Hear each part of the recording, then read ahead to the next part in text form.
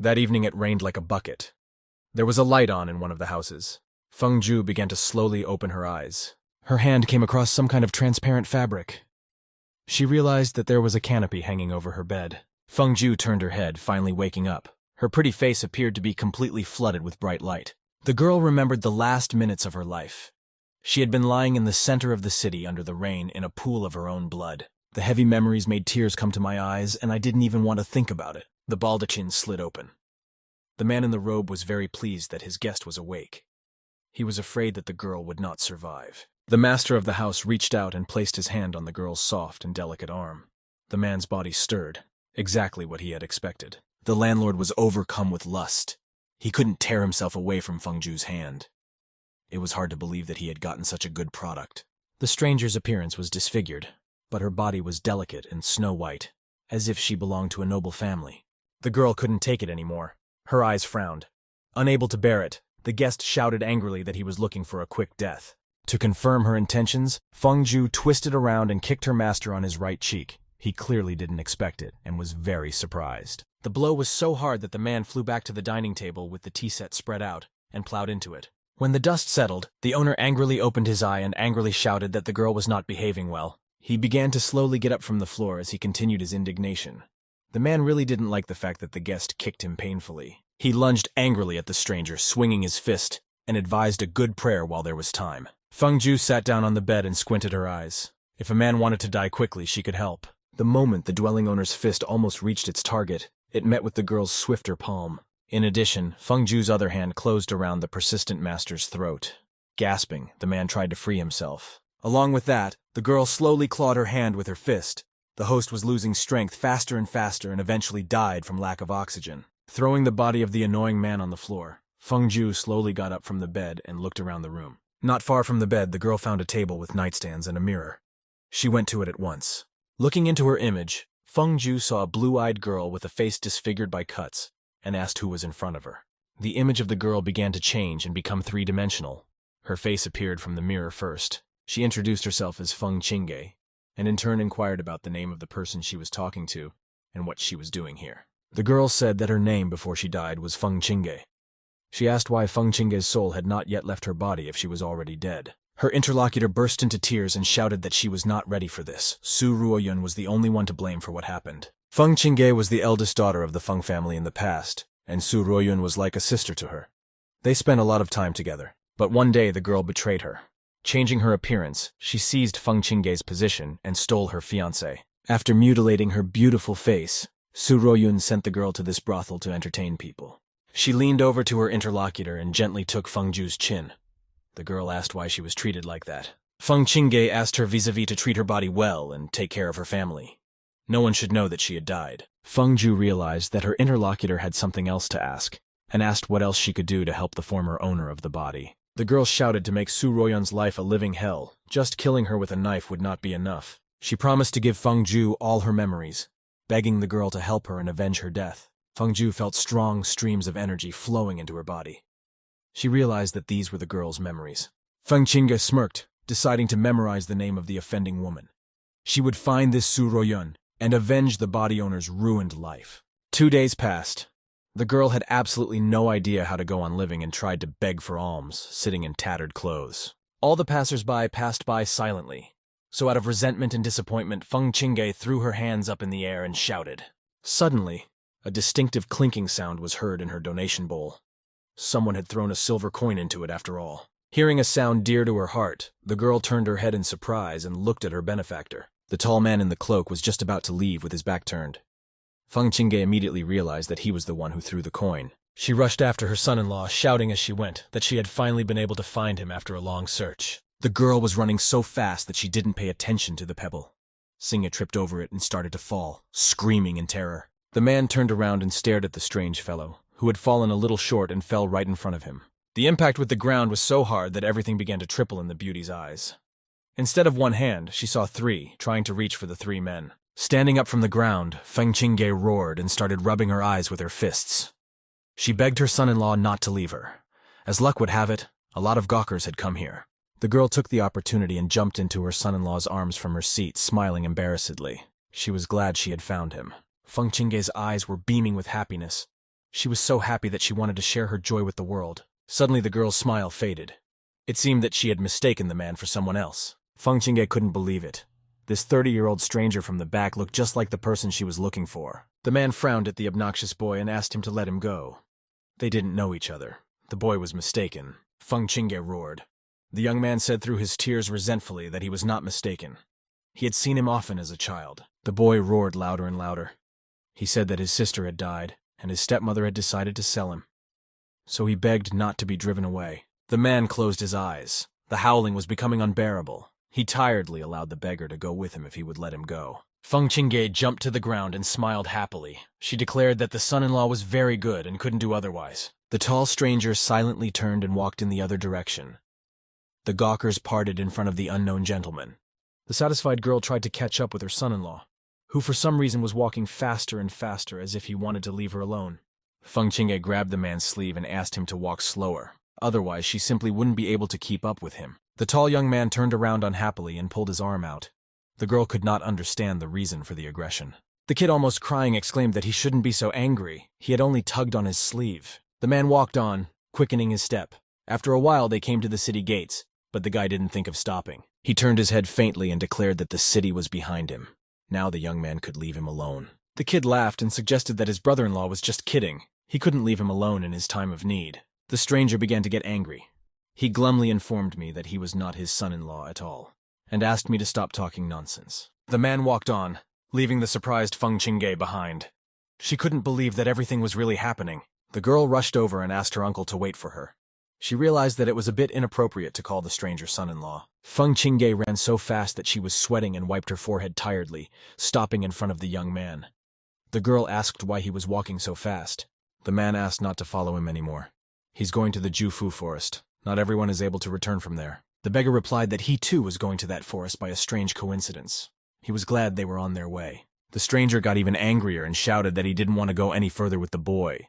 He pushed the annoying guy away. Feng Qingge remained standing with her hand outstretched. Unfortunately, the man still left her alone outside the city. The girl grumbled unhappily. A stranger who looked like her brother-in-law could really help her settle in faster. But since this happened, we need to quickly find some medicinal herbs and get rid of the poison, or this body won't be able to take it anytime soon. After following the Jufu forest, Feng Qingge did what she did best. By evening, she was already sitting by the fire, eating a roasted beast. The girl ate enough and spit out the inedible bone. She wiped her mouth with her fist and smiled. Life was getting better. Suddenly, she saw a plant with pink flowers. It was growing right there, among the rocks, and it was very strange. Plucking a branch, Feng Qingge realized that it was a weeping willow tree. Its flowers were not only beautiful, but also healthy. After gathering enough plants into a bag, the girl tamped them down with a large stone she found here. The pretty girl was not alone here. A man unfamiliar to her was watching the girl with interest by the fire, sheltered near a tree. Feng Qingge was very tired, and so she continued to sleep on the wide branch even when the sun had already illuminated the entire mysterious forest. The birds were chirping louder and louder under her ear, so the girl turned away unhappily in the other direction. She yawned sweetly out of habit and stretched, forgetting that she had spent that night on a wide tree branch. Feng Qingge couldn't hold on to the tree and started falling down with loud cries. On the way, she waved her arms as if it could hold her fall. The landing was very quick and quite hard. The girl fell to her knees and bowed her head to the ground resentfully. After a bad landing, her back was very sore. Fortunately, all the bones were intact and she managed not to break anything. The man had long since woken up and witnessed the girl's awakening. He laughed softly when he saw that the beautiful girl sat down to rest. In fact, Feng Qingge decided to treat herself a little. She had a pouch of medicine hidden in her sinus. Taking out a bag, the girl untied it and pulled out one of the healing green leaves, intending to chew it. Unfortunately, the plant had a disgusting taste. Spitting it out, Feng Qingge almost vomited blood. Losing consciousness, she collapsed to the ground. Seeing that the strange kid had fallen to the ground and was not even making an attempt to get up, the man suspected that something bad had happened. He immediately ran out of his hiding place and crouched beside the stranger. Perhaps this kid had already died after tasting the herbs. At that very moment, the girl began to regain consciousness. Her eyes began to open slowly. Seeing a tall, handsome young man beside her, Feng Qingge smiled and immediately threw herself into his arms. His hand slid down the young man's chest. The man suspected that it was actually a girl, not a boy. At this moment, Feng Qingge fell on top of him. Feeling the soft touch of the woman's body, the stranger exclaimed that she was indeed a girl. The stranger continued to fall on top of him. The inertia caused their lips to touch. It made them both blush. Experiencing the pleasant feeling, the man lost consciousness and fell with his back on the grass. His eyes were completely closed. Feng Qingge was amazed that the guy was so gentle. She didn't even have time to reject the man, and he had already passed out. The girl recognized that the stranger had a pretty cute nose and a nice body. She decided to see if he had abs. As Feng Qingge reached her hand towards the guy, the young man deftly intercepted her wrist. She didn't expect such a move. The stranger stared intently at the beauty and frowned, wondering for what purpose she was leaning toward him. Feng Qingge joked that she didn't do anything special. In fact, the girl was dissatisfied. She never got to touch the guy's abs. Without a word, the man turned around and walked in the other direction. The embarrassed cutie called out to him in surprise. She hugged his hand and said that fate itself had brought them together. They should definitely continue their journey together. The man stopped and asked irritably why the girl was always following him. Without thinking long, Feng Qingge smiled and exclaimed that she only knew him. Especially a bad person wouldn't toss her a coin. She did not stop and began to ask her interlocutor about the terrifying predators that lived in the Jiufu forest. The young man advised the girl to leave the place as soon as possible in that case, since she was aware of the forest's bad reputation. Feng Qingge smiled and promised that she wouldn't cause trouble. She just wants to gather some medicinal herbs. The man was silent. He was still considering whether to put the strange interlocutor in danger, or whether it was better to leave her here. Feng Qingge's keen eye spotted a rare plant. She couldn't believe her eyes at first and took a closer look. Fortunately, it was exactly the red shamrock, a plain green plant in appearance, but the top 3 leaves were red. The girl rejoiced. This was real luck. She crouched beside the shamrock, trying to extract it with the roots. It was useless without them. Suddenly, a sharp arrowhead whistled past her face. Feng Qingge was saved only by her innate reaction. The girl saw the danger in her side vision and turned her face sideways. The deadly point flew past her. A group of armed riders stopped near the beauty.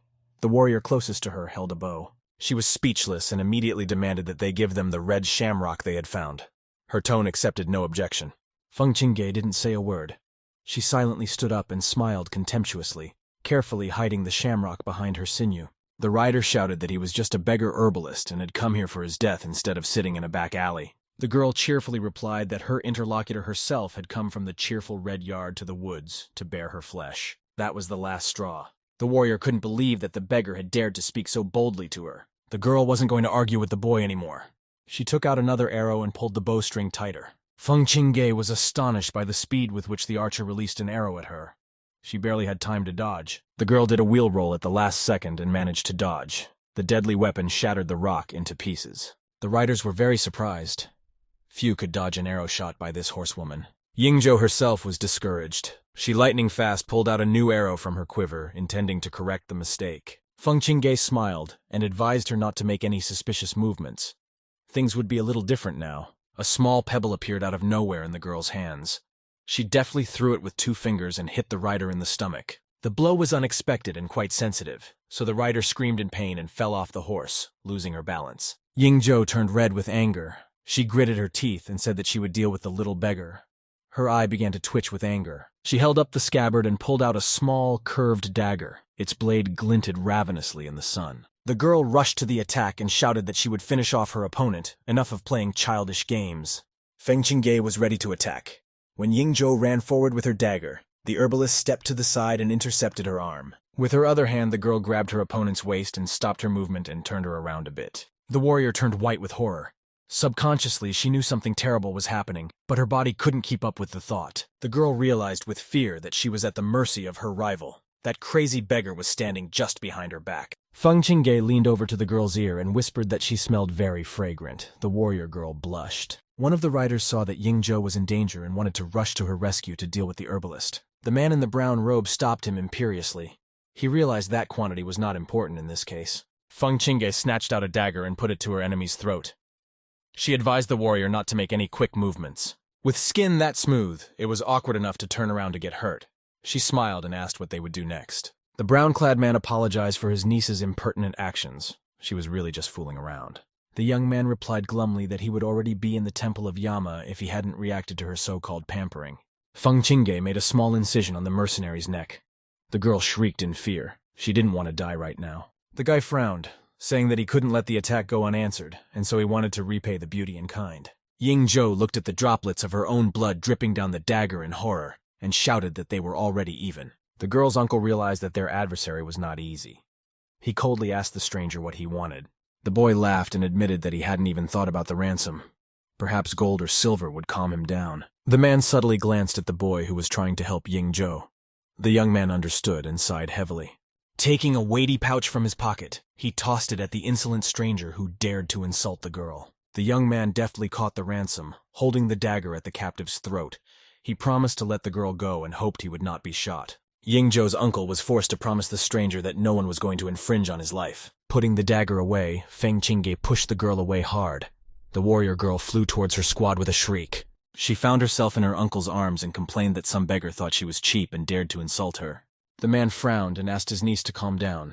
They had already settled the conflict, and her life was not in danger now. Ying-jo turned to look at the guy's face with hatred, memorizing the insolent appearance, and put her foot into the stirrup. The troop of riders quickly sped off into the distance. Feng Qingge and the young man watched them silently for a while. The girl joyfully tossed a bag of money in her hands and declared that she had made a lot of money and would take him out for a drink afterward. The man looked intently at his companion. Now he could see that she was no longer the beggarly herbalist begging for alms. The boy looked toward the forest. This girl was tearing around here for a reason. She could help him in case of danger. The riders rode in silence through the forest. Each of them was thinking about the strange fellow who had caught their party's eye. The blue-clothed young man wondered why the second uncle didn't kill that boy. Ying-jo's life was in danger. The man replied that the guy was in excellent physical shape, and the young man beside him in the cloak was clearly skilled in combat. He added that their trip has a definite purpose. Therefore, it is worth forgetting about the conversation and not to raise the issue again. The young man thoughtfully speculated that those two might also be here because of the divine beast, especially since they were going to go into the depths. If that is indeed the case, it's worth finding an opportunity to finish off these backstabbers and get revenge along the way. Meanwhile, the boy and the girl walked leisurely through the dense forest, trying to stay close to the path. Suddenly, a pack of saber-toothed animals appeared in front of them. They had spotted the men and slowly crept closer. Feng Qingge gently touched her interlocutor's sleeve and fearfully suggested that these animals were eating people. One of the beasts growled threateningly and bared its fangs. There was no doubt of the animal's intent. Following the leader, the entire pack ran out of the bushes, intent on tearing down any random travelers who visited their domain.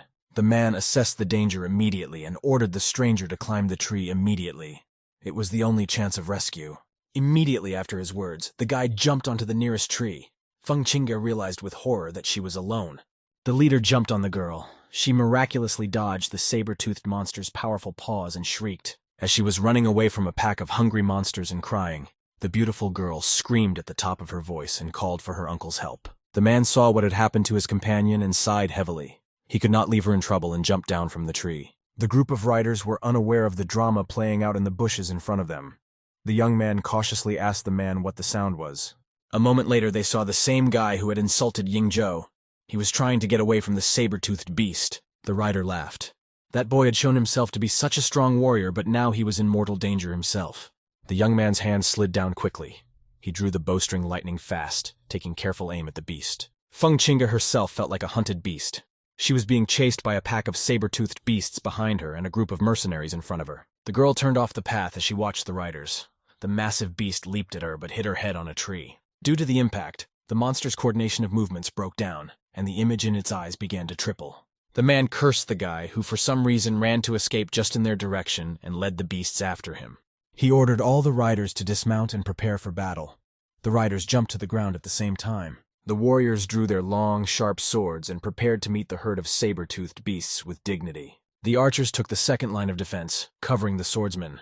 One of them immediately fired an arrow into the thick of the enemy. Feng Qingge could feel the breath of the carnivorous animals behind her back. The girl realized that only a miracle would save her. Seeing the released arrow, the herbalist smirked contemptuously and made a leap, dodging the deadly tip. The saber-toothed beast saw the danger too late and could not dodge. The arrow entered halfway through its hard skull. The archer froze with fear as he saw the boy rushing towards him. This pack of predators didn't inspire much confidence. The man in the brown outfit quickly turned to his nephew and demanded that the young man duck quickly. He was horrified to see that the lad had disobeyed his orders and tried to kill the huge beast himself with his bow. The huge beast growled viciously and released its claws. There was plenty to eat here. None of the bipeds would leave. Already in a leap, the animal suddenly felt a strange blow on its torso and turned unhappily to the source of the threat. Ying-jo angrily told the young man that he was completely mad. She did not see that behind her back the warriors were also fighting the beasts. The guy carelessly threw the bow on the ground and spread his hands apart, concentrating chi energy in them. He could feel the power in him. The saber-toothed beast that jumped at the man received a stunning blow to the muzzle with surprise and fell breathless. With a wild roar, a tribesman fell beside him. The energy was too strong. One blow was enough to kill them. A few minutes later, it was all over. The victory over the predators had come at a cost, and the squad had lost a couple of fighters. Yingzhou remembered that it had all started because of that guy, and grudgingly asked where that beggar had gone. Feng Qingge's companion stood nearby and held his sword at the ready, not intending to hide it in its scabbard. The girl asked her brother, puzzled, where their second uncle might have disappeared to. The young man said nothing. Suspecting bad, he ran past the man in the dark cloak. The young man closed his eyes. He knew where the girl was. Taking advantage of the commotion, Feng Qingge and the man secluded themselves in a small clearing to work out their relationship. The warrior scowled at the guy in rags and said contemptuously that he didn't even consider him a worthy opponent. The girl smiled and offered to test her fighting skills. This man didn't seem like a professional warrior. Feng Qingge ran towards her opponent, clasping her dagger in her hand. The tall young man was watching his enemy intently. A little before reaching the man, the girl made a lightning lunge with her knife. Sparks erupted and the blow was blocked by the sword. The pretty girl couldn't accept it and decided it was a complete accident. She swung the dagger again. The man calmly repelled this attack as well. The small dagger was useless against the huge sword and only made a metallic scraping sound. Feng Qingge tried to launch a leg attack at the same time as the dagger strike. The young man was alert and blocked the strike. Intercepting the girl's leg, he quickly pushed her off. The herbalist lost her balance and began to fall downward. As soon as the beauty got to her feet, she was surprised to realize that the huge sword was resting right in her face. The man in the cloak watched his companion furtively from behind a tree. He couldn't leave her alone in trouble. Choosing a good moment, the guy picked up a small pebble and discreetly threw it at his ward. Just at this time, Feng Qingge was already saying goodbye to her life. She had underestimated her opponent. He was too fast. A deftly thrown pebble by the boy made the girl bend. She was able to dodge the blow, the sword passing over her head. Without letting her opponent realize it, Feng Qingge tried to stab him with her dagger. The man managed to jump back. The beggar managed to surprise him. He didn't expect the boy to be able to withstand so much in a fair fight. The girl went on the attack and tried to hit her opponent once more. She realized that there would be only one winner in this fight. Feng Qingge still managed to reach the man. Her dagger slashed the fabric on her opponent's shoulder and cut the skin. By this time, the rest of the squad had arrived. Yingzhou was very worried about her second uncle's health and cried out. The man was beyond angry and demanded to kill the beggar who dared to inflict a slight wound on him. The tall young man separated from the squad and said he would deal with him himself, ordering the others to stay put. Adopting a fighting stance, the guy accumulated all the chi energy he had in him. He could feel the flames bursting out. Now the young man was ready to avenge his second uncle. He stepped forward and clenched his fists, which were filled with powerful chi. The young lord rushed forward, directing streams of energy at his opponent, who simply didn't realize who he was dealing with. Feng Qingge watched her opponent's preparations with interest. The young man's fist flew past, lighting up the girl's face. Thanks to the stored energy, it could easily serve in place of a light source if needed. The girl looked thoughtfully at her opponent and hid her dagger behind her belt. The first strike had shown his strength, so it wouldn't be hard to deal with him. Yingzhou was glad that the beggar had hidden the dagger. But her uncle was of a different opinion. He immediately realized that this was not a coincidence, and frowned. The man watched with some apprehension at the strange little boy, who had adopted a fighting stance before their eyes. He bent his knees slightly, spreading his legs wide, and put his right arm forward, preparing to defend himself against the young man. The young lord frowned and ran forward fiercely, intending to crush the obnoxious boy with a single blow. To the surprise of all onlookers, the guy easily blocked the powerful energy release and remained standing still. In addition, the young man felt the beggar intercept his wrist and trip him up, forcing him to turn around. Turning the young man's back to her, Feng Qingge held both of his hands, forcing him to bend over. The boy realized that there was nothing he could do. For a while, he tried to resist and tried to hold on, crossing his legs, but the stranger was twisting his shoulder blades, and it was unbearable to endure. The young master almost roared. The boy realized with horror that he would have to submit to the brute force and fall to his knees. Second uncle and Yingzhou watched with genuine consternation as the stranger calmly mocked their relative. Feng Qingge squeezed the victim's head, holding the guy's chin. He realized what was about to happen and begged for his life. The man in the brown outfit rushed forward. He was willing to do anything to get the boy alone. None of it mattered. In a second, it was over. The audience heard the characteristic crunch of the neck. The young man's head bowed in an unnatural pose. Tears came to Yingzhou's eyes. She covered her mouth with her hand to keep from screaming. The second uncle couldn't believe that the boy had been killed. The The girl couldn't contain herself. She screamed at the top of her voice. Tears were pouring down in rivers. The man tried to calm his niece. The entire squad of riders were shocked at what they saw. The young master was a trained fighter. It was strange. Bare their swords, all the warriors rushed toward the beggar, vowing to each other to kill the beggar and avenge the young man. A tall man was strolling through the city at the height of the Lantern Festival. Children were noisily entertaining themselves. Foolishly, they ran around and threw snowballs at each other. There was a festive atmosphere everywhere. Suddenly, the young man felt some subtle movement, as if he were being watched. He turned back quickly. The man looked closely at the corner of the house. To his surprise, there was no one on the roof. The young man thought he was just imagining things and walked leisurely on. He had more important things to do now than stare into the shadows. Suddenly, a massive snowball hit him in the back. The man became alert. He realized that someone was hiding on the roof after all. The first snowball was followed by a second one. This time the boy was ready and caught the snowball without even turning around. The man smirked faintly. The girl in the pig mask was watching him furtively on the roof of the house. She gently cradled a couple dozen pre-prepared snowshells and smiled gloatingly. Now the guy's gonna get it. Feng Qingge swung around and threw another snowball. The girl shouted to the man to catch the ball. The moment the man was looking at the neatly molded snowball in amazement, the next one flew past his head. Unfortunately, the hottie had swung too hard and was now balancing on the roof, screaming, trying to keep her balance. The young man turned around when he heard the screams. Snowshells were rolling noisily down the roof at his feet. Assessing the situation, the man aptly threw a snowball at the girl, who was now completely helpless. The snowball hit the cute little piglet right in the right eye. The girl cried out from the unexpected pain and touched the bruised spot. The throw was quite strong, so the balance problem was solved. Feng Qingge couldn't hold on and fell backwards. The man smiled smugly. Now he and the girl were even. She'd gotten a snowball too. Pretty woman was lucky. She fell from the roof, buried up to her neck in a deep snowdrift, so she wasn't hurt. Only her mask fell off her face. The girl crawled out of the snow and shook herself off. It was unpleasant and cold to be under the snow. Feng Qingge grudgingly reached for her mask and soared upwards again. Being on the roof was much more interesting than being below. The girl looked carefully into the crowd of people on the street, but did not find her assailant. The pretty girl involuntarily admired the yellow lanterns in the shape of rounded cylinders suspended in pairs in the streets. Suddenly, she saw the man she was looking for. The man was walking leisurely down the wide street, mingling with the townspeople. Feng Qingge was overjoyed. It would definitely not be boring now. She was already tired of wandering around the city. The girl jumped off the roof right in front of the tall man and took off her mask.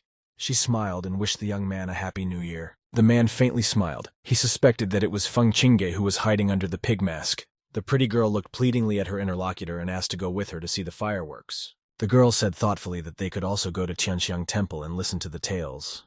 It was very interesting there. Suddenly, Feng Qingge found that the young man was gone. She had been talking to herself for several minutes. The girl rushed into the crowd, seeing the tall figure of a man in the distance, and called loudly to him. But the young man seemed to hear nothing. The beautiful woman in the red dress ran faster, making her way through the crowd, and shouted to the man to wait for her. After reaching the narrow place between the houses, Feng Qingge puzzledly stopped. She had lost sight of the guy. At this moment, a tall young man squeezed into the narrow alleyway. The purple-clothed man respectfully knelt down in front of Lord Yan. Only here, in a private place, could his vis-a-vis allow himself to take off his mask and reveal his real face. He actually had a smoothly shaven face. The beard and slight unshavenness were gone, and his hair was blonde. Yingzhou couldn't believe her brother's death was so ridiculous. She fell to her knees exhaustedly and sobbed. It just didn't make sense that an ordinary beggar would be so cruel to her sweet little brother. Unfortunately, the young man lay belly down on the ground and did not move. The girl's body was shaking with worry. Yingzhou grabbed her second uncle's sleeve and wailed that none of this was true. This simply couldn't happen to her brother. The man said nothing to his niece. His attention was now drawn to a very different picture. That kid, using his sword and dagger, was successfully destroying their squad one by one. 4 soldiers were already lying on the ground. He lifted his niece by the elbow and pulled her roughly toward him. The man stated that they had to leave immediately. Yingzhou tried to break free and screamed that she couldn't leave. She has to avenge the guy for her murdered brother. The second uncle shook the girl angrily by the shoulders. He demanded to look at things soberly. She wouldn't be able to kill that guy. The man put his niece on the horse in front of him and quickly jumped in after himself, putting his feet in the stirrups. The surviving warriors began to realize that things were not good at all since the lord was leaving with his niece so quickly. The man turned his head back. He sincerely hoped that the warriors would guess to flee. The battle was already lost. In front of him, that beggar guy had another victim kneeling in front of him, about to slit his throat. His face was splattered with blood. He glanced glumly in front of him, and the eyes of his opponents met. This guy was terrifying, and it was like he was memorizing his enemy. A second later, it was all over. The blood of the last victim once again splattered Feng Qingge's face. There was no one left alive. About a dozen brave warriors were left lying around her. All of them were bleeding, having received mortal wounds. Looking closely at one of the bodies, the girl decided not to leave until she had searched them all. There might be valuable items on them. Feng Qingge bent down and began to methodically look over the bodies of the dead opponents. There was nothing of interest on them. Suddenly, the girl saw a suspicious bulge behind the belt of one of the fighters. It was like a pouch of qian and kun. Unfortunately, her cultivation level didn't allow her to open the pouch, so the beauty decided to hide it. It was not at all clear where her companion had disappeared to. The girl turned her head in different directions in surprise. She walked deeper into the forest and called loudly to the man, putting her palm to her lips. To her surprise, the young man did not respond. The carcasses of slaughtered, saber-toothed animals were lying on the path. Feng Qingge smiled happily. Now she had meat. The girl crouched down beside one of the animals and began wielding her dagger with a smile, cutting up the beast. After cutting off a leg so big she could barely carry it off, the girl walked further into the forest, humming a cheerful song. Meanwhile, second uncle returned with Ying Zhou and a few warriors to the battlefield and carefully peeked out from behind the bushes. He realized at once that he had not run away in vain. Everyone left here was dead. They didn't stand a chance. The girl rushed to her brother with tears in her eyes. Only now could she approach him without fear of being killed. Ying Zhou crouched down beside the boy and gently placed him in her lap, tears flowing down her face. She didn't know what she would say to her father after she came home. The girl could not recover from the loss of her beloved brother and was sobbing profusely. The boy was a reliable support for her. The man shared his niece's feelings and gave her some time alone with her dead brother. He could barely contain himself. The warrior's body trembled, his hands clenched into fists. The man struggled to keep his wits about him. He gently touched his niece's shoulder and stated that they should bury her brother's body and report the enemy who did it.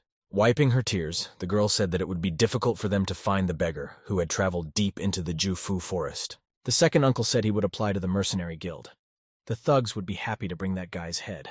Ying Zhou thoughtfully held her brother's body. Suddenly she realized that she was confused about something. Her brother had things. The girl shouted that the killer had also taken with him a bag of qian and kun that belonged to her brother. The man grinned gloatingly.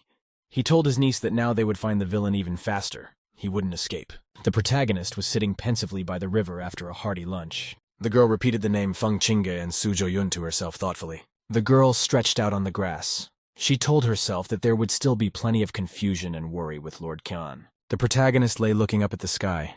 The sun was shining brightly and birds were flying. After much thought, Feng said happily to herself that she would take the opportunity and absorb the qi inside her body once more. The protagonist happily sat down and said that she didn't know any other cultivation methods. The girl happily decided to herself that she could use the memories of her new body. The protagonist sat in lotus posture by the riverbank in deep meditation. Feng was completely immersed in herself. She was disconnected from the reality around her. The girl was meditating and the fish were swimming in the river. During a deep meditation, the protagonist began to lose control. She fell into a dream. Falling asleep, the girl couldn't sit up any longer and began to slump to the side. Suddenly, the protagonist woke up. She screamed fearfully to herself and waved her arms. Feng came to her senses completely. She didn't notice how she suddenly fell asleep. The girl, looking in front of her, told herself that she had dozed off as soon as she closed her eyes. The protagonist stretched her body and decided to continue her meditation. Feng sat in complete silence in a meditative pose. She was completely disconnected from the surrounding reality. The protagonist entered a state of deep meditation. A bright glow appeared around her body. Feng sat up and went through a state of deep energy absorption. After successfully cultivating, a bright gleam appeared in the main character's eyes. The girl said happily to herself that now it was no longer difficult for her to absorb the qi energy inside her body. The protagonist slipped her hand inside her robe to retrieve the magic bag. The girl took out a sack. It gave off a bright glow. It contained various artifacts. Feng opened the pouch. She decided to collect medicinal herbs from it. The protagonist began to put a selection of healing herbs into her pouch. After gathering herbs, the girl tied her sack and hid it inside her robe. The protagonist got up and went to the river. She decided to wash herself in it. Feng took off her shoes and headed leisurely and slowly towards the river barefoot. The protagonist stepped into the river. She gazed into the streams of clear water in front of her. Feng scooped water into her hands and decided to wash her face. After that, she looked closely into the water. The girl looked dreamily into the water and said thoughtfully, Su Zhouyun must be living a very good life. The protagonist took a stone and used it to crush the medicinal herbs she had collected. After that, the girl began to smear her face with the herbs she had gathered. The protagonist completely smeared her face with herbs to heal it. The girl looked to the side. Feng became worried. She saw a trace of blood. The protagonist was looking at the river. There were bloody streams visible. She decided to go over. Feng walked along the river and gazed intently into the water. She was excited.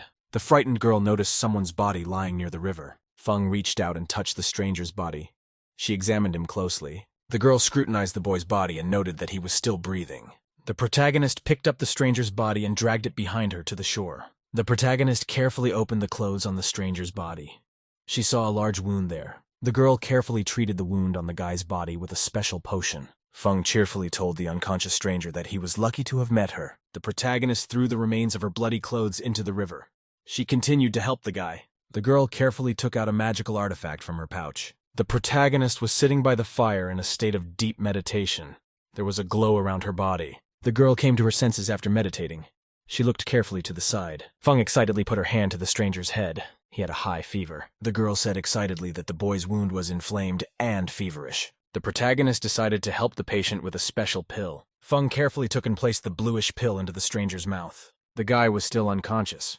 He was still running a fever. The protagonist sat down and began to continue her cultivation. There was a glow around her body. The girl didn't notice that a huge number of wild beasts had appeared in the thicket. The protagonist came out of meditation. She sensed the danger very clearly. Feng realized fearfully that wolves were approaching her. She pulled out her knife. The protagonist looked around carefully. She saw a great number of burning eyes in the forest. The wild wolves began to approach the girl a little at a time. They prepared to attack. Feng stood with a knife in her hands. She turned around and looked at the unconscious guy. The girl decided that she couldn't just walk away. The main character said cheerfully that she really likes to get into places she shouldn't. The wolf shrieked menacingly and grinned. His eyes glowed green. One of the vicious predators decided to attack the girl. He ran at her. The protagonist prepared to repel the attack. She stabbed the first wolf. The mortally wounded beast fell to the ground. A pool of blood appeared around the wolf. The rest of the pack of animals began to slowly approach the protagonist. The wolves screamed angrily. They prepared to attack the girl together. A pack of wolves with burning eyes ran towards Feng at full speed. The protagonist got into a fighting stance. She got ready to fight off the predators. Feng used her combat knife to start striking the wolves that had run up. Suddenly, something caught the protagonist's attention. She looked away. The girl noticed the ravenous wolves begin to creep toward the lying stranger little by little. Feng became scared and worried. She realized that she needed to help the guy immediately. The protagonist decided to act immediately. She hit the fire and knocked out one log. The wolves bounced back fearfully and angrily. They were afraid of the burning embers from the fire. The girl grabbed a burning log in her hands. She prepared to fight off the predators with it. The pack of wolves looked viciously at their prey.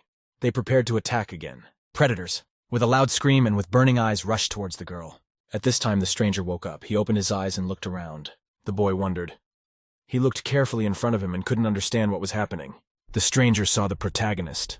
The girl was sitting near the remains of the fire with a knife. The guy decided to stand up. He still had a really bad headache. The stranger saw a whole pack of predators in front of him. Dead wolves were lying on the grass. The protagonist turned around briefly. She noticed that her new acquaintance was awake. The boy looked in front of him in surprise and fear. He noticed the predators running. The evil wolf was rushing towards the protagonist at full speed. The guy shouted fearfully to the girl to be more careful. The protagonist deftly and quickly jumped up to defend herself from the predator. Feng pulled out her knife and with a powerful swipe struck the wolf running at her. The predators stopped fearfully. They saw the body of another wolf lying in front of them. The girl with the knife in her hand angrily told the predators that she would kill every one of them. The wounded wolf looked at the girl intently. He stopped growling. Feng noticed the pack of vicious predators turn around and begin to walk away into the forest thicket. The stranger was surprised. He marveled at how the girl handled such dangerous predators. Feng wiped the blood away and said with a smile to her new acquaintance that if he hadn't woken up, she would have left. The stranger looked remotely at the girl. He asked who she was. Feng, after a short pause, asked the guy, "What does he care who she is?" The boy became agitated. He clutched his head and couldn't remember who he was. The protagonist looked at her interlocutor with interest and excitement. The girl walked over and scrutinized her new friend. She asked, "Has he lost his memory?" Feng approached the stranger. She asked excitedly, "Does he not remember himself?" The girl thoughtfully told her interlocutor that he was in serious trouble. The fan explained to the guy that he had hit his head during the fall and the blood clot was pressing on his nerves. The protagonist explained to the agitated boy that his memory would be restored after the blood clot dissolved. The girl said cheerfully to her interlocutor that he was already awake and she could go. The stranger shouted fearfully for the girl to wait. He tried to rise to his feet, The protagonist noticed that her new friend was very tall after he stood up. Feng looked at her interlocutor unhappily and asked what he wanted.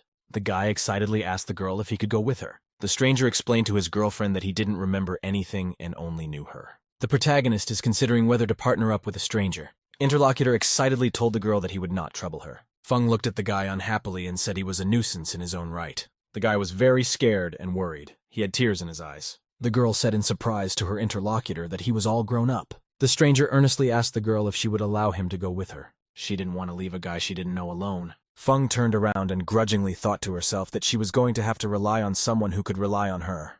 The girl grudgingly turned to the guy and told him not to stand and to follow her. The stranger smiled happily at the girl and said he agreed. The guy asked the girl how he could address her. The girl replied that he could address her however he wanted. Interlocutor asked the girl cheerfully, could he call her little brother? Feng hesitated. The stranger turned to the side. He noticed something and was very frightened. The guy asked excitedly to the protagonist, are there really wolves around here? Feng and his friend looked to the sides and saw a pack of vicious predators. The boy asked apprehensively to the girl, weren't all the wolves still gone and they want to go after them? Feng explained to her companion that the wolves were simply waiting for an opportunity to pounce. Friend asked the girl, are they really going to let the wolves follow them? The protagonist asked cheerfully to the stranger, does he really want to chase away the predators? The guy said with a smile to the girl that the wolves could follow them. The protagonist and her companion went out into the clearing. The wolves looked menacingly at them. Feng took the amulet in his hands and asked with interest to the girl, could his name be written on it? The guy showed the piece of jade to the girl and said it had been hanging around his neck since the beginning. Feng read the inscription on the amulet and asked the guy, is his name really Guan Shilin? The interlocutor replied that he believed that his name was Guan Shilin. The protagonist replied to her partner that he should have been called a big oaf. Guan told his girlfriend excitedly that there was someone ahead of them. He added that if they went further ahead, the wolves would not attack them. Feng asked with interest at her interlocutor, how did he know there was someone ahead? The guy said he could smell fried meat in front of them. The protagonist told the Guan that he has the smell of a dog. She can't smell anything. The guy told his companion with a smile to hurry forward with him. The protagonist was running through a clearing with her friend, followed by wolves. Feng noticed something suspicious on the run. She slowed her running pace. The girl was surprised to notice that there was indeed a group of some people standing in the forest. The warrior said excitedly to the third lord that a pack of wolves was running at them. Mr. Standing surrounded by his underlings and guards. He looked ahead carefully. The man angrily put his sword out in front of him and asked the fleeing men formidably, who were they? Feng frightenedly told the interlocutor that she and her brother went to the mountains. Then they were attacked by robbers. Now the girl together with her boyfriend are running away from the wolves and asking for help. A standing vicious predator was moving at breakneck speed towards the humans. The gentleman sternly explained to his charges that gray wolves were beasts of the first degree and had great speed. All the warriors drew their swords and prepared to repel the raptor's attack. The protagonist and her friend looked at the people around them with excitement. One of the warriors sternly told his new acquaintances to stand still. The girl angrily shouted at the protagonist to stay away from her and called her a petty beggar. The guy turned to his cousin and told her not to be so rude. The interlocutor informed the protagonist and the guy that they had low cultivation. He added to get them to become in their protective circle. The boy reported that his uncles had enough strength and a dozen wolves were no threat to them. Feng looked at Guan with surprise. At the request of the new acquaintances, they stood in a circle. The warriors began to professionally use their swords to strike the fleeing wolves. The pack of wolves stopped. They were frightened when they saw the slain predators on Earth. A warrior with a sword in one hand and the body of a wolf in the other hand said that the predators were afraid to approach him because they were very frightened. The protagonist looked at the warrior with surprise and great attention. Feng looked at her interlocutor and said that thanks to him it was enough for them to just stand back. The man angrily asked the protagonist, did she really think he couldn't scare away the wolves? The main character was frightened. She hesitated and didn't know what to say to the man. Guan asked unhappily to the surrounding people, why are they staring at his younger brother? The protagonist and her friend stood silent. The warriors looked at them angrily. Feng activated her special magical gaze and directed it at the man. The warrior stood looking at the protagonist with great attention and wonder. Suddenly the man laughed. He was surprised by such attention from his interlocutor. The warrior told the Guan that his brother was very brave for daring to look at him so sharply. Feng shouted to the man here, hitting the guy really hard and causing him to open old wounds. The girl carefully opened Guan's clothes and underneath was a bloody wound. The warrior was very much frightened. He realized that even with a weak blow he had hurt his new acquaintance. One warrior shouted cheerfully to those around them as the wolf pack retreated from them. The guy held out a medicine to the protagonist. He added that it would help Guan Yu with bleeding. The girl asked fearfully to her cousin, why does she do so much for strangers? Feng replied to the guy that his help was unnecessary since she had the cure herself. The protagonist walked over to her friend and handed him a special bandage. Feng laid a green primp to the boy's body to help him heal. The protagonist asked her friend if he could walk. Guan replied to her friend that he had enough strength. The gentleman watched intently as his new acquaintances walked off across the lawn. The man was holding his sword. He looked at the departing protagonist. Guan asked his girlfriend, why didn't they follow the warriors? The guy asked the girl, so why did she leave and not ask the new acquaintances anything? Feng asked thoughtfully to her interlocutor, why did they have to go after strangers? The guy excitedly said that warriors with weapons could help them in case of danger. The protagonist pointed a stick at the guy and told him sternly that he was wrong. Feng explained to her interlocutor that people should rely only on themselves. If they relied on strangers, they would be doomed to die. The girl explained to the Guan that they had merged with the warriors just to escape a pack of wolves. The guy said with a smile to the girl that although she was younger than him, she was much smarter than him. Feng asked her interlocutor if he was ready for her to be stabbed in the back. Guan asked in surprise to his girlfriend, what does it mean to put a knife in the back? Feng explained to the guy that he was injured by someone at close range. She added that someone he knows well wanted to kill him. The interlocutor was astonished. He realized that he was in great danger. The protagonist and her companion descended into a valley. There was a river nearby and a lot of greenery. Feng crouched down on the ground and saw a special medicinal flower growing. The protagonist took the medicinal plants and put them in her pouch. The girl shouted happily that they had encountered many medicines along the way. Suddenly, the protagonist noticed something interesting off to the side. She took a closer look. Feng looked far into the valley and spotted something growing on a mountain in the distance. The girl shouted excitedly that she had finally found a cure that would get rid of her scars. Feng shouted to her companion to wait for her at the spot. Herself, she decided to run and get some healing herbs for herself. Guan asked excitedly to his companion, would she leave him here by himself? The protagonist looked at the guy in surprise. She decided to reassure him. The girl reached into her pouch and pulled out something for her companion. Feng handed the guy a fried meow. She added that she would run out to get the medicinal herb herself for now. The protagonist told herself that it would be better for the guy to climb a big tree so he wouldn't have to worry about meeting predatory beasts. The girl pointed her friend to a large tree and told him to climb up there. She added that she would come back for him after she found the cure. Guan was overjoyed. He told his companion that he would sit in the tree and wait for her. The guy was holding food in his hands. The girl gave him a friendly pat on the shoulder and ran forward. The protagonist started climbing the mountains. That's where the right cure was. Feng was climbing the dangerous slopes. She could already see the right flower nearby. The protagonist was climbing the cliff very carefully. She was struggling to stay on the rocks. Suddenly, the girl saw a dangerous snake appear near the healing flower. Feng was frightened when she saw the poisonous predator. The snake was in the way of reaching the flower. The reptile then rushed towards the girl with a loud hiss. The protagonist drew her combat knife. She prepared to fight off the snake. With a very quick movement, the girl deftly sliced the raptor in two. The Fen stuck her bloody knife into the stone and reached for the flower. The protagonist was very happy. There was a spiritual herb in front of her. The girl gathered the flower she needed and hid it in her pouch. Fen sitting on a rock and said to herself grudgingly that she was tired to death. Suddenly, the protagonist saw a bright red flower growing very close by. The girl was overjoyed. She was able to find 2 much-needed medications in one place. Suddenly, the protagonist heard a noise in the distance. She turned around. Feng looked up from the mountain in the distance. She saw someone approaching. The girl looked carefully into the valley. She noticed a group of people enter from there. There was a group of warriors marching through the valley. They were guarding some men on horseback. The protagonist smiled to herself. The group of warriors reminded her of something. The protagonist stood on the roof of a tall building. Below her stretched the night city. There were a lot of people gathered outside the nightclub.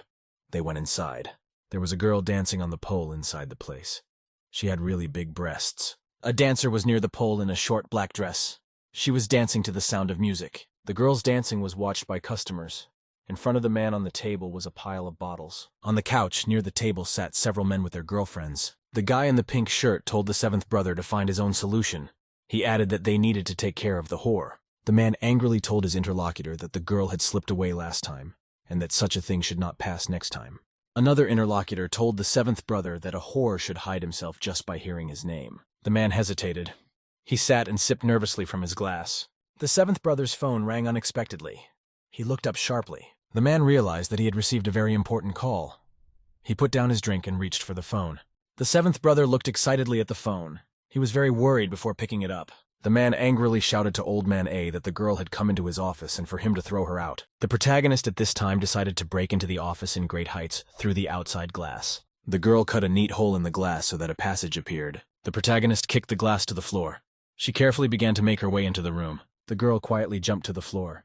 She looked around carefully in complete silence. The uninvited guest sat down at the computer. She turned it on and started working. The girl hooked up a special password-matching machine to the computer. The burglar started typing in the password on the keypad to gain access. The girl started downloading the information she needed. A graph of the data transmission level was reflected on the scoreboard. At that time, a guard was walking carefully down the corridor. He was approaching the office door. The protagonist was completely absorbed in her work. She was finishing downloading information. The girl was glad. She was able to access the data she needed and upload it. The guard approached the office door very quietly. He stood listening. The man carefully put his hand on the doorknob and opened it quietly. The guard went into the office. It was completely silent. The computer monitors were turned off. The protagonist had time to hide under the table. She kept a close eye on her device. The girl saw a successful data transfer message appear on her device. The protagonist was very happy. She realized that everything had come easy for her. Suddenly, the girl was alert. She realized that there was someone else in the room. A dangerous sword-wielding ninja appeared silently behind the protagonist. The girl turned around frightened. She didn't realize who was standing behind her. The ninja smiled happily at his opponent. He prepared to attack her. The protagonist drew her knife from its holster. She prepared to fight back. The girl wanted to strike the ninja with a sword. He fought her off with a sword. The protagonist then swung her knife, but her opponent fought her off again. The girl was frightened and worried. She realized that her opponent was very strong. The protagonist really wanted to see exactly who was fighting against her right now. The protagonist tried to attack her opponent again. The ninja easily fought back with his sword. After that, the rival sharply kicked the girl and she flew towards the window. The glass shattered. After a violent impact, the girl began to fall from a skyscraper from a great height. The main character was flying down. She was very scared that she had just lost. The girl saw in the window in front of her the real face of a ninja without a mask. The protagonist noticed her rival smiling as he looked at her. Suddenly the girl came to her senses. She abruptly passed from dream to reality. The guy put his hand on his interlocutor's arm and asked, "Did she have another dream?" The girl calmed down. She replied calmly to the guy that she had a dream about former events. The guy didn't believe in his interlocutor. He asked again, did she really tell him the truth? Feng looked carefully down the mountain at the passing people. She recognized them. The girl looked more closely and noticed that she could see her husband, Yishuan, who was already familiar to her on the horse. Next to the man on the horse was a girl named Su Ruoyun. The protagonist knew her too. The girl rejoiced. She realized that she saw her very old acquaintances in front of her. The main character couldn't understand why her old acquaintances were in the Jufu forest and where they were leading the people around them. Suddenly, the girl heard a suspicious noise from the side. She turned around sharply. The frightened girl saw that a huge black bear had come very close to her. The predator glared viciously at its prey with red, burning eyes. The black bear screamed menacingly. He prepared to attack the protagonist. The raptor started walking down the narrow mountain path toward the girl. She dodged the bear's attack. Feng realized she couldn't handle the predator on her own. She decided to flee. The protagonist ran carefully and quickly along the mountain path. The bear could not keep up with her. Suddenly, the girl noticed another predator appearing in front of her. She was surprised and frightened. Feng grudgingly and annoyedly thought about what had happened to her luck. At this time, a husbandman, accompanied by his companion and servants, was riding down the earthly path below. The man was very much absorbed in his thoughts. His companion noticed this. Su asked the man with great attention and excitement, what was the matter? The hubby calmly turned his back to his companion and replied that he was fine. The girl asked the man, why was he looking at her for so long and did she have something on her face? The man replied to his companion without any emotion that they needed to move on. The girl became sad. She was very much agitated by such an answer from a man. Su was excited and nervous. She frantically gripped her hands in the bridle. The protagonist was running at full speed away from the bears coming at her. The two predators rushed after the girl at full speed with a loud scream. The protagonist looked ahead of her and spotted a life-saving tree in her path. The girl quickened her step. She needed to get to the tree to save herself. Feng accelerated and jumped up. She grabbed the lower branch with her hands and pulled herself up. The girl started hopping from branch to branch very quickly and climbed to a safe distance. Sitting upstairs, the protagonist felt completely safe. The bears were still standing below. The girl looked at the healing herb in her hands with surprise. She realized that she had been persecuted because of this plant. At that time, the bear roared loudly from below. He started to try to climb the tree. Feng looked down at the predators from the top of the tree and shouted that they would not calm down. The girl screamed at the bears that they couldn't take the healing herb away from her. At that time, the weather suddenly changed dramatically. Dense clouds covered the sky. A very strong thunderstorm began. Lightning began to flash brightly from the sky and strike the ground. The protagonist was scared. She was barely hanging onto a tree branch in the strong wind gusts. The girl looked up and noticed both bears bowed to the earth. The raptors lay huddled against the earth with a frightened look and remained silent. The protagonist looked away. Something really surprised her. The girl saw a huge burning phoenix flying across the sky. Lightning flashed around it. People from Yi country also saw the phoenix. They stood on rooftops to get a better look at him. The population of Dayang country stood in the streets and gazed intently up into the sky at the fabulous creature. People from the country of Qingtang saw a burning phoenix flying in the sky and lightning. The people were very much amazed and frightened. They realized that they saw before them the heavenly conduction of a divine beast. It was the fiery phoenix. At the same time, a group of riders came rushing down the road at full speed. Someone shouted for people to move aside. The passers-by jumped aside. The riders sped past them at full gallop. The man said that the ancient divine beast was born in a 9th-level Yaoji country. A passerby said wonderingly, "The mighty of the world from all parts of the world are flocking to the land of Yaoji to capture the ancient divine beast." The man said with a smile that appearing in Yaoji is a blessing for the people living there. Warriors and cultivators were rushing across the sky. The man said that the powerful had been competing with each other since the ancient green dragon appeared. The passerby said thoughtfully that it was well over a decade since the green dragon had appeared, but no one had ever discovered it. The warrior looked up into the sky and said that after the divine beast showed itself, each side would experience a shock. Su joyfully shouted to her companion Mujun that there was an ancient divine beast called the fire phoenix floating in the sky. Munjun looked up at the sky in surprise. He said that he should become the master of the divine beast. The sky was glowing with bright fire. Beams of dazzling light fell down from the heavens. A bright beam appeared out of the sky. It was aimed at a hill on earth. The beam hit the ground and it sent very bright waves in all directions. Cultivators and warriors hurried in flight. One of them shouted that the divine beast was now in their world. She started to open her eyes a little bit. Feng was lying on the ground. She was stunned after being hit very hard. The girl turned to the side. She was surprised to see a huge object lying next to her. The protagonist noticed that a huge egg with the image of a phoenix had fallen from the sky into the ground next to her. Feng thought surprised to herself that the celestial conduction happened because of this phoenix egg. She picked it up. The protagonist decided to take the egg with her.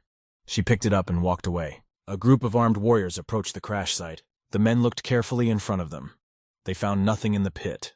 The warrior was annoyed and angry that someone had beaten them to it. A man and a girl, Su, ran up to Yama from the side. A group of warriors ran after them. People were very scared and angry that someone had beaten them to it. The Su girl was really pissed off. She couldn't understand who was here before them. The girl asked the warriors where the divine beast had gone. They were silent in response. The husband looked at his companion with interest. The girl was still very angry. After calming down a bit, Su turned her head to the side and looked at her companion. The girl told her interlocutor that she was only very much concerned. The husband told her that the ancient divine beast had appeared in their country of Yaoji, which is very rare. He added that it was not necessary to be persistent to get it. At this time, another cultivator appeared in the sky. It was emitting a pink glow. The warrior flew toward the standing men on his huge magical sword. The man sternly asked the people who had just gotten the divine beast. Everyone present fell to the ground in a bow. The cultivator continued to float in the sky. It was getting harder and harder for the people. They were very clearly feeling the terrible pressure. The man silently and unhappily looked up at the people present. The husband bowed to the older man and asked him to put his pressure away first. He added that the younger one would explain everything in detail for the man. The elder, accompanied by his companions, continued to soar through the sky. One of the cultivators was extremely stunned. He couldn't believe that the divine beast had disappeared. The old man told the older man to take the pressure off. He offered to listen to what the man from downstairs had to say to them. The man on the sword lowered his spiritual pressure. He looked at the people below him with great attention. The elder demanded sternly that the husbandman tell him everything he knew. The man said they came here before the divine beast disappeared. They don't know where it might have gone. The man told the elders that if they didn't believe him, they could ask the people standing next to them. The warrior bowed and informed the elders that when they came here, the divine beast was already gone. The older man looked at his interlocutor and asked who he was. The man obediently bowed and revealed that his name was Muyun Yishuan. The elder told the interlocutor that the latter was the third prince of the country of Yaoji, and a very brave man. The senior turned to his colleagues and said that the divine beast must be somewhere in the Jufu forest. He suggested that he should find it. The senior cultivators turned around and flew far away very quickly. The girl said dreamily to her husband that they might have the opportunity to join the abode of immortal cultivators in the future. The man looked happily at his companion. He agreed with her words. Su asked the man if they could now continue their search for the divine beast. The man replied to the girl that if they did find the beast, they would be in mortal danger. The girl looked at her companion and said that they should get back. The man told the girl to return first. He added that he would send Jufu deep into the forest to get the clay from the well there. Sue told her interlocutor that she didn't want to go back so soon, but wanted to stay with him a little longer. Jun told the girl that deep in the Jufu forest could be full of various dangers. He added that there were ferocious beasts of the 3rd level above the mountain pass. The man told the interviewee to go home and wait for his return. Sue replied that she would go home. Husband ordered a subordinate to accompany and protect Mrs. Feng on her return home. The warrior replied that he would do just that. The man stood and watched his companion ride away on horseback for a long time. The protagonist was running at full speed through the forest. She was carefully carrying an egg in her hands. The girl realized she was being followed. She had to get away. The protagonist ran and looked around carefully.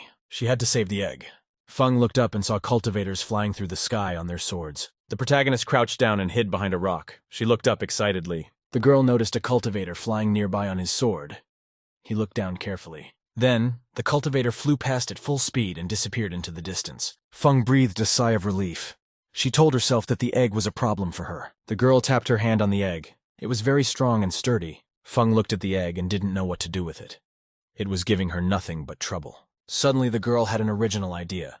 She decided to change the egg. The protagonist thought for a while. After that, she bit her finger a little. Feng began gently rubbing the egg with a drop of blood from her finger. The protagonist looked closely at the egg. There were traces of her blood on its surface. The girl remembered that to make a contract with a beast that hadn't been born, one must give it a drop of blood. Suddenly, the protagonist heard a suspicious sound. She got worried. The girl felt and heard as if something had begun to move underground near her. Feng looked away and thought that there couldn't possibly be a drill shrew underground. After that, the girl put her hand on the ground. She could still feel the noise. The protagonist looked up and noticed a cultivator on a huge sword flying there. The girl cradled the egg and hid behind a rock. She was very worried. The protagonist decided to run away. She kicked her foot off the ground. The frightened girl realized that the ground was beginning to leave her feet. The ground beneath the protagonist failed and she flew into a deep hole. The main character was lying unconscious at the bottom of a deep hole. It was dark and wet all around. The girl heard the suspicious scream of a small animal from the side. She became wary. Feng saw that she was in a very confined space. There were small animals all around. The protagonist looked around carefully. She couldn't figure out where she was. Feng looked up at the slope of the cave. In front of her, the little beasts began to crawl out. A small rat-like animal screamed angrily and loudly. The protagonist realized fearfully that the drill shrews were now in front of her. The girl looked around carefully. She noticed that she was completely surrounded by rodents. One of the beasts shouted angrily and decided to attack the man trapped in the cave. Feng didn't hesitate. She struck the rodent that ran up to her with a strong stab of her knife. The shrews got angry. They started screaming angrily and prepared to attack the girl. Feng became agitated. She saw the beasts across from her getting bigger and bigger. The protagonist started using her knife to stab the shrews that ran up to her. One critter managed to run up to the girl and sunk its teeth into her shoulder. The protagonist felt intense pain from the bite. She held back screams. The girl continued to bravely wave her knife in all directions and strike the small predators. All the wounded, slain animals flew away from the protagonist. The girl stopped to catch her breath. She noticed that it was quieter around her. Feng stood surrounded by the corpses of shrews. Ona asked angrily, who else would dare to pounce on her? There were still a few rodents alive. They squeaked and looked at the man angrily. The protagonist yelled to the rodents that they were scared. She angrily said she hadn't killed them enough yet. The girl decided to walk forward. She walked along the floor of the cave past the bodies of the rodents. Feng walked leisurely on the stone floor. There were drops of blood from her hands on the ground. After walking a short distance, the protagonist noticed a bright light ahead. The girl saw the pool in the cave sparkling very brightly. The water in it shimmered white. Feng realized to herself in surprise that she had reached the hidden pool. The girl struggled to hold the egg in her hands. She walked to the edge of the pool. After that, the main character collapsed on her knees by the pool. She was exhausted. Feng realized that she needed to wash herself immediately. She started to take off her robe. The protagonist completely stripped off her outer garments and threw them on the floor. The wounded and exhausted girl stepped into the water. She closed her eyes and paced. Gradually, the girl's body was sinking more and more into the water. Only her head remained on top. Suddenly, the protagonist saw something very important in front of her. The girl was very excited and surprised. She looked carefully into the water. Feng gazed intently into the watery depths. She saw something important. Looking closely, the girl realized that the spiritual qi in front of her. An unexpected egg on the poolside came to life. It began to roll and clatter. The protagonist was startled to see the egg roll off the shore and into the water, after which the girl dived into the water very quickly to catch the egg. Feng was just in time. She swam up and grabbed the fallen object with both hands. Feng looked underwater in front of her and saw something very interesting. The protagonist looked in front of her and realized she saw a stone gate. The girl dove deep to reach the glittering gate underwater. The protagonist was approaching the gate. It was shining brighter and brighter. Feng felt as if some force began to pull her towards the gate. The main character got very sick and heavy. Her mouth was bleeding. The bloodstains in the water from the girl dissolved and reached the egg in her hands. The main character passed out. She's still blazing with the egg in her hand. A small glow appeared around the protagonist. It began to envelop her body. A large light energy continued to pulsate around the girl's body. A magic mark appeared on the protagonist's forehead. She was still unconscious. The girl fell through a magical gateway somewhere down there. She let go of the egg. The protagonist was lying on the ground. She started to regain consciousness and opened her eyes. Feng looked carefully to the side and noticed that the egg had begun to glow. The egg began to glow brighter and brighter. The shell began to break off. The protagonist was very much startled and excited. She stared in surprise in front of her. Feng saw the ear of a very small boy appear in the collapsed egg. The protagonist noticed that inside the egg sat a very small and chubby baby. Feng very was surprised. She silently looked at the little boy who appeared. The kid came to his senses and noticed there was someone else next to him. Carapace angrily told his interlocutor that he was an ancient phoenix deity. The boy grudgingly shouted that the girl represented the deity in the form of a human boy. The main character was overjoyed. She shouted to her little friend that he looked like a cutie. Feng grabbed the boy joyfully in her arms. He began to fight her off with all his might. The toddler was fighting off the girl and screaming at her to let him go. The boy bounced to the side and asked angrily at the interlocutor what she was allowing herself. Suddenly, Carapace stopped talking. He looked at the protagonist with great surprise. The boy looked in front of him. He saw that there was nothing on the girl's body but a bandage. Carapace turned away and shouted fearfully that there were no clothes on Feng's body at all. The conversationalist cheerfully told her friend to pay attention to his little ass. Carapace angrily shouted to the interlocutor that she had no shame at all. The main character was very funny. She didn't understand why her new friend was so angry. The suddenly surprised girl felt that all the injuries on her body had healed. Feng thought about it and realized that she was healed thanks to the boy in front of her. After that, the protagonist slipped her hand under the bandages and pulled out a pouch. Feng opened her magic pouch and pulled out a new set of clothes from there. The protagonist dressed herself in a blue robe and tied her hair up with a ribbon. The boy asked his interlocutor fearfully, what did she want to do? She took him in her arms. The girl put a small white shirt on the doodlebug. She said it would do for him for now. The boy grudgingly said that a deity could not wear such things. Feng said cheerfully to her interlocutor that she hadn't expected a phoenix to hatch from the broken egg in the form of a little boy. The main character cheerfully said that Phoenix's body can change. Carapace shouted to the girl that it was her fault that the ancient divine beast had reincarnated in human form. Feng said she didn't know her fantasy could come true. The boy was very displeased. He turned angrily away from his companion. The main character told her new friend that he would now follow her around all the time. Feng told the boy that they should go ahead. She wanted to see all the secrets that lurked in this place. The protagonist was walking with her new friend. There was silence all around. The girl and the baby approached a huge gate.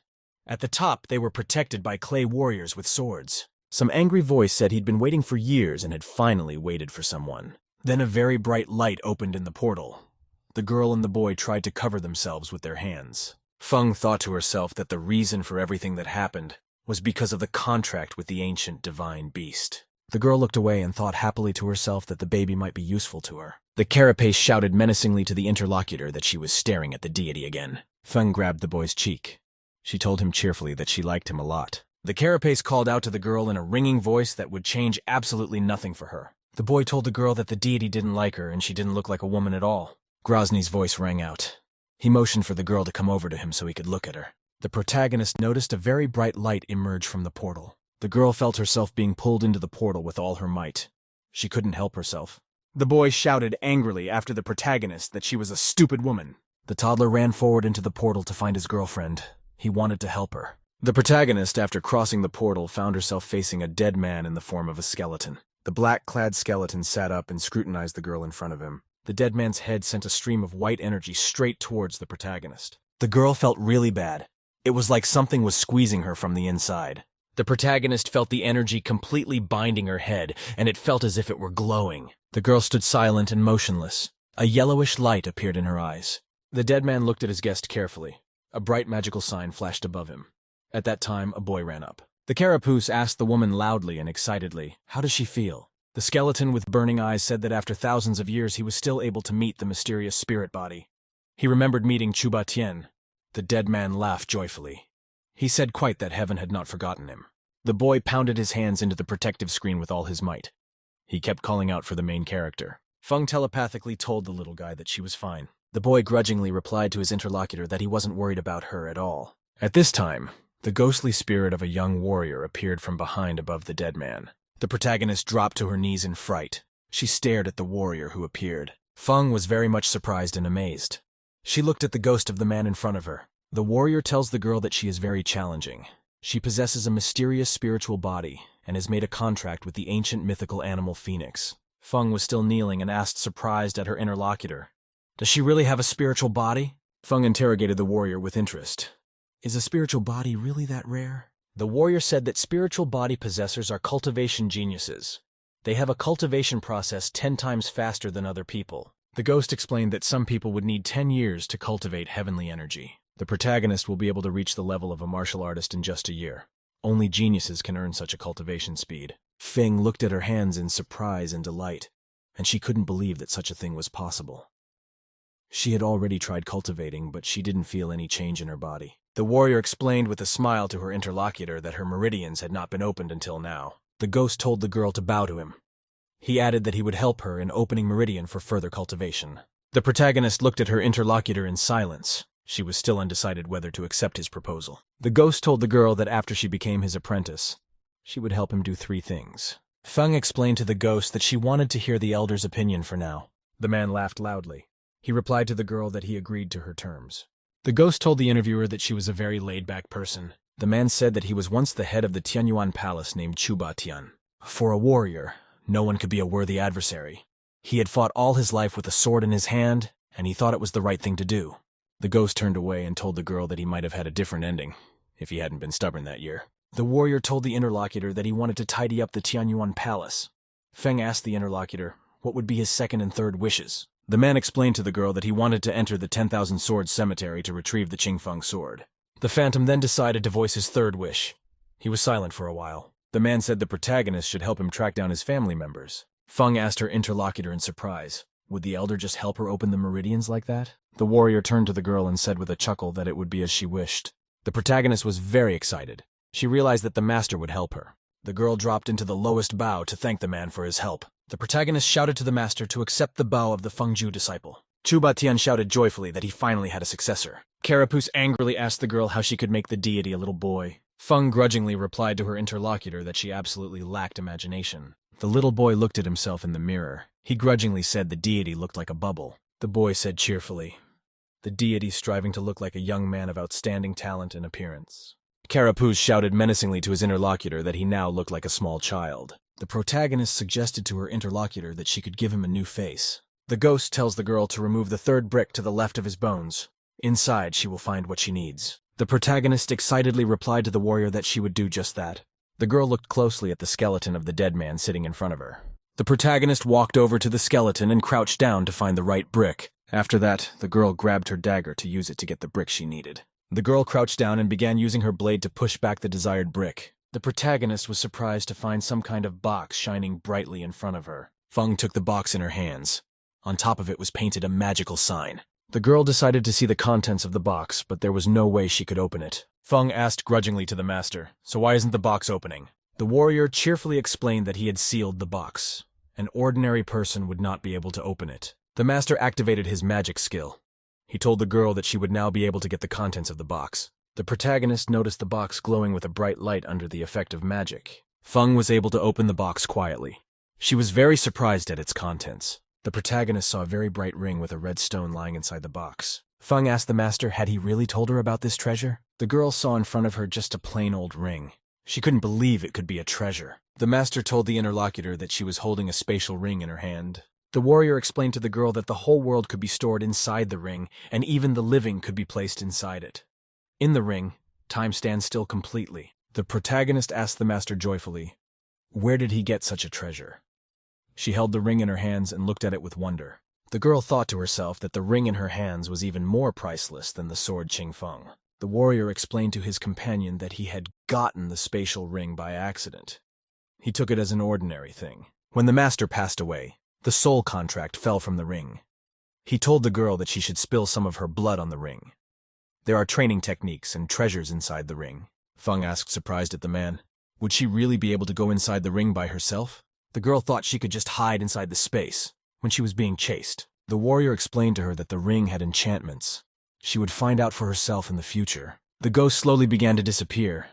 He said goodbye to the girl that the master had already used up the last of his spiritual power. The protagonist noticed that her interlocutor had begun to turn into a bright white cloud. The warrior commanded his apprentice to step forward so that he would reveal her meridians. After that, a red balloon flew out of the skeleton's mouth and headed towards the girl. The red balloon reached the girl's forehead and touched her. Feng was excited. The girl covered her eyes. The master began to work magic on her. The warrior told the protagonist to temper her heart and her soul. The girl floated in space. The master explained to his apprentice that the process might be painful, but she must endure. The protagonist's hand clenched into a fist. She felt a painful energy run through her body. A very bright light appeared from inside the girl. She felt like she was in pain. The main character's body seemed to be showered with golden energy on all sides. The boy was very much startled. He looked at his companion with astonishment. A toddler asked the protagonist in an excited voice if she was okay. The protagonist was recovering from magical manipulation by the wizard. The girl felt very tired. She couldn't catch her breath. Coming to her senses, the apprentice asked the master excitedly, "How does it feel?" The dead man replied that the master had long since passed away. He was waiting for his successor to pass on the divine blood. The skeleton told the girl to always restrain herself until she was very strong, so that she could defend herself. The dead man warned her not to let anyone know her spiritual body.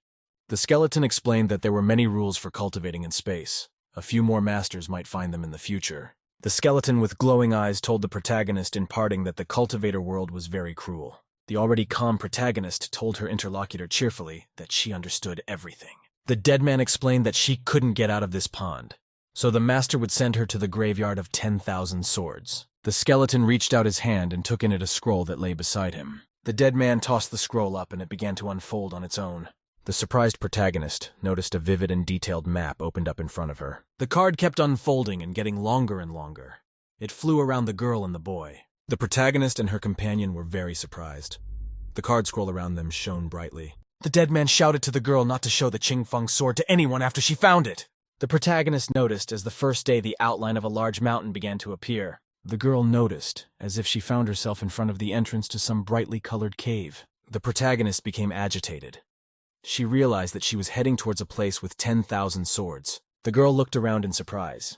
She noticed large rocks starting to fly around her. The protagonist noticed how she found herself in space and a huge number of blades flying around her. The girl looked around in amazement. She was amazed at what she saw.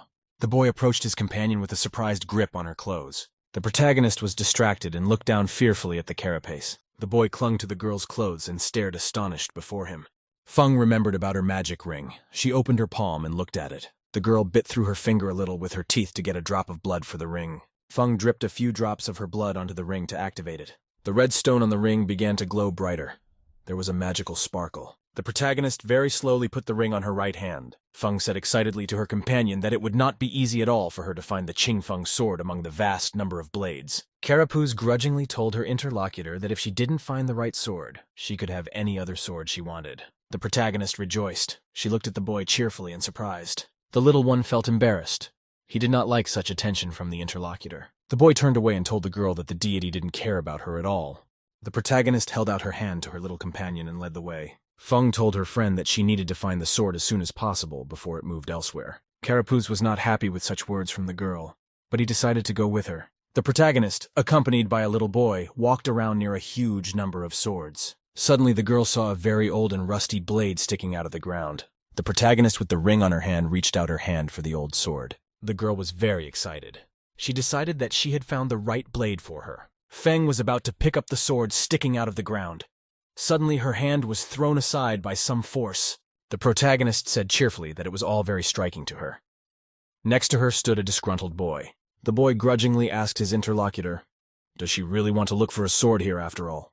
The protagonist calmly replied to the carapace that she would do just that. The companion angrily told the girl that she was very dumb. Feng could close her eyes and feel if there was a Sanfeng sword nearby. Carapace said that the Qingfeng sword is not an ordinary weapon. The girl smiled happily at the little boy and said she would give it a try. The protagonist continued to walk through the graveyard between a huge number of different blades. Feng saw a rusty sword sticking out of the ground. She decided it was what she needed. The protagonist said happily to herself that she had finally found the thing she needed. People were surprised to notice how bright lightning suddenly appeared above the swords. The girl and her companion saw the rusted sword emerge from the ground and rise upward. The girl shouted to herself in surprise that she could now see the Qingfeng sword in front of her. The rusty blade grew larger and larger. The space around it began to glow brighter and brighter. After that, the sword lit up with a very bright light that covered the entire surroundings. A huge beam of light headed in the direction of the protagonist. She was frightened. Carapace shouted fearfully to his companion to be careful. Before the girl knew it, a sword flew past her at breakneck speed. Feng turned her gaze to the side. She noticed that the sword was stuck in the hill after flying. The protagonist reached out her trembling hand to draw her sword from the mountain. The girl took the sword in her hand. She noticed the rust starting to fall off of it. After that, the magic blade began to transform. It began to look like new. Feng took the magic blade in her hands and examined it carefully. The girl started swinging her sword in all directions to test its effect. The protagonist was able to cut through the stone with her blade without any problem. Feng said happily to herself that Sword Qingfeng had chosen her as his mistress. The girl told her little companion that they needed to find a place to sit down. They couldn't get out of here now. Feng activated her ring. She wanted to see what books were in space. Carapace grudgingly told the interlocutor that she could do what she wanted. A bright glow appeared around the ring on the girl's hand. She closed her eyes. The protagonist lifted herself off the ground. She was heading inside her ring. Feng was surprised to find a house made of bamboo in the inner world. The girl slowly approached the bamboo gate with surprise. She examined it. The protagonist gently touched her hand to the wall to feel it. Feng stepped inside the house and looked around carefully. She noticed some dishes on a table.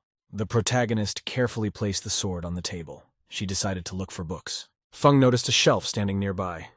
She took the book and said cheerfully that the master had left quite a few good things here. The main character decided to go back. She activated her ring. Feng went back with the book. Her little companion was bored and lying near the hill. Feng sat down in a meditative pose and opened the book to read. The baby looked at her carefully. The boy looked at his companion in surprise. He wanted to ask her something. The protagonist, looking into the book, asked the boy what happened. The interlocutor asked the girl why she had so many scars on her face. The main character told the boy that a bad woman scratched scars on her face. Carapace sternly asked the girl, doesn't she want to answer her abuser in the same way? Feng reported cheerfully that she didn't have the strength to defeat her enemy right now. Carapace judiciously told the girl that she was weak and insecure. The boy told the girl that he is a deity. He is strong and will be able to protect her. A friend seriously told the girl to tell him who had disfigured her face. He promised revenge. The protagonist grabbed the boy by the cheeks and asked, does he no longer despise her? Carapace sharply batted away the girl's hand with his own. He was greatly displeased. The boy replied to the interlocutor that she was despised by the deity. No one but the deity can mock her. The protagonist, with a smile on her face, reminded the boy of his little body. Feng gave the little guy a thumbs up. She said he could fall with a single poke. The boy was very unhappy with his girlfriend's behavior. He stepped aside. A symbol of a burning bird appeared around the carapace. He shouted to the girl that the deity was the ancient mythical beast Phoenix. The interlocutor told the girl that he is now very young. He received an ancient legacy.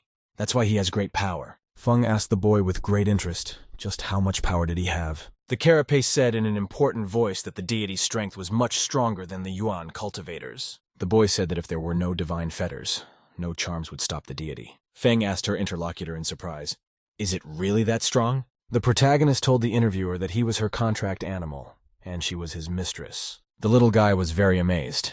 He realized that he was just a contract animal to his girlfriend. The girl stroked her little companion. She motioned for him to stay in space. Feng explained to the carapace that he would look very suspicious if he followed her through the Jufu forest. The boy listened grudgingly to the girl. He decided to agree with her. The carapace turned around and told her interlocutor that the deity agreed to her request. The main character took the boy in. She said he was very obedient. After that, the girl activated her magic ring to hide her friend there. Very quickly, the baby moved and found himself trapped inside the ring on the girl's hand. Feng told herself that now she would be able to wander around the graveyard of 10,000 swords. The protagonist approached the center of the cemetery. She looked closely at the huge blade. Feng looked at the huge sword. Large and heavy chains hung from the top of it. Suddenly there was a loud noise. The chains on top of the blade began to crack and jingle. The protagonist saw lightning flashing around the large blade in front of her. Feng became agitated and frightened. She couldn't understand what had happened this time. The girl opened her eyes. She saw something happening in front of her. The girl noticed a very bright glow appear above the huge blade. The protagonist felt herself being lifted up by a strong current. The girl was pulled upwards. She screamed in fright. Blades flew around her. The girl was pulled upward into the sky portal. Then it closed. The graveyard of 1,000 swords remained deserted. From above it, the glow continued. The main character fell into the real world. It was a bright night, and the moon was shining. The girl was unconsciously lying on the ground. There was complete silence all around. Gradually, the protagonist began to come to her senses. The ring on the finger on her hand glistened. The girl opened her eyes and looked around tiredly.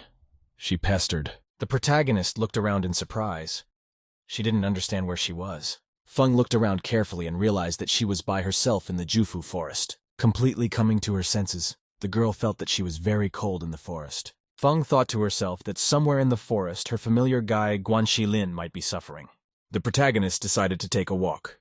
She came out of the woods by herself and approached the lawn. Feng walked slowly and looked around. She listened warily. Suddenly, the protagonist heard a suspicious noise in the woods very close by. The girl stopped and listened carefully. She noticed the noise of a battle nearby. Feng realized excitedly to herself that there was some sort of battle going on very close by. The girl decided to move carefully closer and see what was going on. The protagonist stood watching the battle intently. She saw the ninjas who were nearby. The protagonist noticed some green-haired strangers standing on the battlefield. In the center of the battle, Feng saw a man very familiar to her. He was fighting off the attackers with his sword. The warrior fought fearlessly and ruthlessly. He swung his sword confidently in all directions. The man struck one ninja beside him with a very sharp sword strike. The other 2 attackers were very frightened and agitated. They screamed in fear. The girl carefully peeked out from behind a tree and examined the warrior. There was a green glow around him. The protagonist realized with surprise to herself that her familiar uncle was a cultivator. After that, the man sat down silently and stuck his sword into the ground. He had no more strength to stand. The warrior didn't even have the strength to hold his sword anymore. The blade fell to the ground. An unconscious man lay on the earth. He didn't even give any signs of life. The protagonist ran out from behind a tree. She fearfully called out to her uncle. Feng fearfully crouched down to her uncle and placed her hands on his body. The protagonist noticed that there was a cold vapor coming from the man's hand. The girl, frightened and excitedly, told herself that her uncle was very cold. The man was lying on the ground with his eyes closed. He didn't give any signs of life. The protagonist looked closely at the man's arm. There were dark spots visible. Feng excitedly realized that uncle might have been poisoned using the 1,000-year frost poison. The girl heard a group of warriors sneaking into the forest thicket very close by. The protagonist excitedly realized that she was about to have a very difficult time. The girl realized she had to save the man she knew. She grabbed his arm and pulled him with her. After that, a group of warriors came out onto the lawn. They looked around carefully. The chief ninja walked over and looked closely at the bodies lying on the earth. The leader said the man was under the influence of poison, which meant he couldn't have gotten far. He ordered his subordinates to find his uncle. The ninjas very quickly as a whole group scattered to the sides to begin their search. The boy sat looking very unhappily at his companion and the man beside her. Carapace watched as the protagonist tried to revive her uncle and bring him to life. The boy explained to the girl that the man was poisoned with frost poison. She would not be able to place a drop of her mysterious power in his heart. Carapace shook his head to the side and said that the uncle was completely doomed. Feng said excitedly that the man had helped her a lot before. For that reason, she wouldn't let him die. The boy said that the 1,000-year-old frost poison couldn't even be cured by a deity. Feng smiled at her little friend and said he could help her. The boy became agitated. There was some disturbing sensation in his body. The protagonist was holding her patient's hands. She was trying to heal him. The man showed no signs of life. There were traces of poison on his body. The protagonist looked at her uncle carefully. She prepared to use her skills. Feng touched special points on the man's body with her fingers. She activated energy stabilization. After that, the protagonist turned carefully to her little friend and told him to come over. The little one got excited. He asked his friend excitedly, "What does she want to do?" The protagonist laughed wickedly. She gave the carapace a very sly look. The boy got very worried. He thought the main character was doing something bad to him, after which the girl abruptly grabbed and injured a finger on her little friend's hand. The boy shouted angrily and disgruntled that the girl had hurt his arm and he was bleeding. Excited Carapace asked her interlocutor what she was going to do now. Feng said reassuringly to the baby that she would take a very small drop of blood from his finger. The girl gently lifted the unconscious man's head and opened his mouth slightly. Feng carried her little companion's cut hand to her uncle's mouth and dripped some blood on it. The drop of divine blood had its effect. The uncle began to regain consciousness. The man began to breathe and show signs of life. The protagonist exhaled happily and relieved. She was glad she had saved her uncle. The boy was very much surprised. He looked at the man and asked, "Is the blood of a deity so useful?" Feng told her friend that he is an ancient fire phoenix, so his blood can suppress the cold in a person's body. The protagonist patted the boy on the head and thanked him for saving someone dear to her. The little boy put his finger to his mouth to make the wound heal.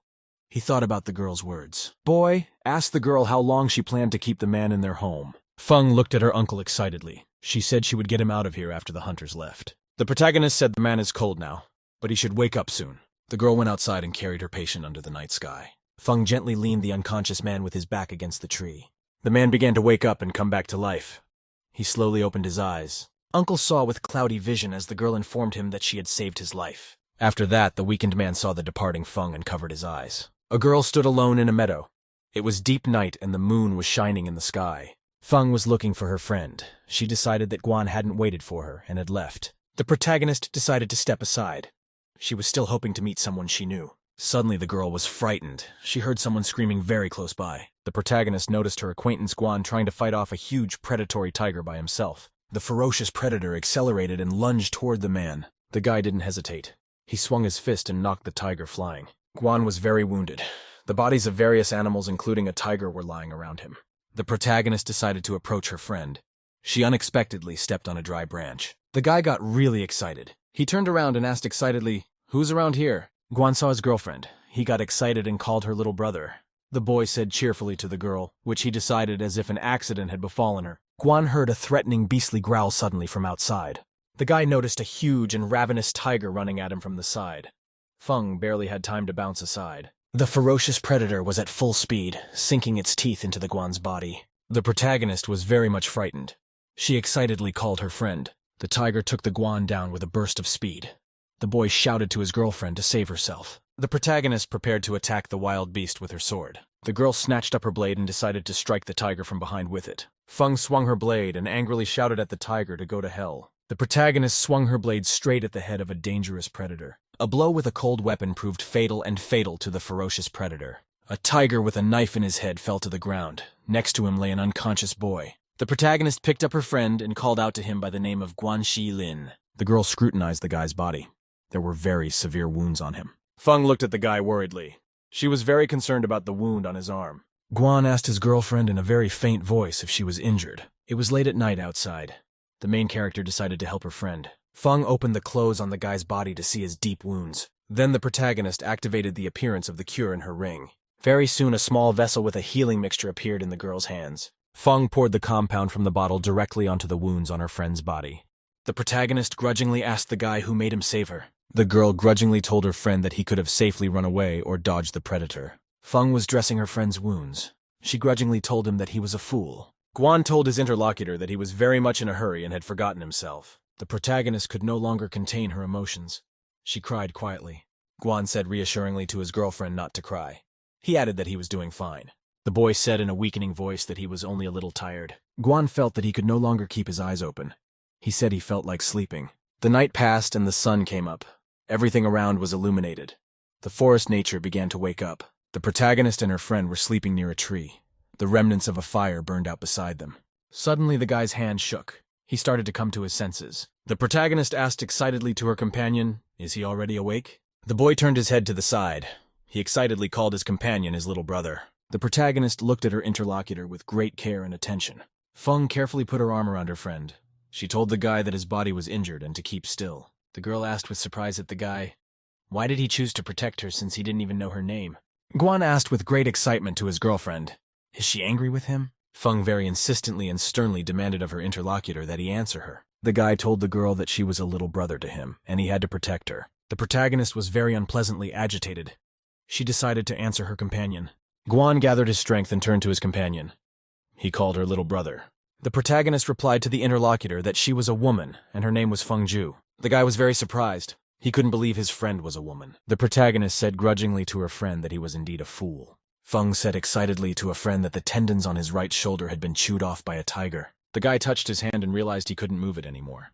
The protagonist asked with great attention to her friend, "Is he sorry?" Guan told his girlfriend that if he hadn't stopped the tiger, he would have regretted the predator mauling her. The guy told himself he was a tall and strong man, but his arm was destroyed. The warrior confidently told himself that if he couldn't hold the sword with his right hand, he would practice with his left. The guy laughed to himself. Feng looked at her friend with a smile and said that he was a real fool. Guan replied to his girlfriend that he was not a fool, but only very modest. Feng asked with interest to her interlocutor, Would a humble man say he was humble? Feng looked at her friend and thought she would help heal his right arm. The girl told her interlocutor that he could no longer call her Xiao Ju. The protagonist told her friend with a smile that she is now a complete loner. Guan replied with a smile to his girlfriend that the two of them were single and could be brother and sister. The guy told his interlocutor that he was older than her and would be a big brother to her. The protagonist agreed with her friend. She called him her big brother with a smile. The protagonist and her friend arrived in Shilin City. They were walking down the street. The passers-by in the city did not look at the arriving guests with displeasure. They thought they were beggars. One girl grudgingly told the protagonist that she stinks. Guan and Feng were walking down the street and looking carefully around. They looked very poor and dirty. There was an odor of some kind of food coming from outside. Feng said happily to herself that the city had a completely different atmosphere. Guan told his girlfriend that they needed to change their clothes first. The lad explained to his companion that they would not be allowed to enter the hotel as they were. Feng pondered. After a short pause, she told her friend that he was completely right. Suddenly, the girl noticed something very important. She looked away excitedly. The protagonist looked carefully in front of her. She noticed a very interesting building. Feng saw a clothing pavilion standing quite close to her. She decided to go in there. The main character pulled her boyfriend and said they needed to go into that house. Guan asked very excitedly to his girlfriend to wait. The guy asked the girl if they had money to buy clothes. Feng looked at her companion unhappily and asked why he thought they had no money. The girl showed her friend the pouch on her belt and said she had the money. The protagonist assured her friend that they could easily buy 10 sets of clothes. Guan and his companion then entered the pavilion of fine clothes. Feng picked up a set of clothes and told her friend he could wear them. A salesman was standing nearby. Guan smiled happily at his girlfriend. He told her cheerfully that he was taking the suit. The protagonist gathered all the clothes they needed and piled them on the counter. Feng indicated with a smile to the salesman to pack her all her clothes. Guan asked her girlfriend, is she really going to buy men's clothes for herself? The guy explained to the girl that she could wear a dress for herself to look pretty. The fan replied cheerfully to her friend that she would heed his words and buy herself a dress. Guan told the salesman at the women's clothing counter to wrap her a red dress. The protagonist told her friend with a smile that she totally agreed. Feng told the salesman to grab a few more sets of red women's clothes for her. The protagonist looked carefully to the side. She noticed something interesting near the counter. The protagonist noticed a box on the side of the counter containing colorful veils. Feng asked that the salesman, along with the clothes, wrap a veil for her. Guan asked the interlocutor, isn't she going to change her clothes now? Feng took the bag from the salesman. She said that when they got to the hotel, they could wash and change clothes there. The protagonist replied with a smile to her friend that it was very inconvenient to put on clean clothes after dirty ones. The guy smiled at his girlfriend and told her cheerfully that her words made sense. The main character came to the inn with a friend. She went to the bathing room. The girl decided to completely cleanse and wash herself before wearing her new holiday outfit. After the protagonist washed herself, she reached out to put on a red dress. Fen, after her ablutions, put on the outfit she had just purchased. Guan stood by the door and waited impatiently for his girlfriend. He wanted to see her in her new outfit. The guy stood there thinking to himself, knocking on the door and asking the girl, is she ready? Guan told himself that Feng was still busy and could still take a bath. The guy excitedly said to himself that the girl might have already had an accident at the inn. At this time, the protagonist came to the door. Guan was very amazed when he saw his companion in her new outfit. The main character came out from behind the door. She was wearing a bright red dress and a pink veil. The girl approached her friend and looked at him questioningly. The guy asked her if she was Xiao Ju. The protagonist confirmed with a smile to her friend that it was worth it. Guan said joyfully to his girlfriend that she was even more beautiful than the fairies. Feng looked at her friend and said that he was also very handsome, but he needed a change of outfit and image. The girlfriend said with a smile for the friend to go along with her and she would whip him into shape. The protagonist and her companion entered the hotel and closed the door behind them. The protagonist decided to help her friend and improve his hair. The girl used the scissors to adjust the hair on her friend's head. Guan looked in the mirror. He said with amazement to his girlfriend that she was incredible. Feng smiled happily at her friend and said she was his little sister. People were sitting in a hotel downstairs in the dining room. The guy decided to serve wine to the guests. Waiter ran up the stairs and shouted to the guests that he had brought wine for them. The guy was very much surprised. He noticed the main character coming down from the top of the stairs. The girl came down and looked closely at the guests. The people in the restaurant were very surprised. Feng asked with surprise at the guy near the stairs. Would she be able to get past him? The waiter looked at the guest in surprise and politely apologized to her. People in the dining room watched with surprise and excitement as the protagonist walked out the door with her friend. One guy asked in amazement, who could this girl he had just seen be? The other guest was also pleasantly amazed. He did not understand when such a beauty could come to their town. The young warrior sat at a table near the window and drank green tea. He was deep in thought. The warrior turned around and looked carefully to the side. He spotted someone interesting on the street. The man saw the protagonist walking out of the hotel building with her companion. The warrior looked carefully at the girl in the red dress. She seemed familiar to him. The man hesitated. He realized excitedly that the silhouette of the man on the street looked familiar to him. The protagonist and her friend went to a restaurant to get a bite to eat. The waiter approached the guests. He was pouring tea and told people to call him if they needed anything. Feng turned to her friend and told him with a smile that they would be staying here for a while. The protagonist said that a little later she would find a quiet courtyard to rent, and it would be better than living in a hotel. Guan listened attentively to his girlfriend. He picked up his chopsticks to grab some food. Feng used her chopsticks to grab some food and held it over a bowl of rice. The protagonist told her friend that she could start cultivating soon and find a cure to heal his arm. Guan asked excitedly to the girl, could his arm be cured? Feng sipped green tea from her glass and said that finding a cure for the guy's arm wouldn't be that easy. The girl told her friend that she was sure he could restore his arm to what it had been before. Guan clenched his hand into a fist and placed it on the table. He was very worried. The guy told the girl that if his hand was fine, he would cultivate hard to protect it. Feng was happy at such words. A customer with a glass in his hand stood pensively by the table. A waiter was nearby. The man sipped tea from the cup and thought, why does the strange woman in the red dress look like a Qing-Ge? The warrior very vividly remembered and visualized the two girls he knew. The man thought Qing-Ge was being polite. The red-clothed stranger turned out to be quite reckless. He decided to himself that Qing-Ge might be a fake. The warrior thought to himself that if people are laughing together, they must be familiar with each other. At that time, the main character came down the stairs. She suggested to her older brother to go to the yard. The man became wary. He looked at the girl with great attention and excitement. The protagonist slowly descended from above in her red dress. She noticed a stranger. The girl looked closely at the man. She began to recognize him. Feng paused for a moment. She couldn't understand why on earth this man was here at the inn. Feng thought to herself excitedly. The man in front of her must have been accompanied by the false girl, Qing-Ge. The protagonist was holding back her emotions. She decided to calmly walk past the man. The stranger realized that the girl in front of him was not a Qing-Ge.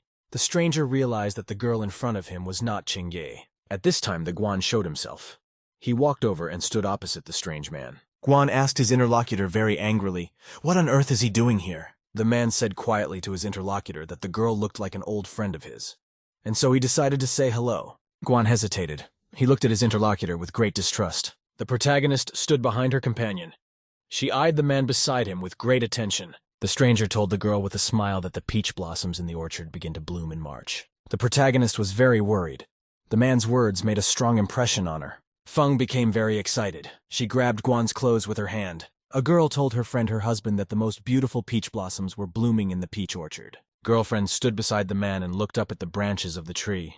She said cheerfully, the contrast of red and white colors filling the mountains and valleys. The hubby looked at his girlfriend very excitedly and attentively.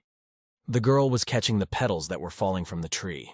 A man told his girlfriend that when the wind blows, pink petals waft across the sky like a rain of flowers. Husband said with a smile to his interlocutor that this year he would show her the peach blossoms in March. The protagonist was very excited. She recalled the words to herself about the peach blossoms. Guan became agitated. He didn't understand why his girlfriend was holding onto his clothes and called her name. Hubby still stood looking at the girl with great attention. The protagonist remained silent and stared at the man. An awkward pause lingered. Guan angrily shouted to the stranger that his little sister didn't need his memories. The guy took his companion by the arm and said they had to leave. The excited Guan told the girl that the stranger looked completely dapper. The boy was very unhappy. He was still remembering the man's words about peach blossoms.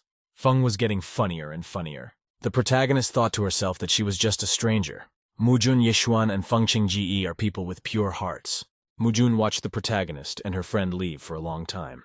The man was surprised when he heard Guan call the girl his little sister. He thought he had made it up for himself. The guy decided not to waste any time. He practiced in the yard with a sword. The protagonist was sitting inside the building at the time and cultivating. Feng sat in a deep meditative pose. She was completely disconnected from the surrounding reality. Her vivid spiritual currents emanated from the protagonist's head. She was completely absorbed in the process. Suddenly the protagonist came to her senses. Something distracted her from her meditation. Feng said to herself cheerfully, she had reached the early stage of the second degree of the Xuanji realm martial arts. At that time, a boy from a parallel world approached the girl. He told her to hurry inside and take a look. The protagonist decided not to waste any time. She teleported right away. The girl was transported to the parallel world. She told the boy that there was a very intense spiritual chi energy. Carapace with a smile asked his interlocutor how she would like such a thing. The boy said proudly that the deity was very strong. He was able to release the enchantments that the old man had not been able to break before. The little friend told the girl that she was very lucky. He added that the space itself gathers the energy of the sky and the earth. The carapace explained that in this place, a day of cultivation equaled 3 days outside. The kid explained to the girl that there is even one pond of spiritual energy in this place. All the springs have spiritual kwai. The boy cheerfully told his interlocutor that if he cultivated here, his strength would increase very quickly. Feng petted her little friend and said that when he cultivated here, she would be the first to leave. The protagonist told the interlocutor that she would cultivate outside first and then come here. This would help her increase her strength. The little boy replied to his girlfriend that he understood. The protagonist teleported back to her dimension. She found herself in a room. The girl walked over to the door and opened it to look out. The protagonist noticed her friend continuing to exercise in the yard. The guy turned around and asked Xiaozi with interest, had she finished her cultivation? The main character looked at her friend with interest. She called him her older brother. The guy asked his girlfriend, "Why is she so cultured? Like she's not enjoying life?" Guan said excitedly to the interlocutor that she had been inside reclusive for 3 whole days. The guy told the girl that quick cultivation won't do her any good. She needs to take it one step at a time. Feng cheered up a lot. She said, with a smile, that she would listen to her big brother's words. The main character suggested that her friend go out with her to buy a set of silver needles. Guan told his girlfriend that he agreed. He suggested that she go right away. The protagonist and her friend approached the entrance to the treasure pavilion. The girl was standing near the entrance. She noticed a man appearing on the side of the building. The protagonist looked carefully to the side. She wanted to see who appeared next to her. The girl looked carefully to the side and saw the stranger disappear. The protagonist asked the salesman at the counter if he had a full set of silver needles. The guy excitedly asked the girl what quality of needles she needs. The salesman laid out different boxes on the counter and said they had 3 models of needles with different quality. The fan picked out the right box and told the interviewer that she wanted that model. The salesman smilingly packed up the goods and prepared to give them to the protagonist. The guy put the box on the counter. The protagonist looked up excitedly. Feng asked with interest to the vendor, "Is the sword scabbard that hangs on the wall for sale?" The girl couldn't take her eyes off the luxurious and expensive sheath she saw. The seller explained to the customer that the scabbard was unique. He added that it was impossible to find one like it in the country of Yaoji anymore. Feng looked at the vendor and asked as he wrapped up all the items she had bought. After that, the protagonist took out her magic bag to put things in it. The guy thought to himself, if the customer has a bag of Qiangkun, it means that she is not from an ordinary family. While someone was watching the protagonist and her friend very quietly from outside. The subordinate walked over to his master, who was sitting in a meditative pose. After a brief pause, the man told his guest to go inside. The boy told the second gentleman that he had been following the men all day. He saw them go into a courtyard. After that, the subordinate said that the people moved into the yard 3 days ago. Among themselves, they called themselves brother and sister. The guy reported that the protagonist in the treasure pavilion had retrieved a Qiangkun pouch. It had previously belonged to a young master. The second gentleman told his interlocutor to elaborate on what each person looked like. The subordinate described in detail what the protagonist and her companion Guan looked like. He added that he could not see the girl's face in detail because it was covered by a veil. The second gentleman angrily told his subordinate to sketch the girl in red in detail. After that, an advertisement should be sent to the black market for mercenaries. The man told the guy angrily to tell the black market people everything. The second gentleman said angrily that he should see the protagonist's head as soon as possible. The lad bowed and told his master that he would make it all so for him. At this time, the protagonist was lying under the night sky on the roof of a building. The girl scrutinized the magic pouch in her hands. She realized that it had a soul trace on it. Feng looked closely at the pouch. It glowed with a bright light. The girl said cheerfully to herself that she had gone from beggar to woman's attire. Feng looked joyfully at the night sky. She felt as if everything was fine. The girl told herself with a smile that such a night is very good for killing. At which time several dark figures slid across the roof of the building very quickly. The assassins jumped silently from the high roof to the ground. They slowly crept along the ground. The warrior leader made a silent sign to his subordinates. After that, the mercenaries pulled out weapons to attack the protagonist. Suddenly the girl told the uninvited guests that she had been waiting for them for half a day. The mercenaries were very surprised. They realized that they had all been exposed, and there would be no surprise attack. The protagonist stood on the roof of a building by the light of the moon. Warriors with weapons looked at her in wonder. Feng stood and looked at her opponents completely calmly. She prepared to attack them. One boy told his older brother with surprise that the girl in the portrait turned out to be more enchanting and beautiful in reality. The other mercenary said with a smile on his face that he would be sorry to just kill the girl like that. The ringleader told his subordinates seriously that they were not to take the woman across from them lightly. The protagonist jumped from the top of the roof to the ground very quickly and very abruptly. The gunmen were very frightened and surprised. They did not expect their victim to be so quick and agile. Feng told the mercenaries menacingly that she would kill them because she was a woman. The protagonist jumped up to deliver a powerful blow to one of the warriors with her hand. A powerful blow from the girl sent one mercenary flying off at high speed into the wall. A guy speeds into a wall and dents it on impact. The other warrior became agitated. He fearfully called out to his friend named Old Fourth. The mercenaries dispersed, and a whole group with weapons rushed at the protagonist. One of the warriors activated magic and sent a lightning bolt towards the girl. Feng managed to dodge in time and deftly. The protagonist grabbed her opponent's arm with her hand in a very quick and professional movement. The girl quickly and deftly jumped up to strike another of her opponents. The mercenary swung around to strike the girl with his sword. Feng leaned back very quickly and confidently. The protagonist jumped up and kicked the mercenary leader with all her might. The leader from the powerful blow from the girl flew off and rolled far into the wall. Feng heard someone wanting to attack her from behind. She turned around just in time. The girl grabbed the arm of another mercenary and managed to block the blow. The protagonist very quickly grabbed the fighter's head with her hands and snapped his neck. A mercenary with a broken neck fell dead to the ground. His leader was frightened. The ringleader fearfully called out to his subordinate by the name of the second old boy. Feng asked grudgingly at her sword-wielding opponent, "Is that really their entire strength?" The ringleader went full speed ahead to kill the protagonist.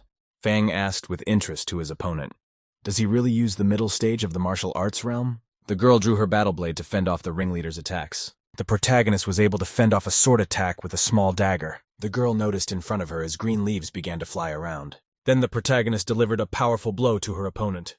A drop of blood appeared on the sheet. The girl, after a very powerful and quick punch, sprinted forward, leaving the ringleader behind. The protagonist managed to slit the ringleader's throat with a very quick and powerful blow. The mercenary leader silently and deadly slumped to the ground, unmoving. The fighters were surprised and amazed. They realized that their rival was able to kill their boss with one punch. The guy grabbed his accomplice by his clothes and yelled that it was time for them to run away. The protagonist, with a knife in her hand, shouted to her rivals not to even think about coming back alive. After which the girl killed her opponents with very powerful and quick knife strokes.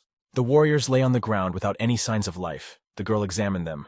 The protagonist opened the clothes of one of the mercenaries. She saw some kind of artifact in the form of a medallion. Feng looked closely at the medallion and realized that the fighter was from the black market. The protagonist confidently decided to herself that she needed to go and have a look around the black market. The protagonist took out a small vial of magical compound. The girl opened a small vial and poured its contents over the mercenary's body. The protagonist turned around and started to walk away. The body of the mercenary began to smoke and dissolve. The magic compound began to take effect and the fighter's body turned into a green puddle. It was early morning and the sun was lighting up the neighborhood. The guy opened the doors and stepped out of the house into the street. Guan had no way of remembering how he could have fallen asleep so much last night. The guy was surprised to notice that his girlfriend was already awake and practicing martial arts in the yard. Guan walked up to his girlfriend and told her that she was holding her fist incorrectly while practicing. The guy told and showed the girl in detail that a fist punch should be strong and come from the lower part of the body. All the force of the body should rush into the fist, and therefore the blow will be powerful.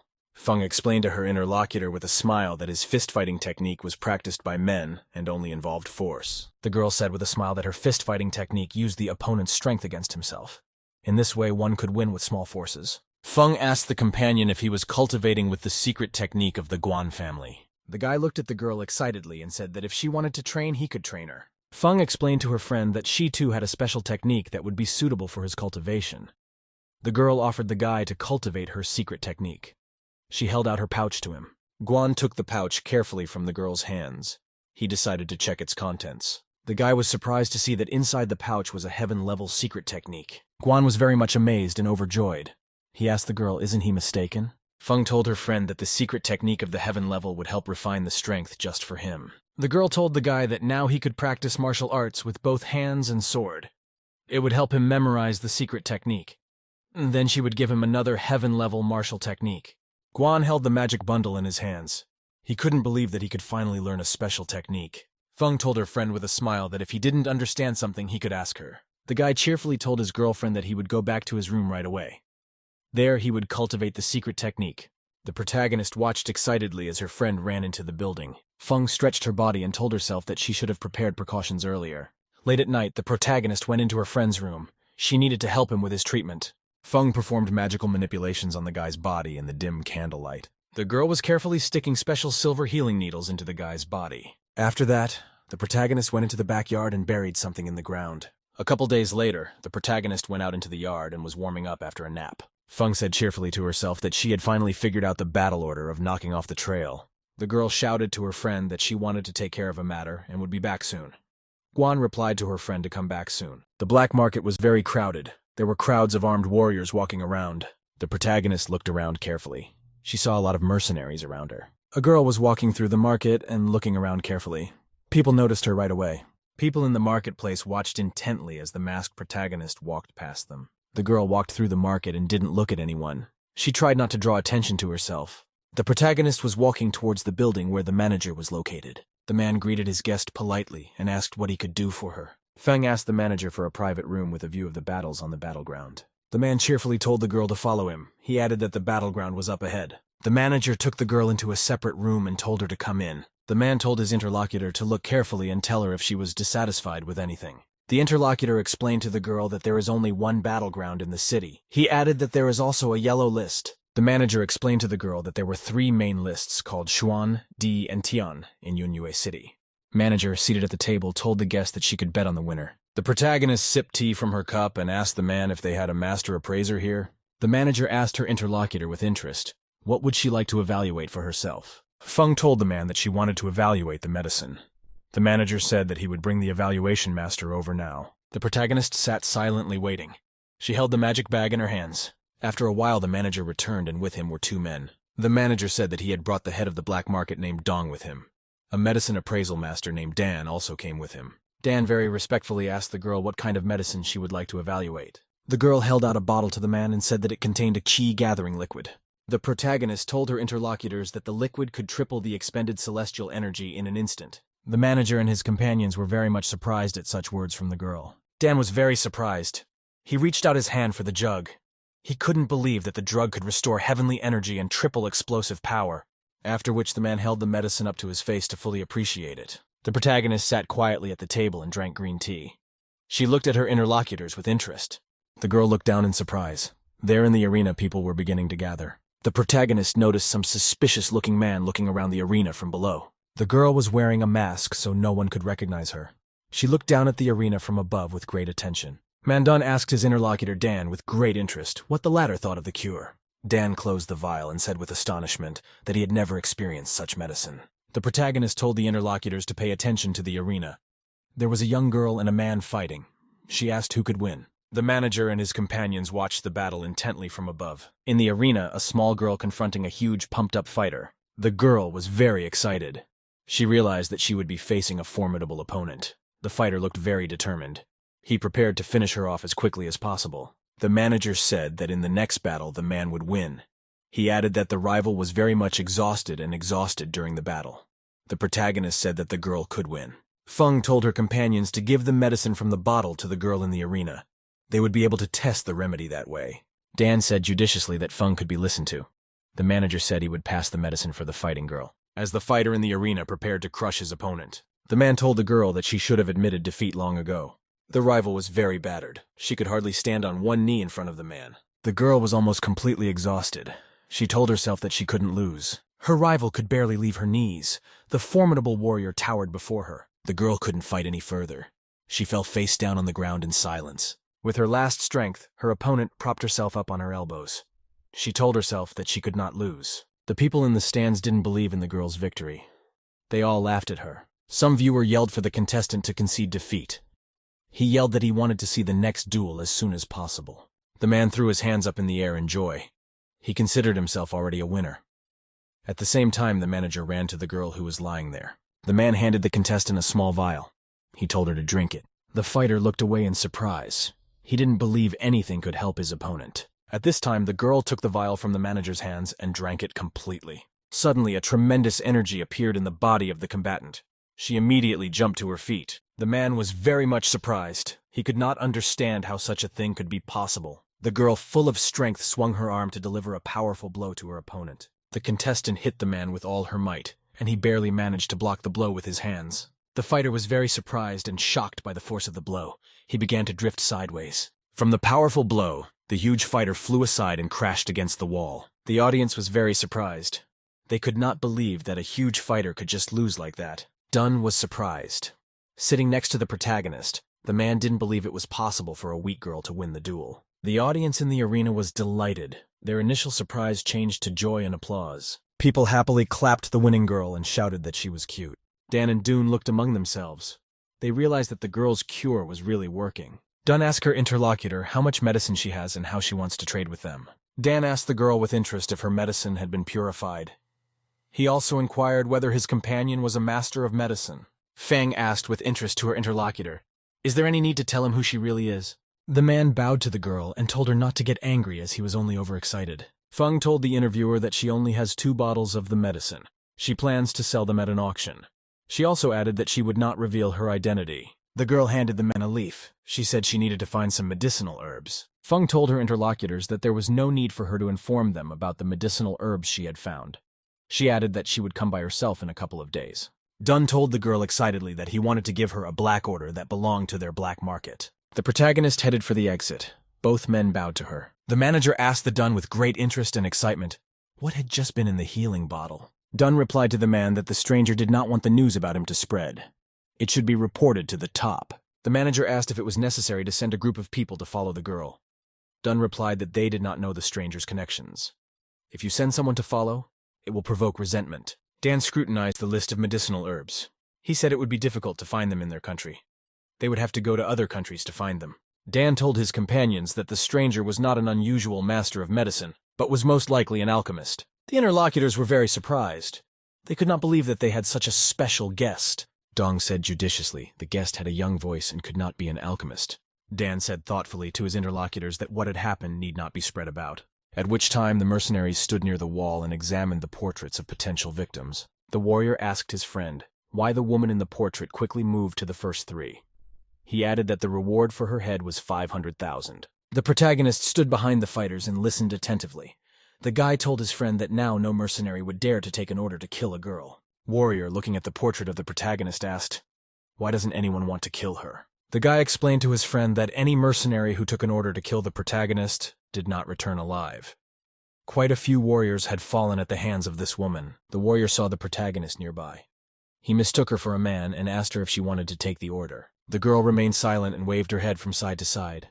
She saw an unfamiliar man nearby. Feng turned her head slightly to the side to examine the stranger. The protagonist realized that a man had walked by her side, instructing her to watch her. The 2 warriors looked at the departing protagonist with interest. Someone said that the level of chi energy inside the girl was terrifying in itself. In response, the friend suggested that his colleague go out for a drink. The protagonist followed the man carefully. She saw that he was walking along the wall. The warrior with the sword at his belt walked on, unaware that he was being followed. The warrior stopped. He shouted menacingly for the man following him to reveal himself immediately. The protagonist came out from around the corner. She said in a joyful voice to her rival that it had been a long time since they had seen each other. The man was very amazed. He couldn't believe he was seeing the Feng girl in front of him again. The warrior got excited and realized that he was going to fight. He decided to draw his sword from its sheath. Feng asked menacingly to her interlocutor, "So why did he put a bounty on her head?" The man prepared to draw his sword and attack. The girl told him angrily that she had already forgotten that there was such a person like him. Feng said thoughtfully to the man that she had not imagined he would appear before her face. There was a noise from behind. 2 more warriors were heading towards the girl. The protagonist turned her head back. She saw that 2 more opponents were approaching her. The girl paid attention and noticed that her opponents had high energy levels. The warrior rejoiced. He angrily told his interlocutor that she wouldn't be able to kill him. The man shouted to the chief elder and the 4th elder who approached that the main character had killed Pang-er. The protagonist became agitated. She realized that the advanced elders behind her were standing behind her. Feng realized that it would be very problematic for her to defeat a great martial master at the full circle stage. The elder asked the protagonist unhappily, why would she want to become an enemy of his Shu family? Feng replied with a smile to her interlocutor that she had no thought of becoming his enemy. The girl told the elders that it all started when they themselves decided to become her enemies. Feng looked at the other gentleman and said that he ran to the black market to announce the bounty on her head. That was why she was looking for him. The second lord was silent. He was frightened, wondering what he should say to the girl and the elders. The second gentleman told the girl angrily that she had killed a member of their family. She also took away another person's hand. Feng told her opponents angrily that she would not willingly stick her neck out for them to kill her. Instead, she would finish them off herself. The angry elder said, their XCU family has been around for over 100 years.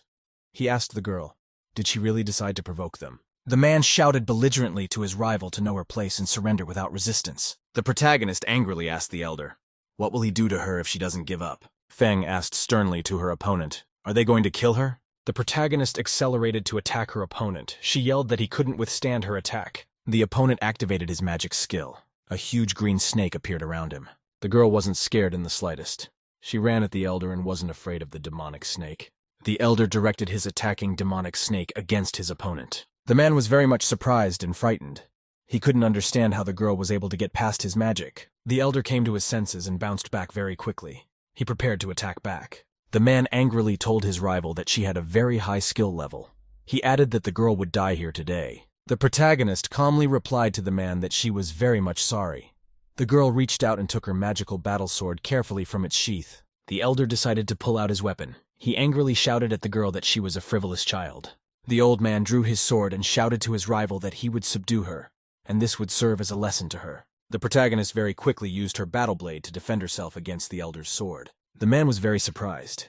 He realized that his rival had used a special Qingfeng sword against him. The protagonist had no problem blocking the strong blow from the elder. Then the girl swung her sword to strike her opponent. Feng made a very precise and powerful strike. The opponent was struck by his sword and his sword was shattered. The warrior was very much frightened. He realized that the great elder had been injured. The man fearfully supported the elder to keep him from falling off his feet. The old man was very astonished. He couldn't believe that the girl could have a magic Qingfeng sword. The protagonist held her blade in her hands and said that all who saw this sword must die. The girl turned around very abruptly and with a strong sword strike struck the man in front of her. The wound was fatal. The man's throat was damaged and he began to fall to the ground dead. The elders were astonished. They realized that the girl had just killed the second lord. Feng looked angrily at her opponents. She asked them sternly, did they really think that she would let them return alive? The elders were angry. They activated their magic skills and decided to kill the girl. The warriors sped up and ran in twos to strike their rival with their swords. The protagonist used her blade to fend off the attack with powerful blows. The girl shattered the blade of one of the elders with her magic sword. The warrior bounced back. He decided to speed up and attack the girl again. Feng swung around and struck the Grand Elder with a powerful, deadly blade strike. The warrior was startled and frightened. He realized that his colleague had just been killed. The man slumped to the ground. He realized that the dead Grand Elder lay before him. The warrior frightenedly thought to himself that he needed to escape somewhere as soon as possible. Feng said menacingly to her rival that anyone who saw the sword Qingfeng must surely die. The martial artist told himself that he must not lose to his weak opponent. The protagonist channeled and smacked her opponent with energy. Feng pulled out her magic sword and shouted that it was time to finish with the master. And then the girl chopped her rival in half from head to toe. The protagonist hid the sword. She decided to escape from the scene of the battle as soon as possible. The girl accelerated and jumped over the wall very quickly. No one could see her. A group of people came up. One guy said scared that he heard voices coming from here. The warriors were very surprised to see a pile of corpses in their way. People started to feel nauseous at the sight of the number of bodies. A guy excitedly said that all three of the dead were martial arts masters. The warrior said surprised, the one who killed the three martial artists had incredible strength himself. Guy Guan was walking around town at the time. He came to a stall that sold various goodies. Customer asked the clerk to help him wrap all the food. At this time, there were several people sitting around the table chatting. Someone said that the third mistress of the KE family was getting married. The friend didn't believe his interlocutor. He asked again, "Is that what they all say?" The guy at the table told me that Mrs. KE would marry a young master from the Guan family. They are both handsome and talented, so their marriage would be blessed by heaven. The salesman noticed that the customer was very deep in his thoughts. He called him over. Guan woke up from his musings and looked at the salesman excitedly. Guan then took the shopping bag and thanked the host for his services. A guy was walking down the street thinking about something. The main character called him. The guy didn't see the obstacle in front of him and hit his head on the pole. Feng walked over and asked very excitedly to her friend if he was okay. Guan came to his senses after the blow. He saw his girlfriend and asked with interest if she had called him. Feng looked at her friend carefully. She asked him what had happened outside. Guan told the interviewer that he had heard news about his family. His cousin had decided to get married. The protagonist asked his friend, does he really want to go back to his relative's wedding? Guan asked with interest at his interlocutor, did she really know about everything? The guy told the girl that he was raised by his uncle since he was 6 years old. He taught him martial arts along with his cousin. Guan said sadly, he never thought that his cousin would want to kill him. He added that if it wasn't for the main character, he would be dead right now. The boy said thoughtfully, he had always pondered, why would a relative want to kill him? Guan said sternly that when he heard about the wedding, he realized that the young brother wanted to kill him because of the girl. Guan said that his relative's bride was the third lady of the family, and her name was Kei Shinya. This is the same girl his father picked up for him. The protagonist was stunned. She realized that her friend had been assassinated by his cousin, and he had taken his fiancée away from him. Feng asked his friend if he really loved the girl Kei. Guan explained that he had grown up with this girl, since they were little together. She was supposed to be his woman. The guy wasn't happy. He said he felt resentful that his cousin was marrying his fiancée. The protagonist listened attentively to her friend and was made laugh by his tragic story. The guy was upset. He shut up. He felt bad that the girl was having fun because of his tragedy. Feng tapped her friend on the shoulder and told him reassuringly that she wasn't laughing at all. The girl asked her interlocutor, why is his father not against the wedding? After all, he was the one who found a bride for Guan. The boy said he had not seen his mother since he was born. His father left to look for her when he was 6 years old. In the end, the Guan family announced that his father had died. The interlocutor said confidently to his girlfriend that his father has his talent to be the best in the history of the Guan family. He doesn't believe his father is dead. The guy explained that since he was a kid, he wanted to be the best and become famous. If his parents were alive, they would have heard about him. Feng told the interlocutor to cultivate as much as possible.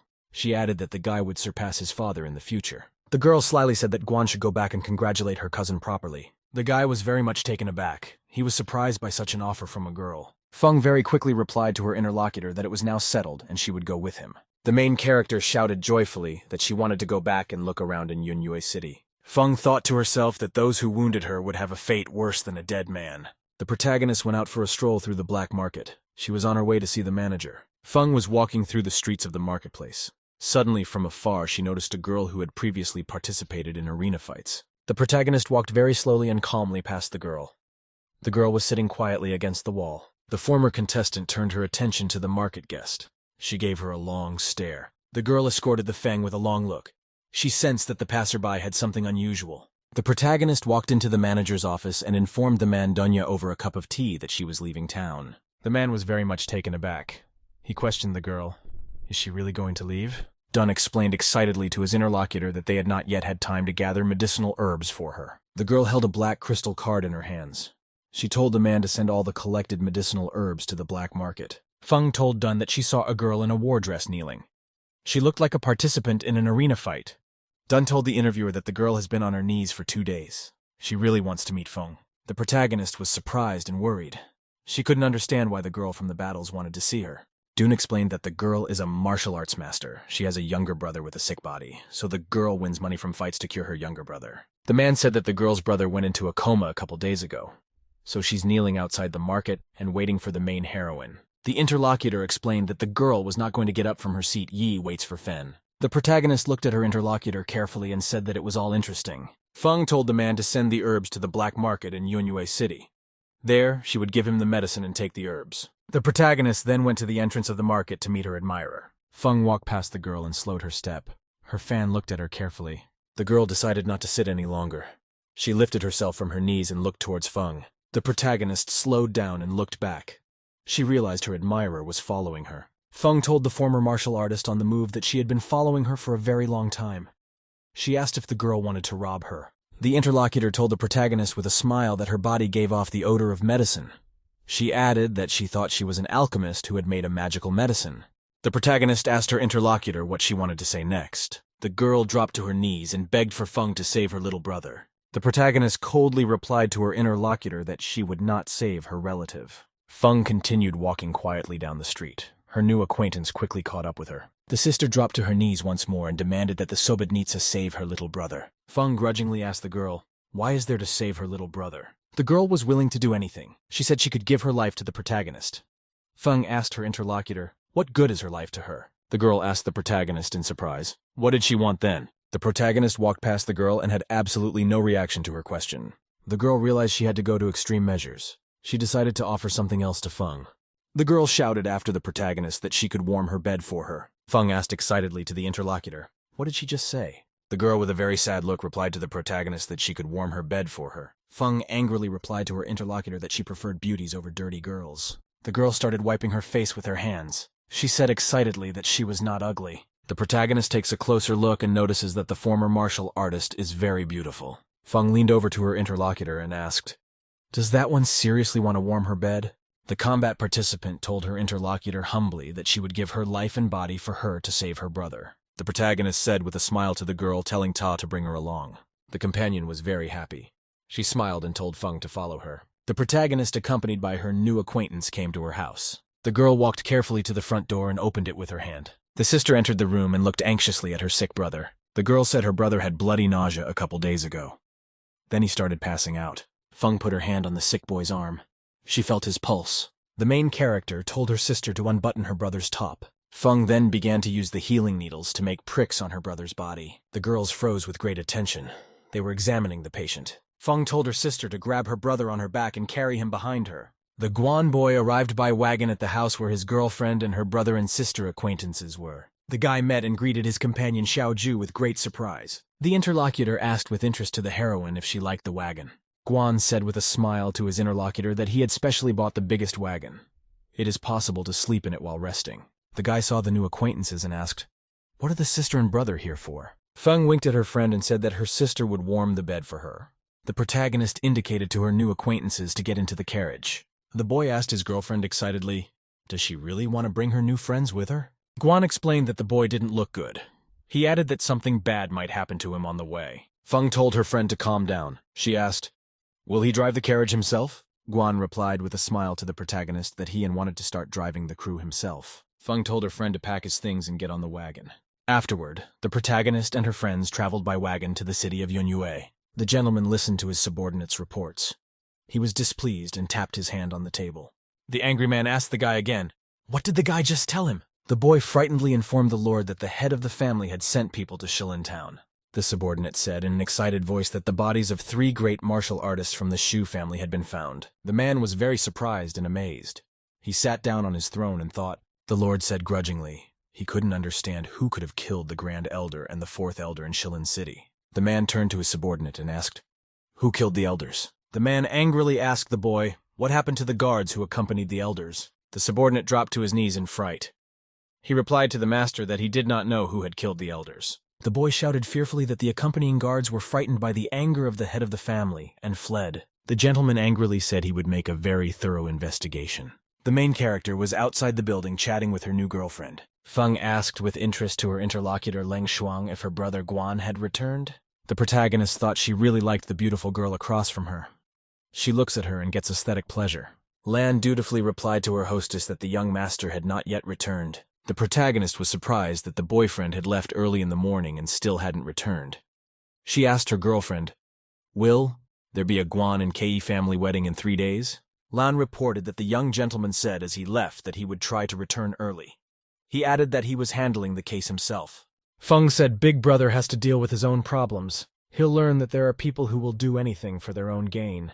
Lan looked at her mistress with great attention and excitement. The girl noticed that the main character had large scars on her face. She was afraid to ask about it. Feng asked with great interest to her interlocutor, "What was the matter?"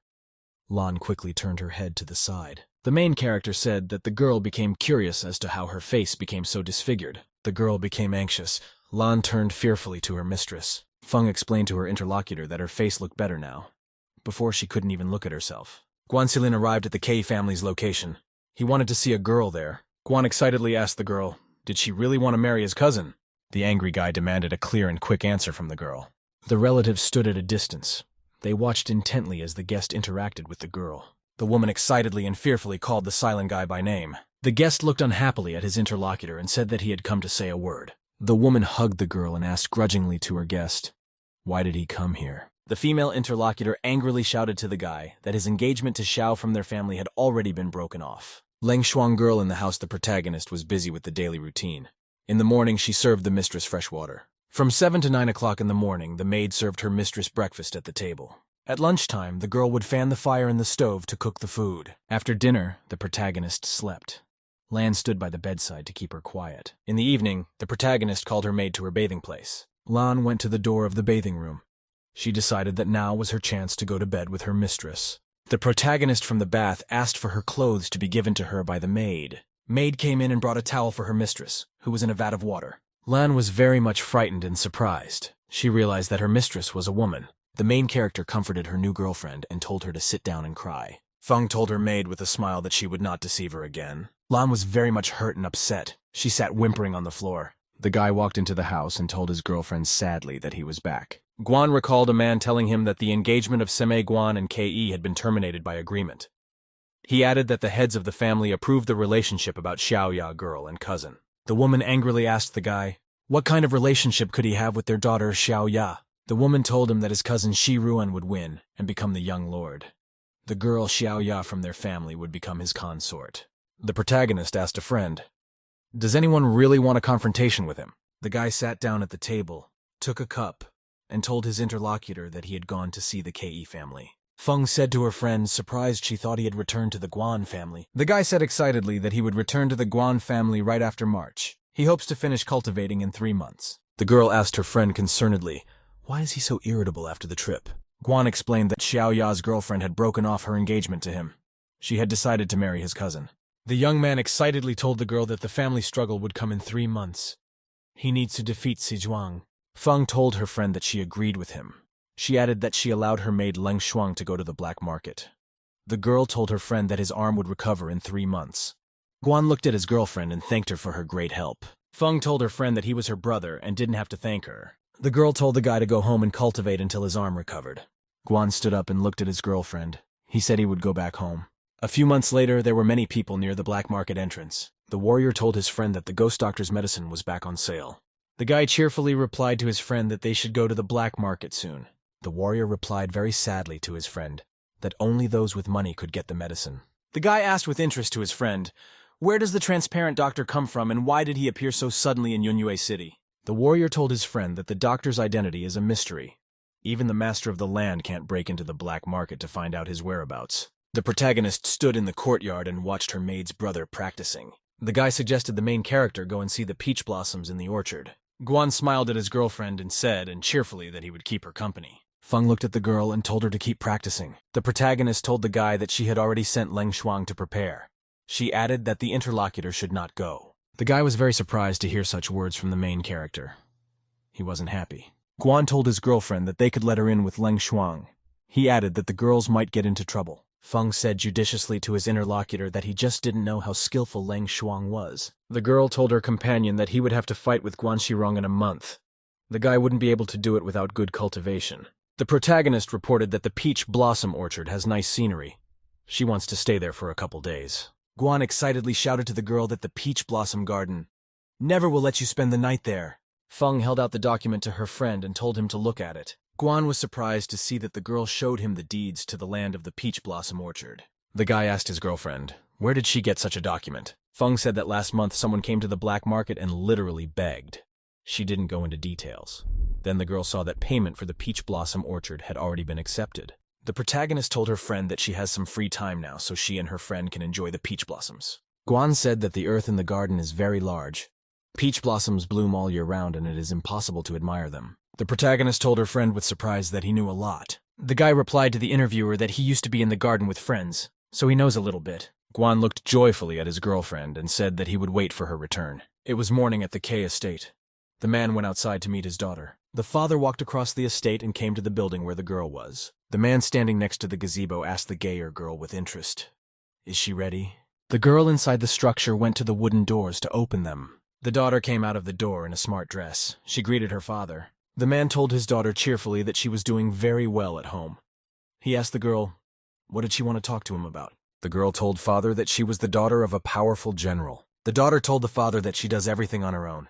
No one can say she's fragile and worthless. The man sternly told his daughter, if anyone says bad things about her, he will teach that person a lesson. The father put his hand on the girl's head and said that no one could hurt her. The girl said she would go to the reception. Today her husband would take her to the peach blossom orchard. The man looked happily at his daughter. He was very much delighted with the girl. The main character walked through a peach orchard. The trees were blooming very beautifully and brightly. Feng walked in a beautiful outfit between the trees.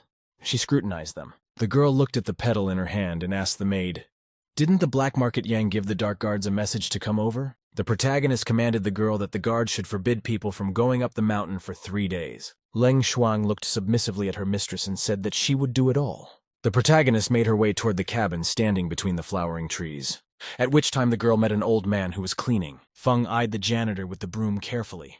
She decided to approach him. The girl told the old man that the servants here had all left and asked why he was here. The janitor told the interviewer that he has been sweeping here for years and doesn't want to leave. After which the old man took his broom and continued sweeping up the fallen leaves and petals. The fan told the janitor that if he didn't want to leave, then let him stay. The protagonist stepped aside. The old man, meanwhile, continued to do his work. The people came to the entrance of the garden and saw the guards there. The entrance was closed for 3 days. Hubby told his girlfriend that they would come back in 3 days because of the ban. Xiao asked excitedly to the guy, would he guide her here again in 3 days? She added to her friend that he might be busy. Hubby said with a smile to his girlfriend that she would be sure to keep her word. Xiao said cheerfully to her interlocutor, you can just stay here and admire the mountains. The girl looked at her friend with a smile. She wanted to ask him for something. Xiao asked her husband to take a walk with her here now. The guy thought for a moment. He smilingly replied, agreeing to the girl's proposal. Afterward, Xiao and her companion walked silently through the rose garden. The girl walked silently beside her acquaintance. She wanted to ask him something. After a short pause, Xiao asked grimly to her husband, doesn't he like her? The guy was very surprised at such a question from the girl. He didn't know what to say to her right away. Hubby asked with interest to his girlfriend, so why did she bring it up? Xiao told her interlocutor that he was acting like it was bad for him to be around her. The girl said very grudgingly to her friend that he hadn't been like this before. Hubby, after a short pause, told his girlfriend that something was really bothering him right now. Xiao was very much surprised by the words she heard from the guy. The man said that an ancient mythical beast appeared in the Jufu forest. Until today, no one has ever heard of the person who got it. It is an important case for the royal family. The guy explained to the girl that he had some important thoughts lately. That's why he looked serious. Xiao said cheerfully to her friend that she thought he was in trouble. After that, the husband and his girlfriend took a long walk through the blooming rose garden. A couple days later, people came to walk around the garden and up the mountain. They didn't like that they had to pay money for it. Guests asked the guards, why do they collect money to enter the peach blossom orchard? The guard really didn't like the words from the people who went into the garden. He wasn't happy. The guard told the guests that if they didn't want to pay, they could just stand aside. People were very surprised. They really wanted to see the blooms and decided they had to pay. After which the guests began to place the entrance fee in the outstretched hand of the guard. The guest was very dissatisfied. He stood there thinking to himself that the entrance fee was wrong, at which time the protagonist was sitting in an arbor in the center of a blooming rose garden. Her maid approached the girl from behind. Feng was conducting the tea ceremony at this time. The protagonist poured tea into a cup and turned to her maid. Lang approached her mistress. The mistress commanded the girl to inform the boy that she would return home after he returned to his Guan family. Feng pointed out that the guy should not be distracted and cultivate well. She added for Lan to keep the cultivator company. The maid dutifully answered for her mistress that she would do everything for her so. Lan told mistress excitedly that if she left, someone might attack her. Feng was drinking green tea. She told the maid that she absolutely didn't need a bodyguard. The protagonist told her subordinate to go away and not worry about anything. After that, the girl decided to take a walk by herself in the flowering garden. She decided that she would be alone. Feng stood beside a blooming rose tree and gazed at its petals. Suddenly, the protagonist heard some suspicious music from the side. Feng very carefully bounced aside and hid to see who else was in the garden. The main character noticed Xiao girl sitting on the ground and playing some instrument. The husband stood listening to the music. The protagonist hid on a tree branch. She watched the guests in the garden carefully. Feng remembered that the Su Juyun girl had told her earlier that she would never find her. Then the protagonist poured magic sand from a small pitcher onto her hand. Feng then blew the sand away and it flew towards the girl sitting on the ground. The dust from the magic sand reached Xiao. She sat and played the instrument as if nothing had happened. Feng corked the jug and looked with interest at the seated Xiao. The protagonist sat on the branch waiting with interest for her remedy to take effect. Feng was sitting on a branch high up in a tree.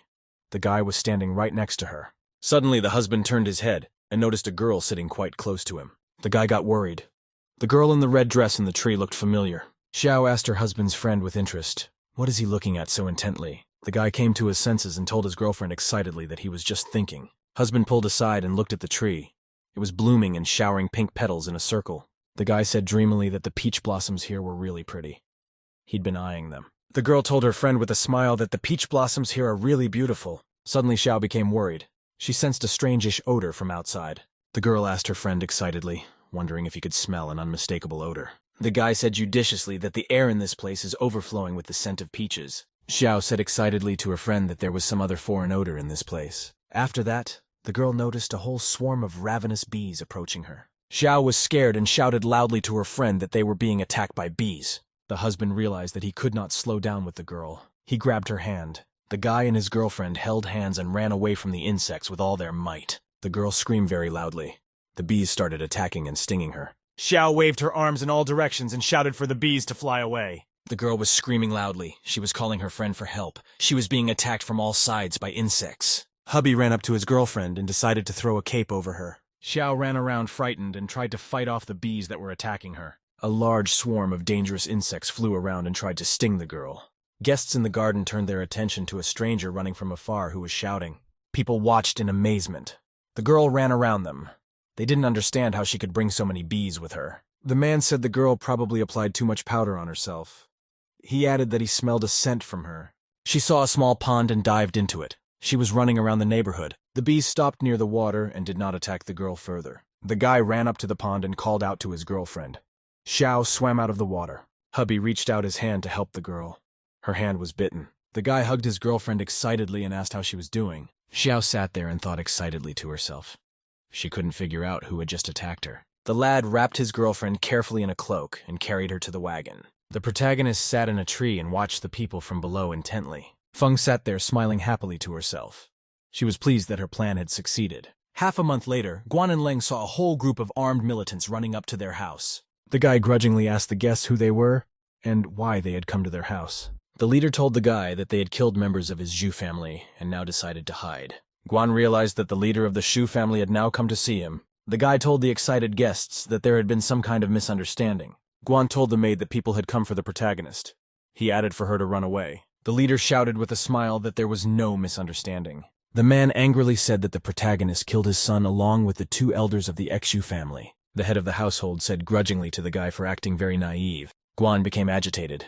He realized that his mistress was responsible for the deaths of the Shu family members. A warrior came up. He told the leader that the Feng girl had acted very cunningly. The man told the leader that the protagonist had challenging arrays. The warrior said thoughtfully. The old man wished to question the girl about her learned array methods. The head of the household told the warrior that he would be sure to deal with it. The leader commanded his subordinates to grab the boy and the boy. Guan covered himself with his sword to protect himself from the attack. He shouted to the maid for Ta to run away quickly. The guy swung his sword and prepared to fight off the warriors attacking him.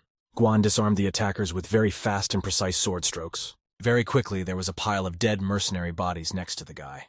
Guan stood with his sword. Warriors approached him to attack him. The guy was tired. He could barely fight off the warriors who attacked him. The leader was very displeased. He angrily shouted to his subordinates that they were scum. After that, the leader activated his magic to use it against the guy. Guan tried to defend himself against the attack of the head of the family.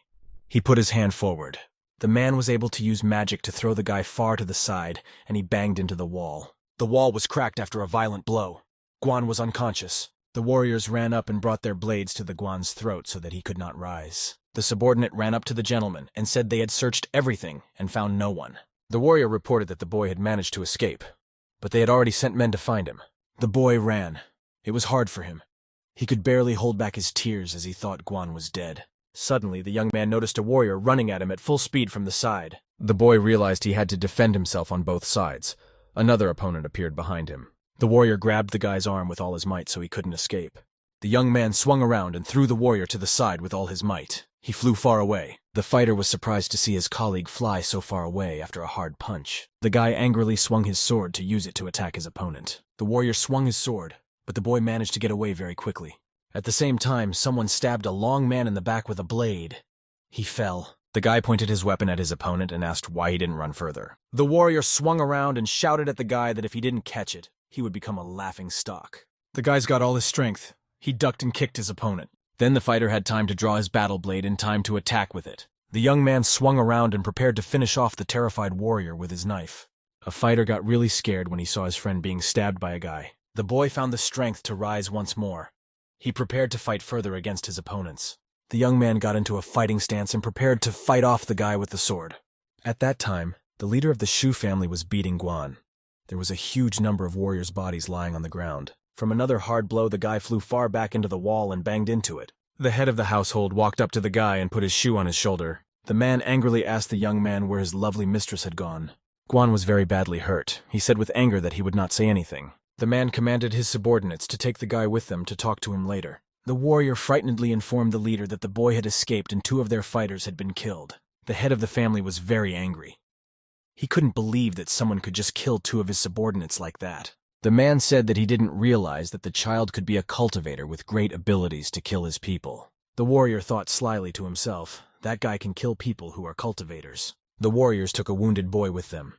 The man said that it was rumored that the youngest son of the Guan family might be dead. The head of the family said that the younger Guan was saved by the protagonist, and a good relationship developed between them.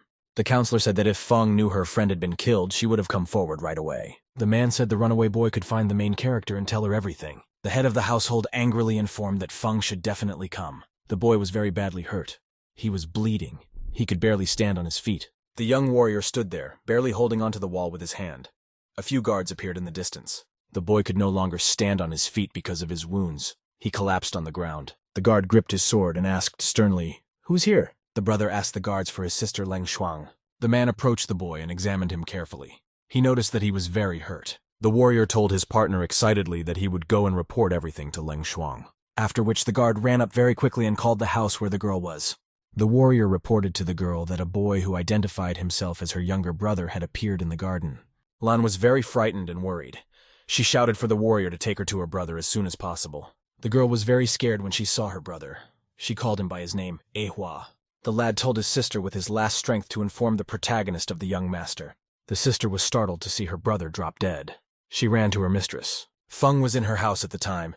She was standing near the window in her evening gown. The maid ran to the door and started banging on it with all her might. The maid tearfully informed the lady that her brother had come in very wounded. He told her that the Guan had also had an accident. The protagonist was very frightened. She asked her interlocutor again. What did she say? Feng walked over with her girlfriend to look at her injured brother. The main character said the guy has a bad back wound. Lan's already given her brother some medicine, so the guy will be fine in a couple days. The maid asked her mistress, should she go home to find out the news? The protagonist told her interlocutor to stay with Hua's brother and give him the medicine.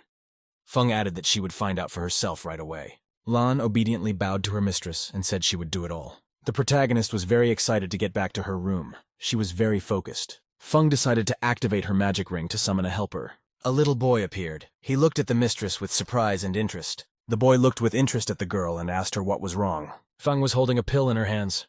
She said that she could use it to increase her cultivation. Baby asked the interviewer why she got the pill in the first place. The protagonist told the boy that she wanted to try this pill to break through in cultivation. The interlocutor shouted to the girl angrily that she was crazy. He added that the further the mistress advanced in cultivation, the more difficult the breakthrough would be for her. The little one told the girl that 6 months of cultivation was needed to reach the peak. He added, so that she should not strive recklessly forward. The interlocutor told the girl to simply increase her spiritual power.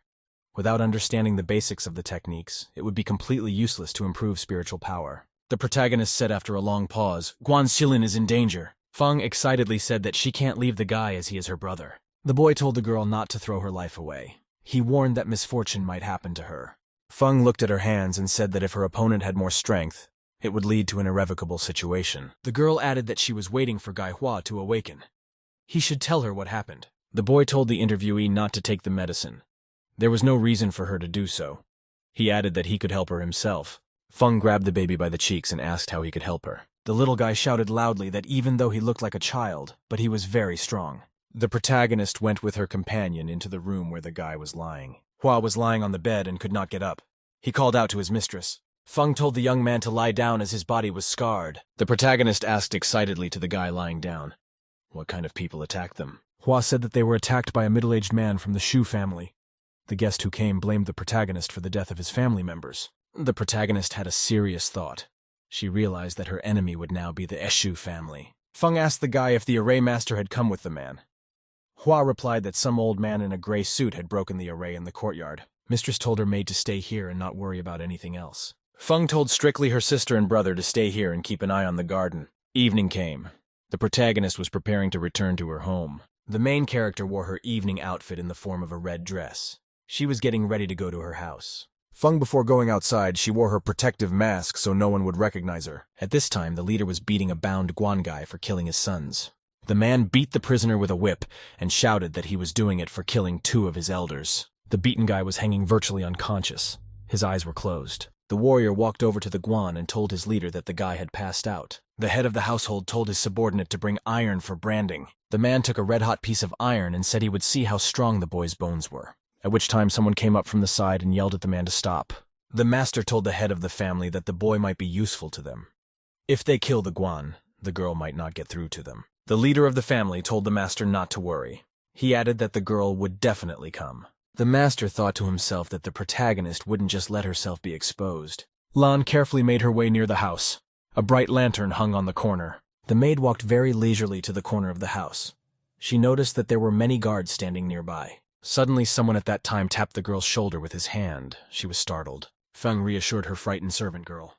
The girl already wanted to draw her sword. The mistress reminded her subordinate that she was supposed to look after the peach blossom garden. The girl replied that she had come because she was worried about her mistress. Feng said grudgingly to her maid that she might have put a damper on her plan for tonight. The maid said very submissively to her mistress that she was at fault. Leng Shuang said excitedly to her mistress that her life belonged to her. The protagonist looked at the maid with a very angry and studying look. Feng told the girl that if Ta wasn't afraid of death, let her follow her. Then both girls carefully and very quietly jumped from the high fence to the ground. Feng warned her girlfriend that there was an array master in the building. She added for the maid to follow her. At this time of night, the head of the household was sitting with the master. The men sat at the table and drank tea in silence. A group of warriors stood nearby. The leader asked the elder, "Will this array be able to hold people back?" He added that they don't know if the girl will come.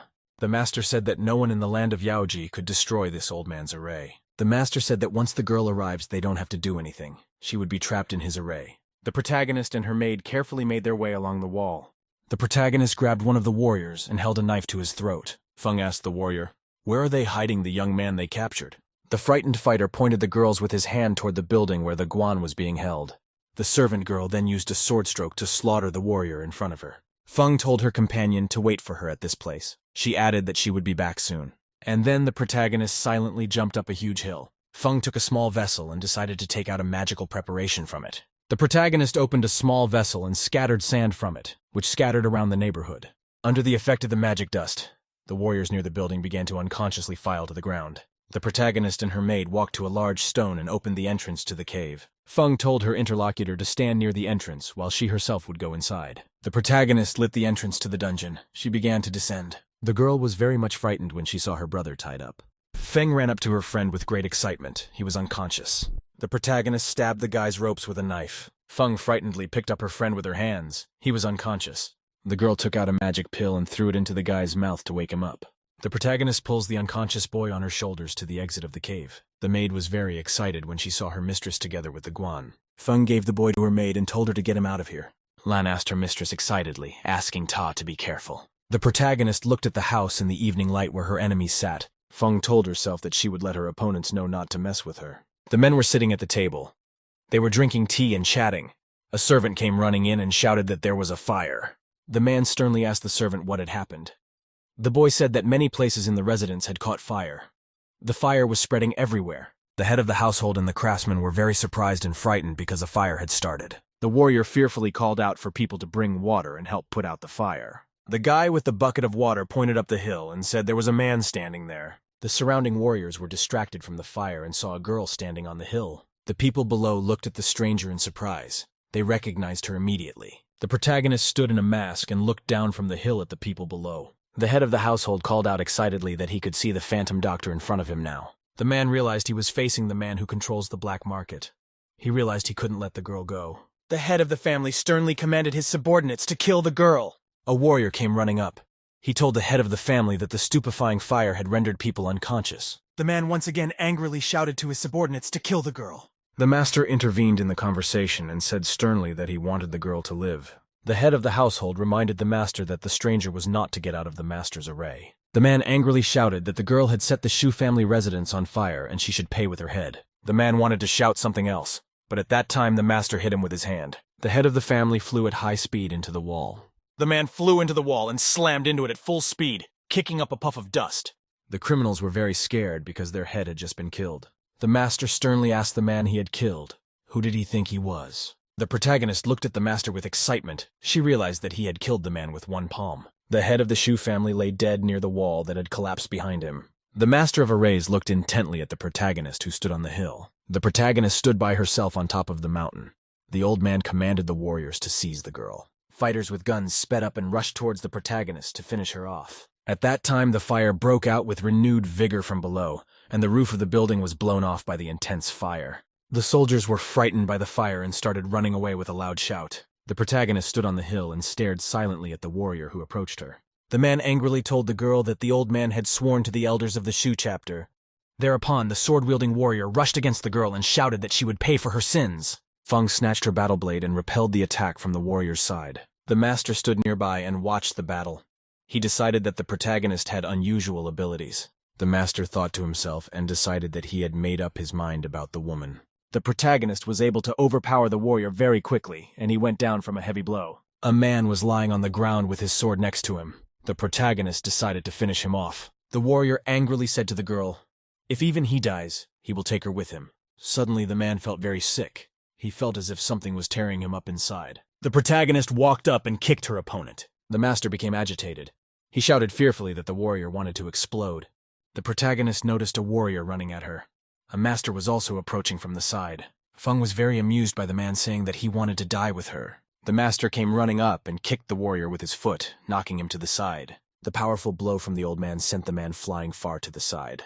Holes appeared in the warrior's body and light came out of them.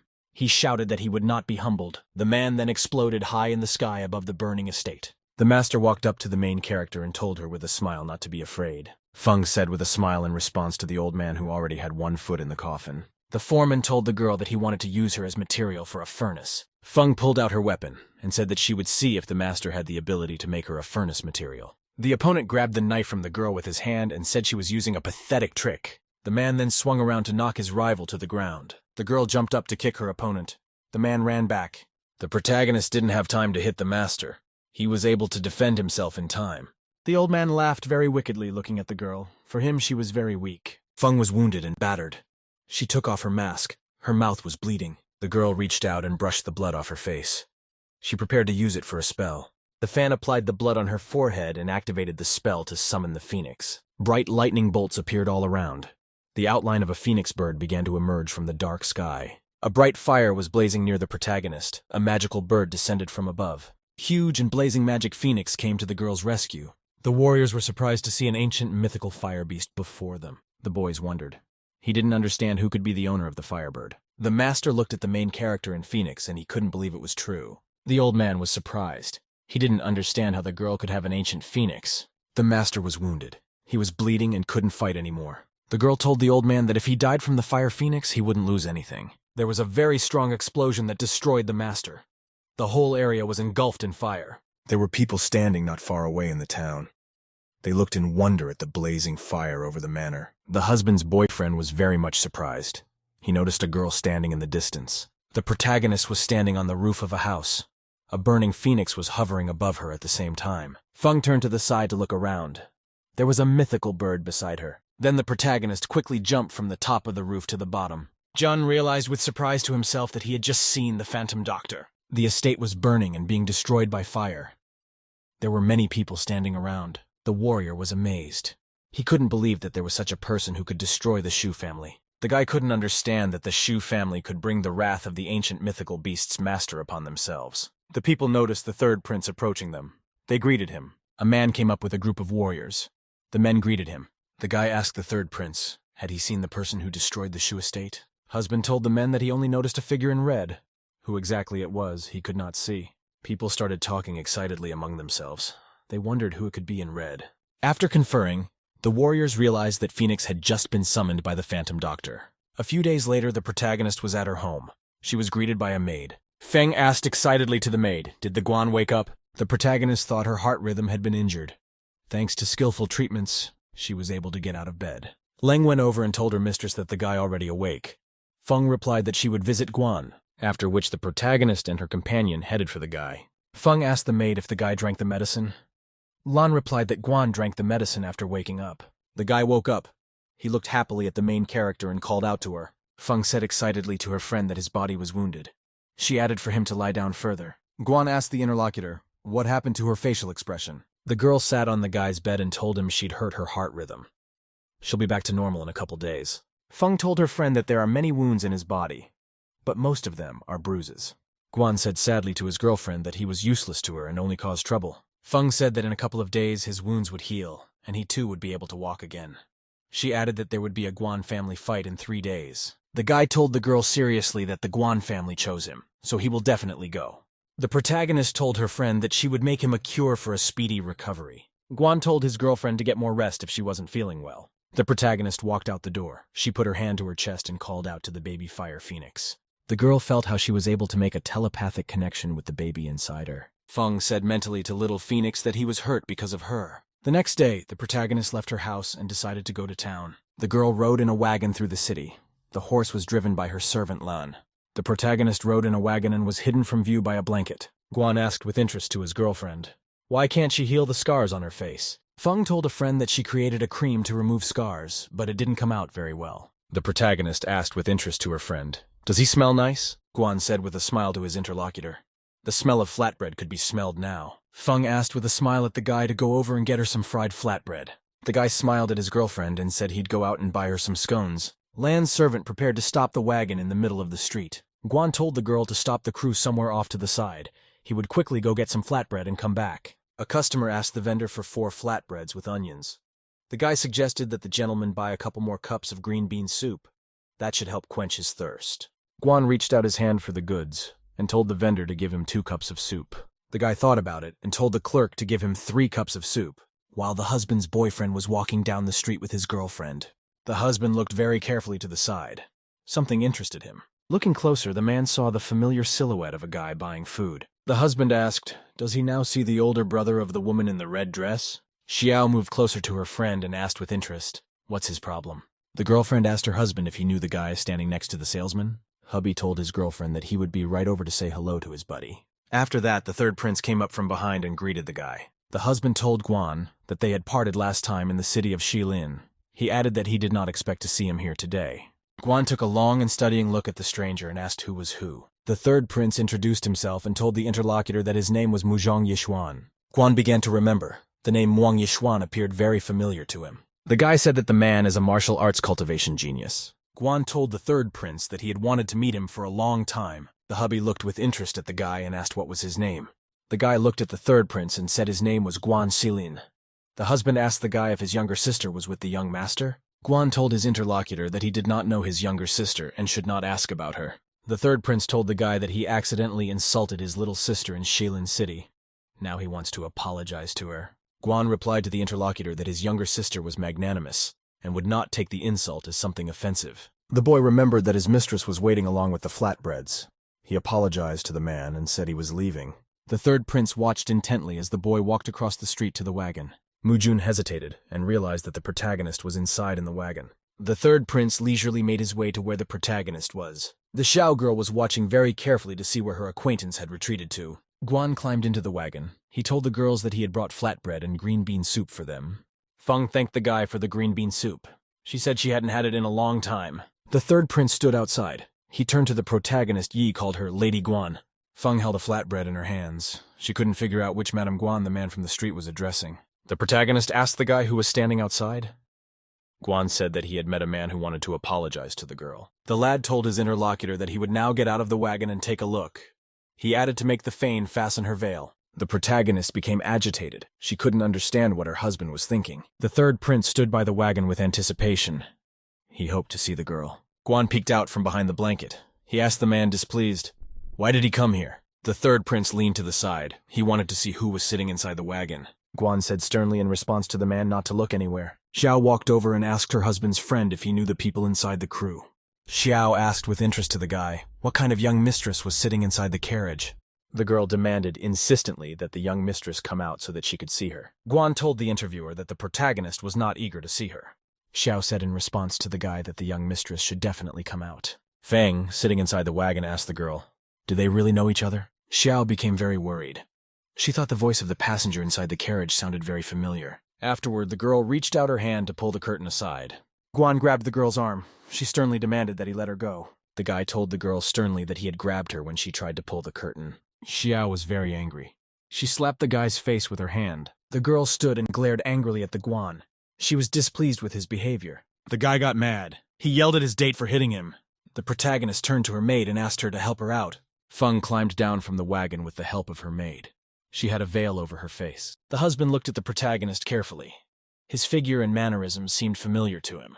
Feng then swung around and slapped her hand several times on Xiao's face. The girl was very angry and frightened. She asked, "How dare the interlocutor hit her?"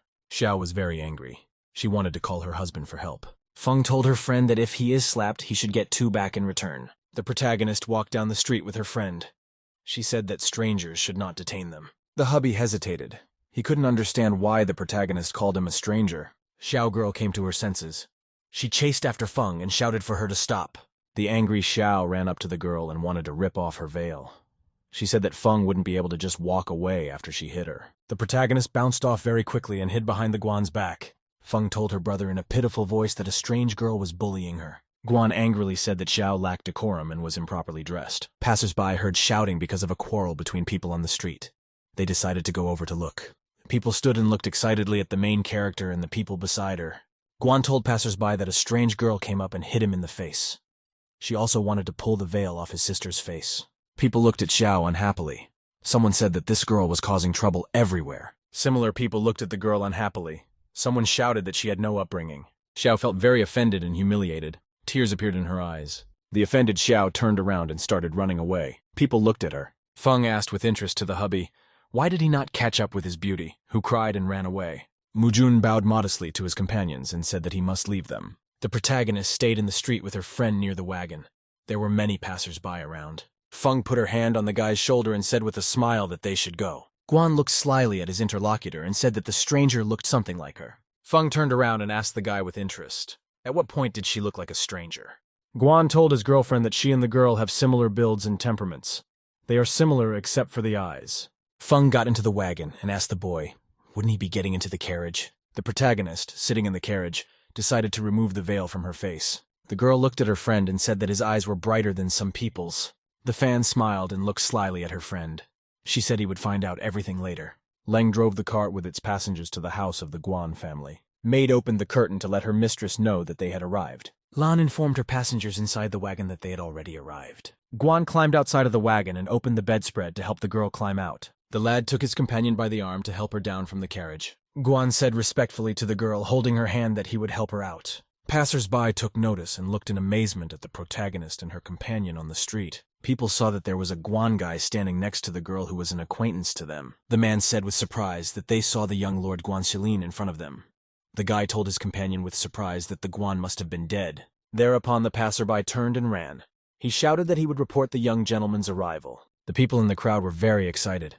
The news of Guan's arrival excited them all. Feng looked at her interlocutor and said, "It's very crowded in this place today." A man approached. He greeted the young gentleman excitedly. The boy looked at the stranger and asked sternly, "Has the contest begun?" The man turned around fearfully to the side and told the guy that the competition had already started. Guan said with a smile to his companion that they should go inside to the arena. The passerby said excitedly to his companion that young Master Silin's aura had become very frightening. The arena was crowded with spectators.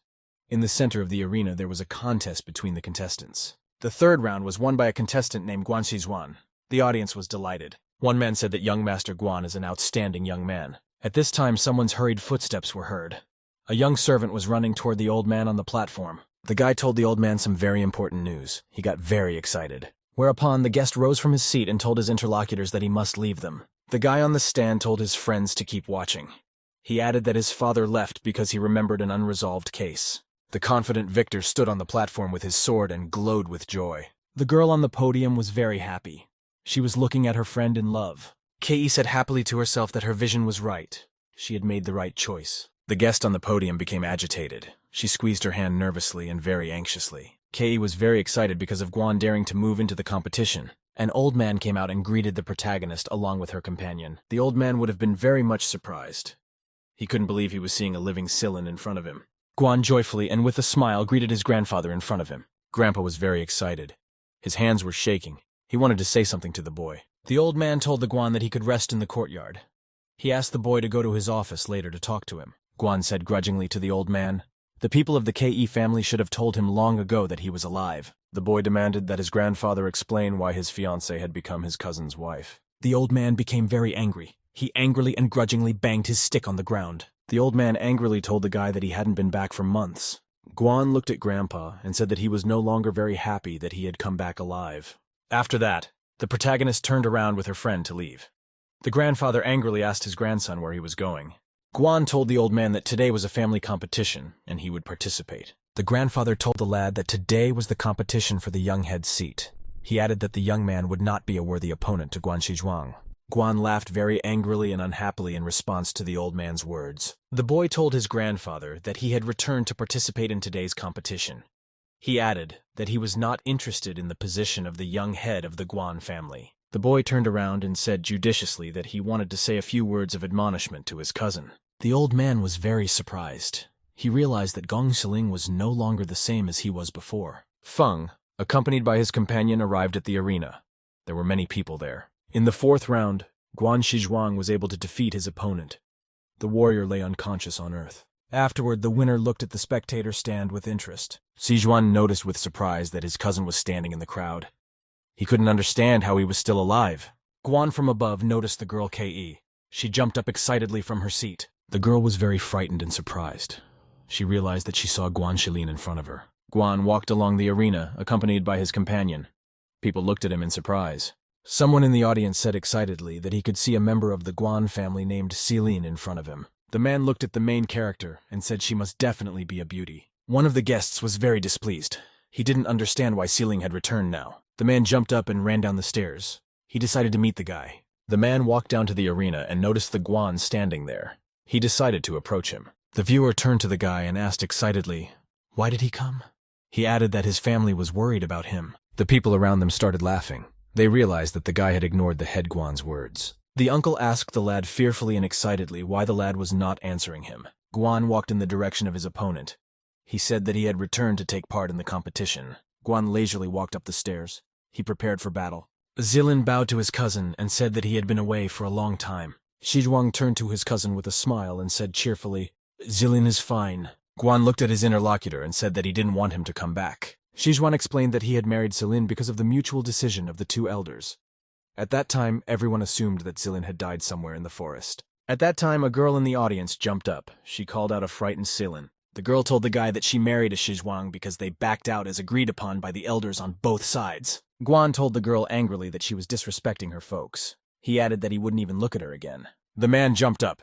He pounded his hand on the table and demanded that Guan Shilin stop his bullying. The guy replied to his interlocutor that he had told the truth. He added that the girl was really indecisive and vain. The man said loudly, "The Ke girl always acted at the direction of the elders." Zilin said judiciously to the man that this is unbearable and everyone understands it. The boy looked at his cousin and said, asking him for guidance. A servant came over. He told the protagonist that there was a place for her to sit down and watch. Feng turned to the acolyte and said she had no need to sit down. The protagonist turned around. The guy excitedly called out to her and wanted to stop her. The Lan, with sword in hand, shouted angrily to the guy to stay away from her mistress. The servant wanted to say something to the girl, but at that time the battle started. Guan was in the center of the arena fighting against his cousin. The fight was very intense. Zilin swung his arm out to strike his opponent with a powerful punch. Guan acted very strong and skillful in battle. He had a lot of energy. Shizhuang tried his best to fight off his cousin. The spectators said with surprise that Zilin had changed a lot and had become very strong.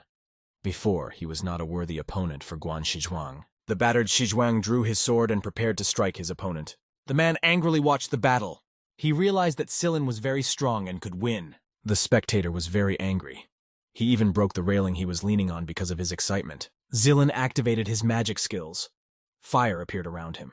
Someone shouted that there was a strong aura of spiritual power key near the guy. The people in the arena looked at Guan Shilin with surprise and admiration. The guy shoved off from his seat and ran full speed against his opponent. Zilin jumped up to strike the hand of the Shizhuang below him with a swing. Zilin was able to knock the sword out of his opponent's hands with a powerful strike. The blade slammed into the ground.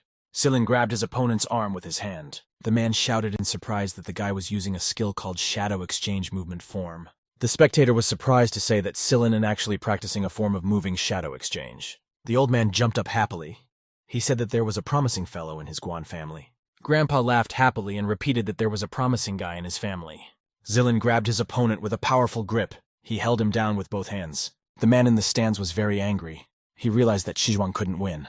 Zilin said angrily to his battered rival Shizhuang that he had lost. The audience was very happy and excited.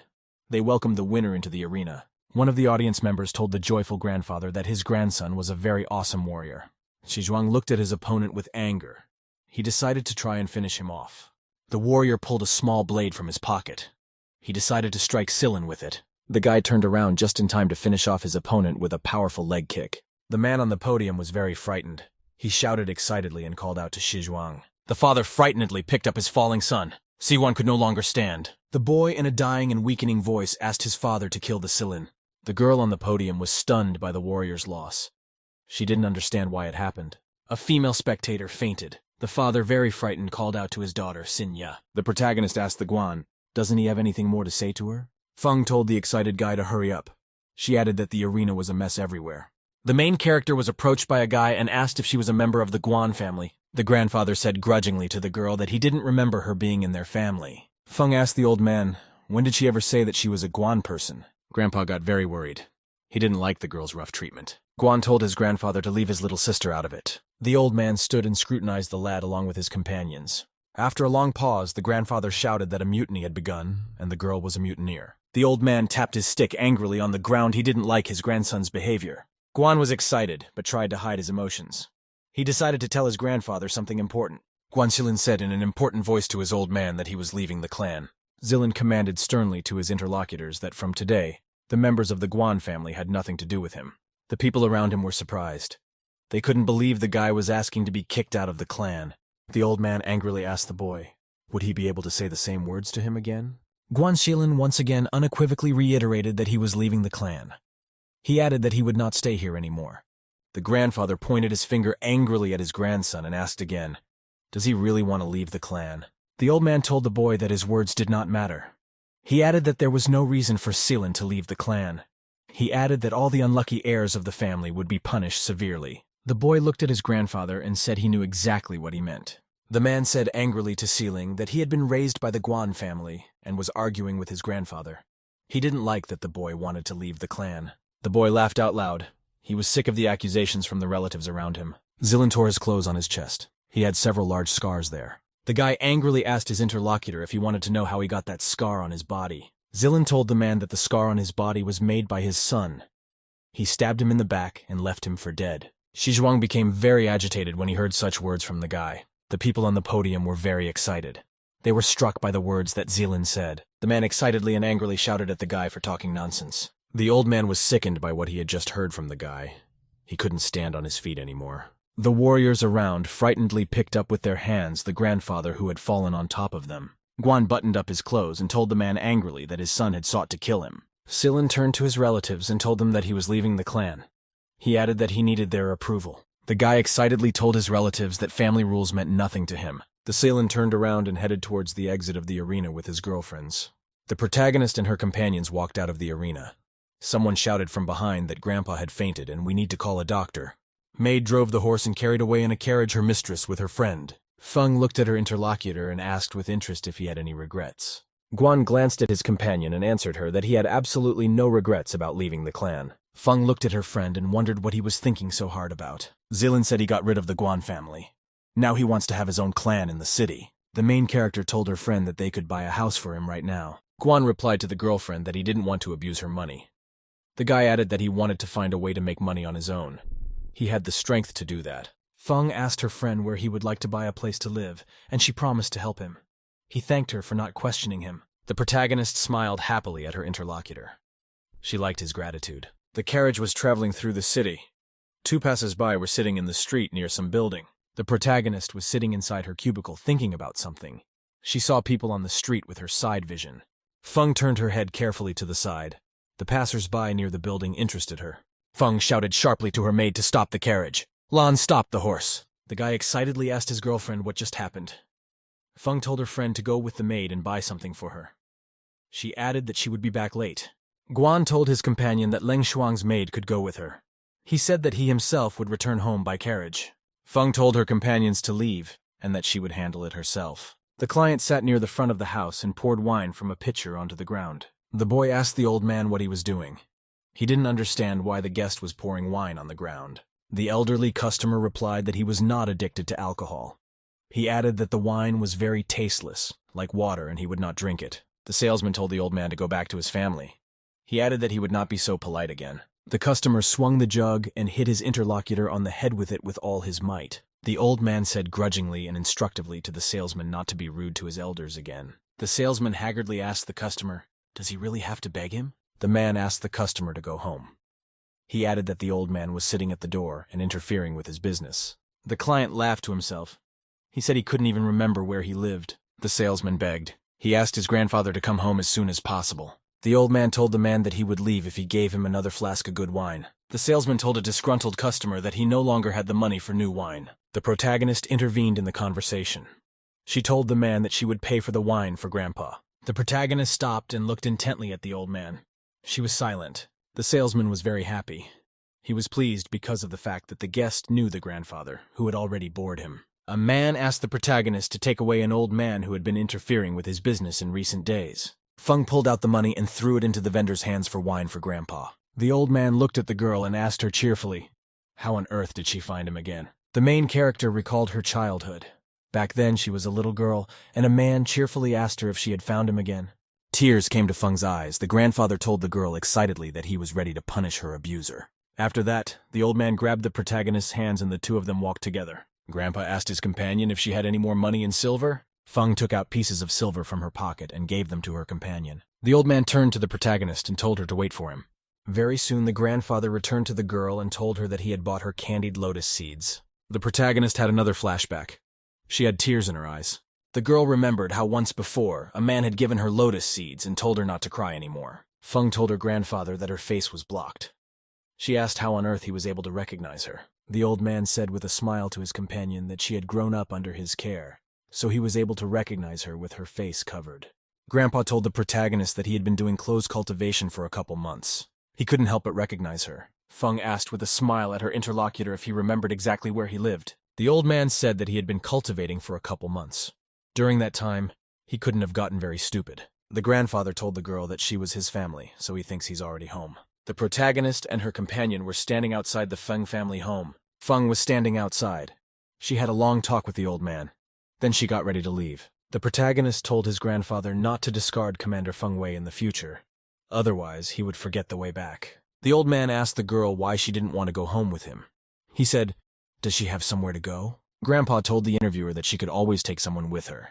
Feng looked at the old man and asked, "Does he really not want to go back?" The old man held the interlocutor's hands and said he could always escort and protect her. The old man took out a jug and told the girl that he hadn't finished his wine yet. The girl looked at the old man with great attention. She decided to wait for him. The man ran fearfully into the building where the clan leader sat. There were warriors standing around. The warrior turned fearfully to the clan leader and wanted to tell him about his grandfather. The head grudgingly asked his subordinate, didn't the latter know that Grandpa had come out of reclusiveness? The man excitedly said that the servant had already sent to search the residence, but there was no news yet. The hubby sat back in his chair and said cheerfully that Grandpa had definitely gone outside to drink wine. The warrior bowed to the third prince and said that he would now go look for his grandfather. He added that the Qingji girl had locked herself in her room after she came back. The man asked Uncle Xiao, "Do we need to send someone to look for him?" The warrior replied that they would look for Grandpa at the liquor store. The warrior commanded a subordinate to immediately summon the Feng Wei who was guarding the grandfather. Hubby went outside to the rose garden to check on his girlfriend. The maid bowed and greeted the third prince. The husbandman was accompanied by a warrior. Guy walked up to the cabin and asked the girl, "Isn't she going to come out?" Xiao was lying under the blanket. Husband told his girlfriend that he had something to tell her. The girl stood up and headed for the exit. She decided to answer the guy. Xiao grudgingly told her friend as he calmly watched her get beaten up. The husband looked calmly at his interlocutor and apologized to her. Xiao looked at the boy with a scrutinizing gaze. She didn't know what to say to him. A girl told her friend that she felt as if he didn't love her anymore. Hubby said excitedly to his girlfriend that she was very, very good. The guy imagined what the main character looked like. Hubby told his girlfriend that a couple months ago, he was still ready to marry her. Xiao looked at her friend very worriedly. The guy asked his girlfriend to listen to him. The husband looked at his companion and said that she was already feeling things for herself. The guy explained to his girlfriend that they were starting to drift further and further apart. The husband explained to his interlocutor that he did not want to deceive her. The guy turned his head to the side and told the chagrined girl that her grandfather had suddenly come out of recluse. He added that they would talk in a couple of days. The girl wrapped her arms around her friend fearfully. She asked him not to leave her. Xiao shouted to her husband in a sorrowful voice that she had already loved him for a very long time. The guy looked at his girlfriend and told her with a smile that he would treat her like a little sister. The interlocutor shouted to the guy that she didn't want to be a little sister to him. Xiao tearfully told her friend that she would definitely change for him. Hubby turned around and started walking away. He told his girlfriend it wasn't the case. The guy told his girlfriend that he had taken a very long time to voice his thought until today. Hubby added that the girl should understand him, and he was sorry for hurting her. With frustration and anger, the girl plopped down on the ground and stared after her friend. Xiao clenched her fist with excitement. She was shocked by her husband's boyfriend's answer. The girl grudgingly told herself that she had done a lot for her friend. But now he was leaving her. Xiao calmed down a bit. She angrily decided that hubby would only belong to her anyway. The protagonist was walking in the evening with her grandfather. They approached a building. The old man asked with interest to his companion in whose yard had they now come. Grandpa looked carefully at the girl and asked why she was covering her face with a veil. Feng took off her veil and decided to tell the old man whose yard they had come to. Grandfather was very much astonished to see his companion without a veil. The protagonist turned to her interlocutor in a calm voice to reassure him. The grandfather angrily pointed to the girl to inform her who had disfigured her face. Feng asked with interest to the old man, why does he recognize her as his granddaughter? The grandfather told the girl not to be afraid. He reassured her and told her he would recognize her no matter what she became. An old man was sitting with a girl at a table. He asked her to tell him what had happened to her while he was in recluse. The old man persisted, asking the protagonist who had ruined her face. The girl replied sadly to her grandfather that there is already one Feng Qing Ge in the Feng family. The old man became very agitated. He jumped up and banged his hand on the table. The grandfather said sternly that no fake girl could walk around the house. He added that the father would definitely recognize his daughter. Feng said with a smile to her interlocutor to go home. She will stay here. Old man asked her if she was afraid that her father would not believe her or would not believe him. The protagonist said in reply to the old man that he would meet Feng Qing Ge in the Feng family. If he still regarded her as his granddaughter, she would return home with him. The old man told the interviewee that he would go back home and see what was going on. He promised to come back later. After a little thoughtfulness, grandfather once more told the companion that he would surely come back for her. The old man returned home leisurely. He was immediately noticed by people in the streets of the city. A man accompanied by warriors ran fearfully towards the old man. The interlocutor asked the grandfather why he had left without an escort, adding that he had looked for him in the neighborhood but could not find him. The old man didn't like the man touching him. He grudgingly said that the man could stretch his clothes. The interlocutor looked long and anxiously at the old man. He did not understand why the latter was displeased. The man ran excitedly after his grandfather and asked who had made him so angry. Grandpa, along with his companions, walked into the building where the Feng family was inside. The old man sat down and sternly demanded of his interlocutor to call the Qing Ge girl. The man was very surprised. He couldn't understand why the old man might need Qing Ge. The interlocutor bowed and asked grandfather with interest, could it be that Qing Ge could cause his anger? The old man got very angry. He didn't like the extra words from his interlocutor. He banged his hand on the table.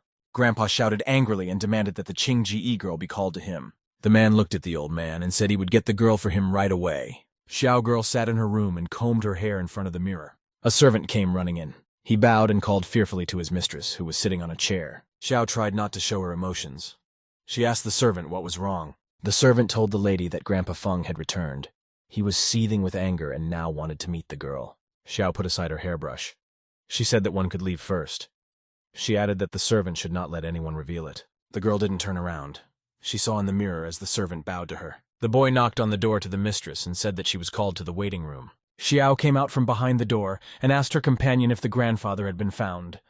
The boy said that the old man and the master were waiting for her in the waiting room. The grandfather was sitting in the hall at the time. He was very dissatisfied and waited for the girl to be brought to him. The man bowed and offered the old man a leisurely cup of tea while he waited. The doors opened and Xiao entered the room accompanied by her servants. The old man angrily demanded that the girl sit down immediately.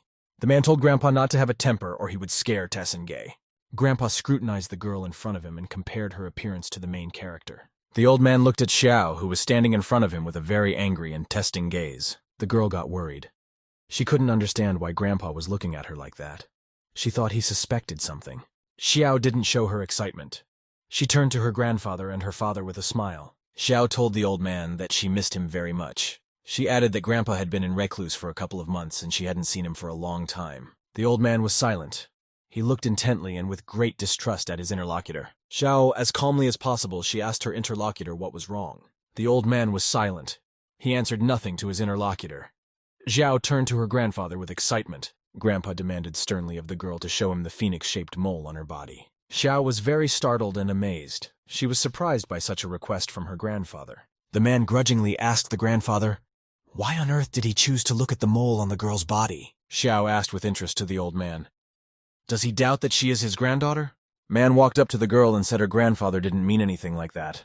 The old man angrily and strongly demanded of his granddaughter that she show him Phoenix's birthmark. The man began to get even more worried. He grudgingly called out to the old man. Grandpa got even more angry. He shouted for his interlocutor to shut up. Xiao obediently told the old man that she would show him the Phoenix mole. Xiao lifted the sleeve of her clothes. A reddish pattern could be seen on her body. The man said reassuringly to the grandfather that the girl had a mole on the spot. The old man incredulously and sternly demanded that the girl approach him. The grandfather dipped his fingers in the tea. He decided to try to authenticate the mole on his granddaughter's body. The old man began to try to erase the birthmarks on Xiao's body with his wet fingers. The girl asked her grandfather in a very aggrieved voice, asking if he had gone too far already. The man told Xiao that it was over and now she could go to her room. The gentleman angrily asked the old man, "Does the man doubt his own granddaughter?" The grandfather replied in a calm voice that he suspected the girl was not his granddaughter Feng. The man asked with interest at his interlocutor, who could have told him such nonsense? The old man said judiciously to the man that a man's eyes can sometimes be blind. Some things need to be felt and seen with the heart. Grandfather said instructively to his son that he had lived many more years than man. The old man explained that if Xiao is similar in appearance to a Feng girl, if even she has a birthmark, it doesn't mean she is that Feng. Grandpa said sternly after pondering. He would find out which way Xiao fools people. The man fearfully asked his interlocutor what the man was going to do. The old man explained that Xiao was not his granddaughter Feng. He threatened to expose the imposter. The man explained to the interlocutor that he knew his daughter exactly. She had been with him all the time and had not done anything unusual. The old man was angry. He called his interlocutor a fool and tossed him aside. Grandpa said thoughtfully he would deal with the fake girl and then return his fen. Xiao girl sat up and stared unseeingly at the mirror in front of her. Xiao got really angry. She started throwing things around and dumping them on the floor. The girl was very angry. She realized that her grandfather might interfere with her plans. At this time, a loud scream sounded from the corridor. Xiao became agitated and turned around fearfully. Suddenly, someone hit the door with all their might and it opened wide. An old man appeared on the doorstep. He was very angry and glowing with anger. He held a sword in his hands. The girl tried to hide her emotions. She tried to address her grandfather in a calm voice. The old man angrily shouted at his companion to get lost. A man ran up. He saw the frightened servants. Xiao screamed and asked for someone to stop Grandpa. An angry old man smashed everything in his path. The girl screamed and begged for help. The man ran up to the old man with the sword and asked fearfully, "What is he doing?" The old man was full of rage. He angrily shouted to his granddaughter that she would not leave him. The grandfather shouted menacingly that he was going to kill the girl. Xiao pleaded to her father and asked him to protect her. The man decided to disarm his opponent. He swung around and hit him in the neck with his hand. The grandfather started to faint. A man picked him up so he wouldn't fall. The lord commanded a subordinate to fetch a Ling to check the old man's condition. Dr. Lin came in. He checked the lying patient's pulse with great care. Xiao asked her father anxiously, "Will Grandpa be all right?" The man looked at the girl and told her calmly that nothing would happen to the old man. Lin asked with interest to the lord, had there been nothing strange after grandfather's return? The man said that the old man thought Chingay was not his granddaughter, so he went with a sword to kill her. The doctor told reassuringly Male that something had gone wrong during the cultivation, and Grandpa had started having a mental breakdown. The man became angry. He angrily shouted to his interlocutor that there was no such thing. The doctor explained that the grandfather must be locked up now, otherwise the old man could be very dangerous. Xiao asked with consternation to Lin, could the old man try to chop her down again? The medic looked at the girl judiciously and said it was quite possible. The man said he would get some more doctors to check on the old man. The father told his daughter that she could go back to her yard. The protagonist was sitting in her backyard under a blossoming rose tree. Len's maid appeared. She looked at her mistress and called out to her. The protagonist asked the maid if she was able to take away the people. Lan replied that the young master bought 5 people. Guan is waiting for Feng in the outer courtyard. The protagonist said with interest that she was going to come out and watch. Guan said excitedly to his mistress that he had bought 5 people. One of the girls turned out to be a cook. The protagonist stood and scrutinized her new maids. She demanded that they raise their heads. Feng asked the maids in front of her for their names. The woman told the protagonist to name her servants herself. She added that the cook would be called Qing Nian. The servants thanked their mistress. The protagonist told her friend to Leng Shuang to take care of settling the new maids. Feng said she was tired and would return home to rest. 3 days later, the girl sat in her house and wondered why Grandpa didn't come for so long. The protagonist put the cup on the table. She decided to look for the old man. Madame commanded her maid named Shuang Er to go to the Feng residence and find out the news. The maid dutifully replied to her mistress that she would do just that. A guy walked in the door. He brought the girl sweet soup from the cook Ching Niang. Feng held out her hands for the plate and thanked the guy. She decided to try the soup. Guan told the interlocutor that he'd come to have a word with her. Feng asked her friend, "What's wrong?" The guy told the girl he wanted to go to the black market and fistfight. Feng asked grudgingly to a friend, "Does he really want to fistfight to make money?" Guan explained that he lacked combat experience now. He wanted to fight now and then take part in the Yaoji country qualifiers. In the future, he might have the opportunity to enter the Star Cloud Improvement Academy. Feng asked a friend if he wanted to go to an academy that was rated 7 stars. The protagonist said that the selection process for the academy is very strict. Guan confirmed that the academy's recruitment of cadets was very strict. The boy added that he had thought it over well. After leaving Yaoji country, he would have a future opportunity to find his father. Feng said with a smile to her friend that if he set a goal, let him achieve it. The girl warned the guy to be more circumspect in the competition. There was a knock at the door. It was the maid who came to see the mistress. Lan entered the room.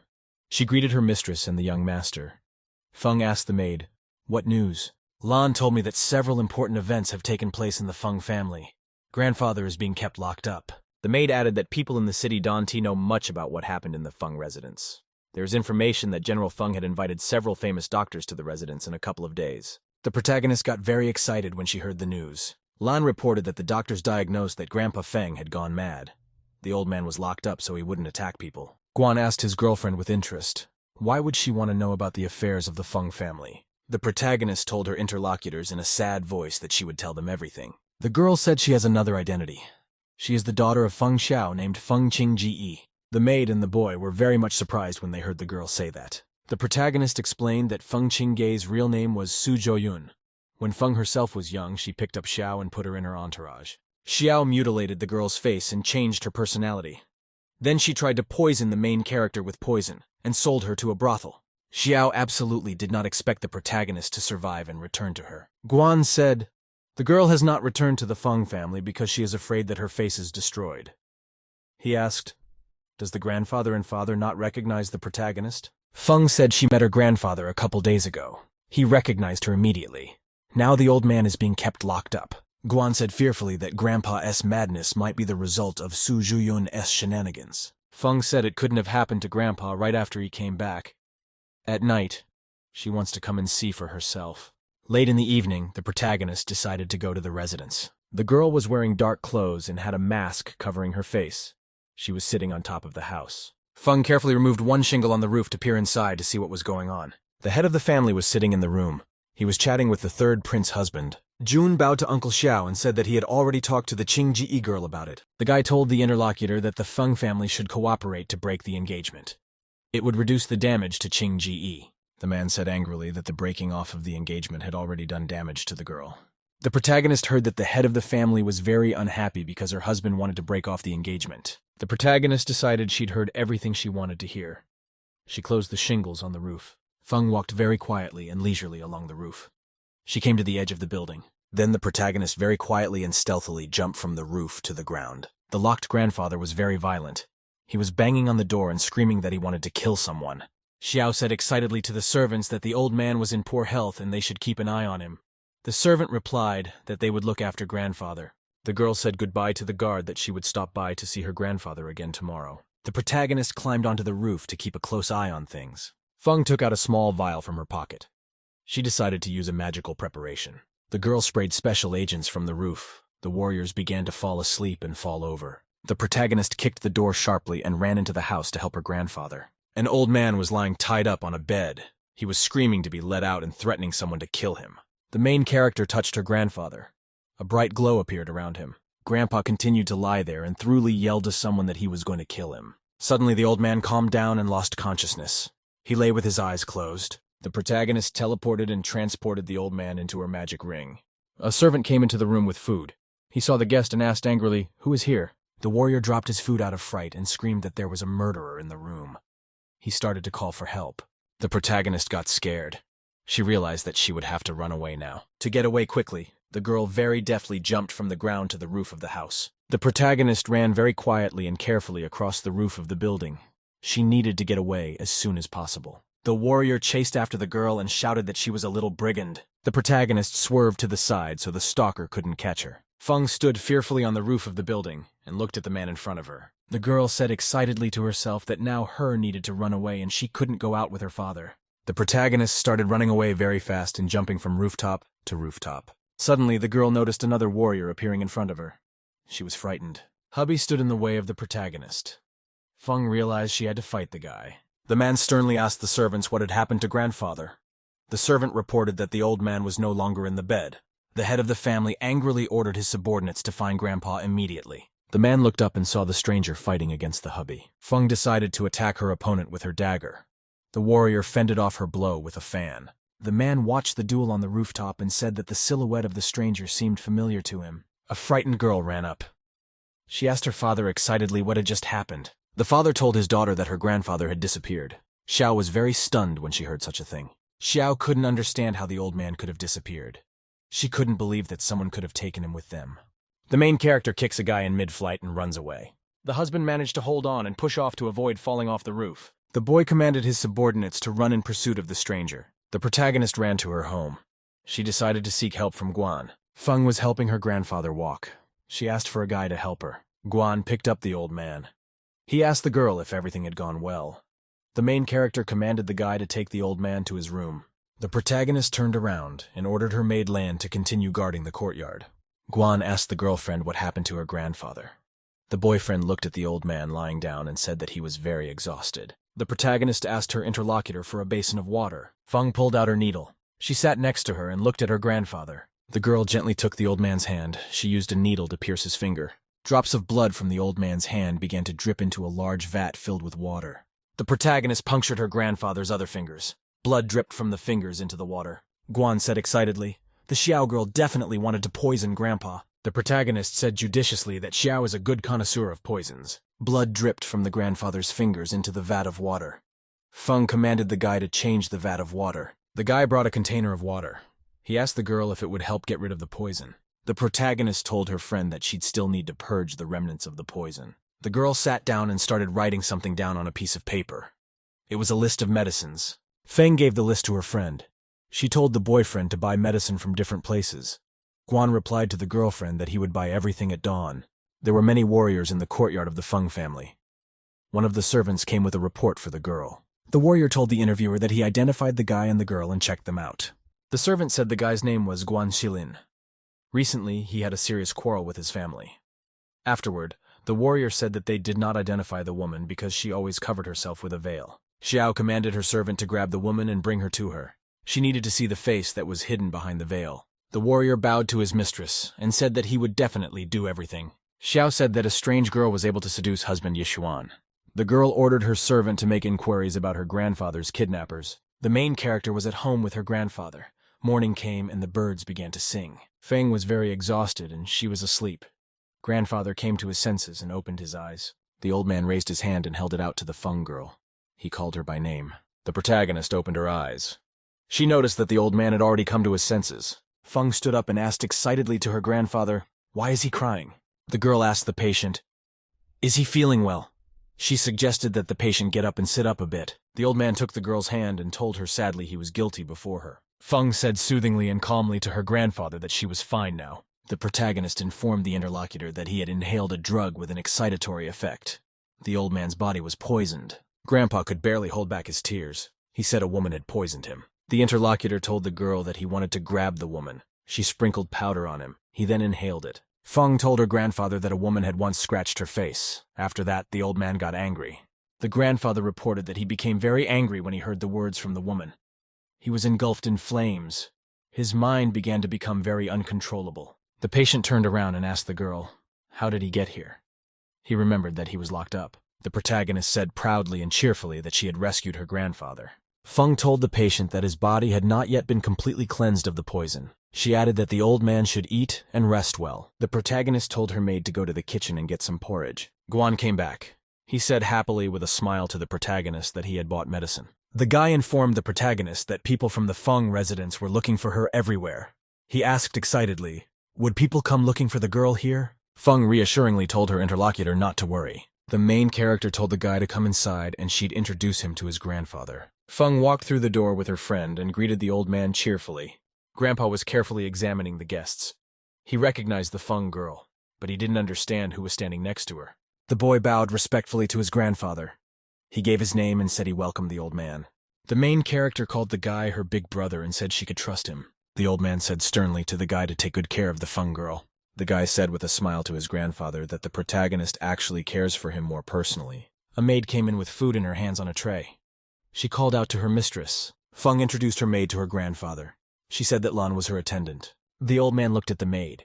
He realized that the girl had great cultivation and was beautiful. Grandpa was examining the Guan. He wondered where the protagonist was able to find these two friends. Feng told the old man lying there that the poison was not yet out of his body. It would be hard for him to digest some food, so she brought him porridge. Guan told his interlocutor that he would go with the maid to the kitchen to make the medicine there. The patient started eating his porridge. He asked the girl how she met her friends. Feng replied with a smile to the old man that she would tell him the highlights. The protagonist told the interlocutor in great detail how she met Guan and the girl Leng. The old man ate his porridge and held out the empty bowl into the girl's hands. He prepared to rest. After eating, Grandpa decided to sleep. The protagonist helped the patient and covered him with a blanket. A guy came up. He said excitedly to the girl that someone was watching them. The protagonist turned excitedly to the guy. She asked, "What did he say?" Guan told his girlfriend that someone was walking on the outside of the house. He noticed someone watching from a dark place. The protagonist told the guy to behave normally with Leng Shuang. The maids, along with Qing Nian, should hide in their rooms. In the evening, a group of assassins jumped off the roof into the yard where the girl and her friend were. The main character was sitting with her friend. They were playing a game of Go on the board. A huge number of black-clad ninjas appeared around. Guan jumped up and asked angrily, "Who was here?" The guy had the main character's back. He told her not to be afraid and he would protect her. One of the gunmen shouted for his subordinates to grab the girl and kill the guy. Guan activated his magic skills. He threw the fighters away from him. Several assassins flew off to the side and banged into the wall of the building. Guan threw another ninja away with another powerful punch. The ringleader commanded angrily to his subordinates to grab the woman immediately. A group of militants dispersed to bypass the Guan and capture the protagonist. Feng stood and calmly watched as the ninjas ran at her. She herself didn't have time to fight back. A girl was grabbed by a sword-wielding assassin. She begged and pleaded for the guy to save her. Guan fought off the militants around him. He shouted for the kidnapper to let the girl go. The fleeing warrior angrily shouted to his subordinates to stop the guy. The group of assassins stood looking at their opponent. Guan prepared to fight back. The guy told the warriors they couldn't stop him.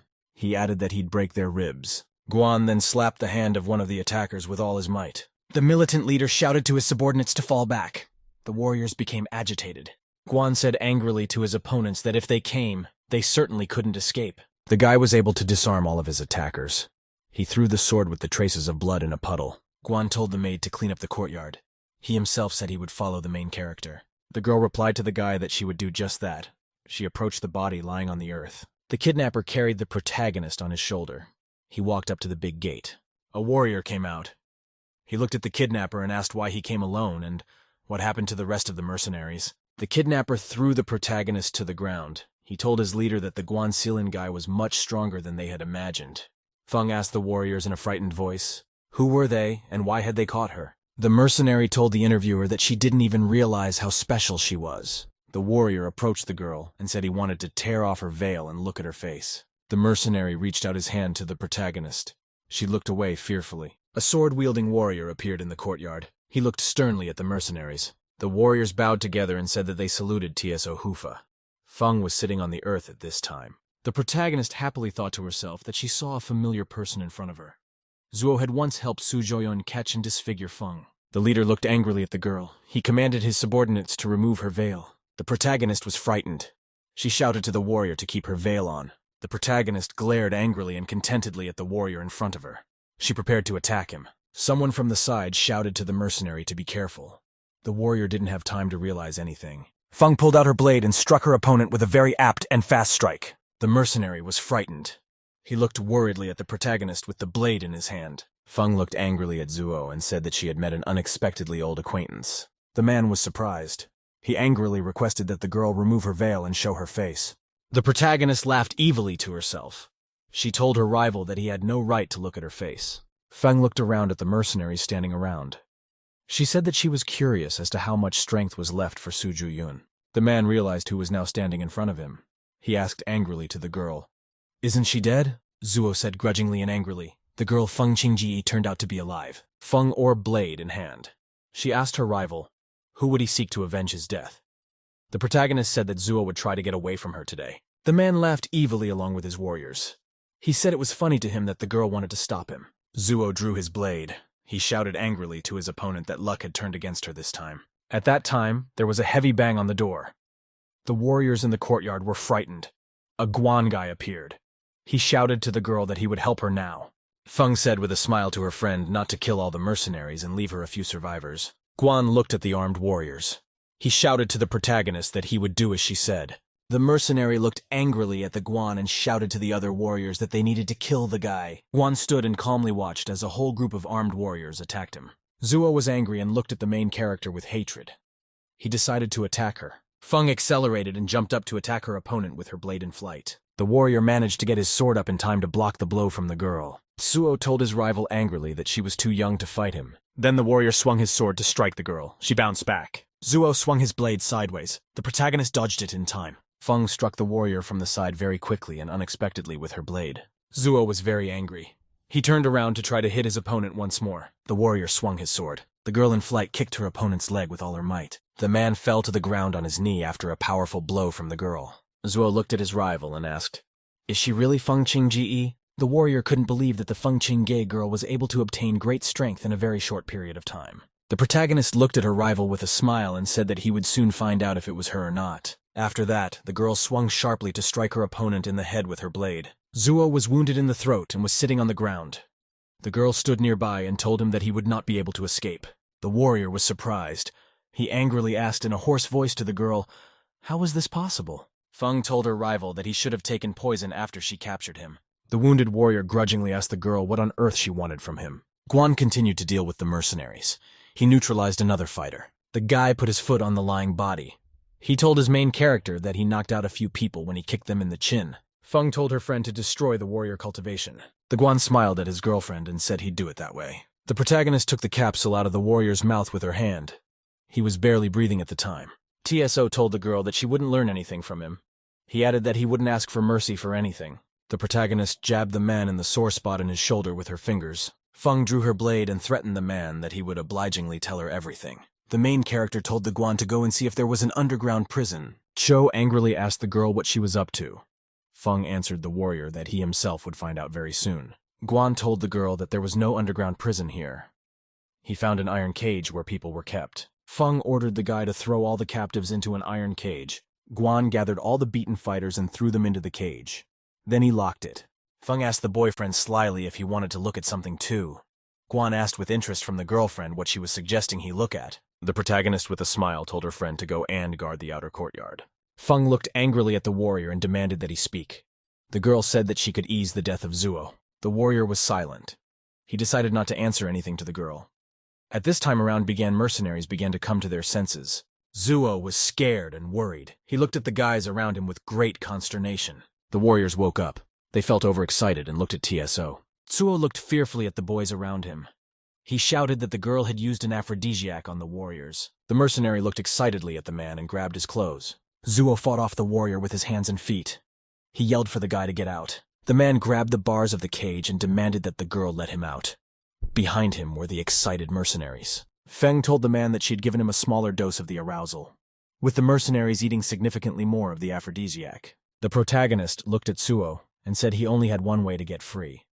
That's to tell her what she wants to know. The man kept fighting off the mercenaries in the cage. He was yelling at them to get out. A very frightened Zuo rushed to the bars of the cage. He shouted to the girl that he would tell her everything. The protagonist demanded that the warrior tell her what power Xiao was subordinate to. Feng demanded that Zuo tell her everything about the girl. The man angrily demanded of his interlocutor there to let him out or kill all the mercenaries in the cage. Feng calmly replied to the captive that the energizing medicine would work on the guys for a while longer. She added that if Zuo stalled, she wouldn't play nice with him anymore. The man was very angry. He angrily decided to himself that the girl was crazy. Out loud, the warrior called the poison gate. The Guan guy was standing by the door entrance and guarding it. He was waiting for the main character. The protagonist asked the man with interest, what was the poison gate? The wars in the cage pounced on the man. So shouted loudly to the girl to let him out as soon as possible. The man slumped to the ground. He yelled for the mercenaries to stay away from him. Feng walked to the door and said that she would never be merciful to an enemy. She added that if Zuo didn't have the courage to kill himself, he could try to fight from his last strength. The protagonist walked out of the gate. Guan asked the girl, "Did she deal with the mercenaries?" The boy excitedly told the girl that the warriors might still be alive. He heard strange noises. Feng laughed to herself. She said she had fed the prisoners poison and they would not live to see tomorrow. Feng told her friend that she would take him to a place where he would get more combat experience. The boy asked his friend, "Are they really going into the enemy's lair?" The protagonist said with a smile to the Guan that this night they would go to the lair. The protagonist and her friend were racing through the forest at night. She was leading him to the right place. Guan and the girl arrived at the right place. They stood on the ground and looked around. The guy said excitedly to his girlfriend to look in front of him. There was a stone on the ground. On it was written that the land of the poison gate begins. All invaders were threatened with death. The boy looked carefully in front of him. He saw threatening green trees all around him. Guan asked his girlfriend, "Is the poison gate the lair of the Xiao girl?" The protagonist slipped the pill to her friend. She said it would help him neutralize the poison. Guan asked his girlfriend, "How could they destroy the poison gate?" Guan said excitedly that there were many people in the poison gate who wielded poisons. The girlfriend replied to the guy that they would respond with poison to poison. The protagonist and her companion moved on through the woods. Xiao knocked on the door in the early morning. She wanted to check on the warriors. The girl opened the gate and asked excitedly, "What happened here last night?" Xiao was very much startled. She looked around the cage in front of her with a frightened look. The girl saw a pile of bodies lying at the bottom of the cage. There was TSO, and next to him the mercenaries. The girl asked fearfully to herself, what could have happened here? Xiao was astonished. She realized that everyone could have been killed by the Guan Sealan guy along with his sister. The girl came out of the gate and she felt really bad about what she saw. Xiao said to herself that the Guan guy was not a martial artist. It was incomprehensible to her how the Zuo Guardian could end up in an iron cage. The girl realized she had to cover up what happened. She set the building on fire. Xiao stepped away from the burning house and silently herself then headed into the city. A girl was walking down the street. She heard someone tell her that the poison gate had been destroyed in the night. The whole mountain was burned and many people were taken into custody. The guy told his friend that the poison gate was very strong and it had been up for several years. He didn't understand how it could be destroyed overnight. The girl ran up to the passerby and grabbed him by the shoulder. She angrily demanded that he repeat everything he had said. A passerby shouted to a girl that his shoulder hurt. The excited guy told the girl that he would tell her everything. He said that the poison gate had been destroyed. The mountain had been burned and no witnesses were left. Rumors had already spread through the city. Xiao was astonished. She looked at her interlocutors and said that it was absolutely impossible. The guy told the interviewee that he had walked around the mountain in the morning. The passerby added that people have been walking to the mountain since the morning. No one has ever understood what kind of force destroyed it. Xiao looked at the guys with a hateful look. She kept saying, "That's absolutely impossible." The girl turned around and walked further down the street. The guy said grudgingly that there was nothing good to come from the poison gate. It wasn't clear to him why the stranger was so shocked. The girl came to the entrance of the mountain. She saw that there was a broken stone lying there. Xiao saw the trees destroyed and lying on the ground. She couldn't believe that such a thing was possible. The girl was angry. She immediately decided that the mountain had been destroyed by her brother and sister. Xiao thought angrily to herself that she would never forgive her brother and sister for anything. The girl angrily thought to herself that she should become the head of Feng. In the future, the Phoenix Guards would be under her command. Xiao looked up and said convincingly to herself that she would definitely get this power and become the head of Feng. A couple of days later, the protagonist was walking in the garden with her grandfather. She asked the old man how his health was. Grandpa said cheerfully to his interlocutor that he could use a couple sips of wine. He added that he could walk on his own. Feng told the old man to wait a couple of days. Then he could drink as much wine as he wanted. Grandpa sat down at the table. He asked his companion when they would return home. The old man reminded him that they had not yet dealt with Su Juyun. Feng told her companion cheerfully that when he was better, they could go home. At that time, a Guan guy ran up. He called out excitedly to the protagonist. The girl turned to the guy. She asked him seriously what happened. The guy was very much agitated. He told the girl to go back to the Feng family as a scandal had broken out. The old man asked surprised, what kind of scandal had happened? Guan reported that the protagonist's father had fallen ill. General Feng has now handed over the leadership of the guards to the girl, Su Joyin. This should help find the grandfather. The protagonist was pensive and frightened. She pondered Guan's words. The guy told his interlocutors that if the girl Su Joyun headed the Feng family, it would be a very big disaster. The old man grudgingly shouted that Su Joyun was insensitive and ungrateful. He added that the man had always been healthy. The grandfather accused the girl of slipping poison. Feng asked the old man, how could the Feng family guards be fearless in front of other clans? She added that the Phoenix Guards were nothing special. The interlocutor explained that the Phoenix Guardians vary in levels. The most mysterious of them is the trump of the Feng family. The grandfather told his granddaughter that she would definitely run into the Phoenix Guardians again. He added that they should go home now, or else there might be a scandal. The old man ordered the guy to get the horse-drawn carriage ready. They're going home. There were a lot of people standing near the entrance to the house. They were walking around and talking among themselves. A large group of warriors gathered in the gazebo to socialize amongst themselves. The guy said thoughtfully, the news had already spread, and the girl should be back here soon. The interlocutor said that quite a few people had come. He had also heard that Father Emperor would also come. The guy with the fan said grudgingly, good thing all the information was kept from them. The interlocutor said grudgingly that the head didn't call them to reconnoiter. If they found out about it themselves, that's harboring. The young guy cheerfully said that the old man had gone into recluse. He added that if the managers found out that they couldn't solve the problem, they would cut back on their break time after training. The guy said thoughtfully that the girl who followed Grandpa was extraordinary. They hadn't revealed her identity until now. The warriors stood in the gazebo and talked further among themselves. They remembered the protagonist, the guy said excitedly as the girl's face was ruined. He asked why no one paid the slightest attention to the image. The warrior asked his interlocutors if they had seen the daughter of the head today and what they thought of her. The guy said thoughtfully that the Phoenix Guards weren't particularly good. The boy said thoughtfully that the Phoenix Guard wasn't very good.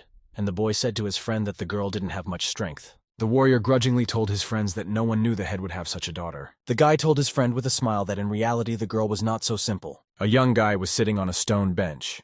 He said with a smile that he couldn't feel anything at all. The warrior said with a smile to his friend that people were approaching them now. The Xiao girl appeared in the distance. She was accompanied by her maids. The girl looked at the warriors carefully. She thought that the people of the Phoenix Guards had reached the peak martial master level. The warrior greeted the lady and asked if she had come to them on business. Xiao looked at her interlocutor with surprise and interest. She asked what was his name. The warrior replied that only the master could hear their names. He added that the mistress could embroider numbers on their outer garments and use them as names. The guy told the girl that she wasn't their mistress yet and couldn't order them around. The warrior told her that they were Phoenix's guards, but they had not yet recognized her as mistress. It all depended on her abilities. Xiao turned around and told her companions that they would still obey her. The warrior watched as the mistress, along with her maids, moved away from them. The guy told his friend that the girl is the daughter of the master. In the future, they will serve her faithfully. The warrior asked grudgingly about how much longer the old man would be giving them orders. At this time, the ruler arrived in a golden wagon. He had servants around him. The girl, along with her favors, bowed. She said that she respectfully welcomed the monarch on his arrival. The ruler looked around at his subordinates and told them all to rise to their feet. Xiao and the others thanked the monarch in a friendly voice. The ruler, along with his subordinates, stood near the gate. They watched the arriving people carefully. A carriage driven by a Guan pulled up.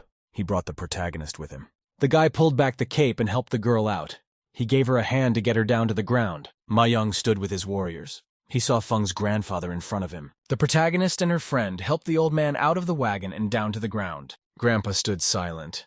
He was looking very carefully at the people around him. The warrior told the old man that because of his absence, General Feng had become ill and anxious. Someone asked the grandfather, "Where has he been all this time?" The old man, with a smile, he looked around at his companions and said he was fine. The man approached his grandfather and bowed to him. The interlocutor asked the lad if the monarch had arrived today. The old man thought to himself that Feng and Mu Yung looked like a worthy couple. The people in the residence were very excited. Someone was running around yelling that Grandpa was back. Xiao asked the arriving guy with surprise, "Is Grandpa really back?" The unexpected girl heard someone coming from the side. She turned around in surprise. The ruler stood up and turned to the side to see who had just walked in on them. The monarch asked with interest to the lad, "Where did the grandfather just come back to them from?" At which time the doors opened and a man entered, accompanied by servants. The ruler grudgingly asked, "So why is Feng Xiao so weak that he needs to be supported?" The servant helped the man into a chair. He said that grandfather was already at the door and he would be here soon. Xiao was very much displeased. She didn't like the fact that Feng Xiao was brought here right away. The door opened and Grandpa walked into the room, accompanied by the main character. Next to him were Muang and Guan. Xiao became very angry. She angrily asked, "How did Feng end up here?" She demanded that the guards capture the girl. The people around them were very surprised. They were looking at the protagonist intently. The old man angrily and sternly asked his subordinates, "Where did the Phoenix Guards go?" A group of warriors appeared. They bowed in unison and greeted the old man. The people looked at the guards in amazement. They didn't understand how these people could be so strong. Grandfather pointed his finger sternly at the girl and demanded that the guards capture her. Xiao was very frightened. She decided to call her father for help. The man looked at the main character and asked who she was. The girl looked familiar to him. One of the guards walked over and put his hand on Xiao's shoulder. Grandfather was standing next to him. Feng walked over to her father and looked at him. She asked if he had already guessed. The man became very much agitated. He held out his trembling hands to the girl's arm. The father told the interviewer in a trembling voice that he didn't recognize that the girl next to him turned out to be a fake. The husband stood by and listened intently. The father told his daughter that he was wrong and that he was bad. The guy asked Uncle Xiao fearfully, "What did he just call the girl?" The protagonist commanded the guards to send her father to his room to rest. The old man looked around at the people around him and said that he was about to tell them everything. The grandfather pointed his finger at the girl and said that she was not his granddaughter. He said that his granddaughter had picked up this orphan girl named Su Joyun. The old man said that his granddaughter treated Su Royun like her own sister. In the end, Xiao took everything away from her granddaughter and took her identity. Grandpa angrily said that Xiao tried to poison him after he exposed her. He added that this girl is cruel and ruthless. The people around them were very surprised. They couldn't believe that Xiao girl turned out to be a fake in reality. The girl laughed evilly. She realized that she had been exposed, but she wanted to justify herself. The guards were holding Xiao. She laughed and decided to address the protagonist. Xiao told the protagonist that she wasn't dead yet. She added that Feng took her grandfather to her and destroyed the poison gate. The girl demanded that the protagonist take off her veil. Then everyone could see that the real Feng Qingge was in front of them. Xiao told her interlocutor that the people around should see that Feng Qingge was in front of them. Feng told her grandfather calmly not to worry. She suggested he go and rest in the courtyard. She would take care of the rest herself. The worried old man decided to turn to his granddaughter. The girl replied that she was fine and could handle it. Feng commanded the guards to lead Xiao outside the gates of Feng's residence. A crowd of people had gathered. They were silently watching the main character and the girl next to her. Feng was sitting on a chair. She asked her interlocutor if she was tired of wearing her face for a very long time. Xiao replied angrily she feels nauseous whenever she sees that face. The girl angrily demanded that the protagonist let her go. She was restrained by the guards. Feng told the guards to let the prisoner go. She added that the girl would not be able to escape. The guards let the girl go. Xiao silently began to knead her hands. After that, Xiao decided to wipe the tears from her eyes. She looked at her interlocutor silently. The protagonist looked at the prisoner and decided to address her with words. Feng asked the girl, did the girl think she couldn't repay her? Xiao told the protagonist that her spiritual power and face were destroyed. A person in such a state would prefer to die. Xiao went to her husband. She said that she had used poison to destroy her rival's tendons and also scratched her face. The girl angrily and with a smile revealed that she had even sold the fan to a brothel. The protagonist ran up to one of the servants and snatched his sword from its sheath. Feng swung her sword and struck her opponent with all her might. Xiao had blood running down her face. The protagonist cut off her tongue with a swift kick. Feng said angrily, "You shouldn't expect a kind word from a bad person." Jun couldn't believe that Qingge was standing in front of him.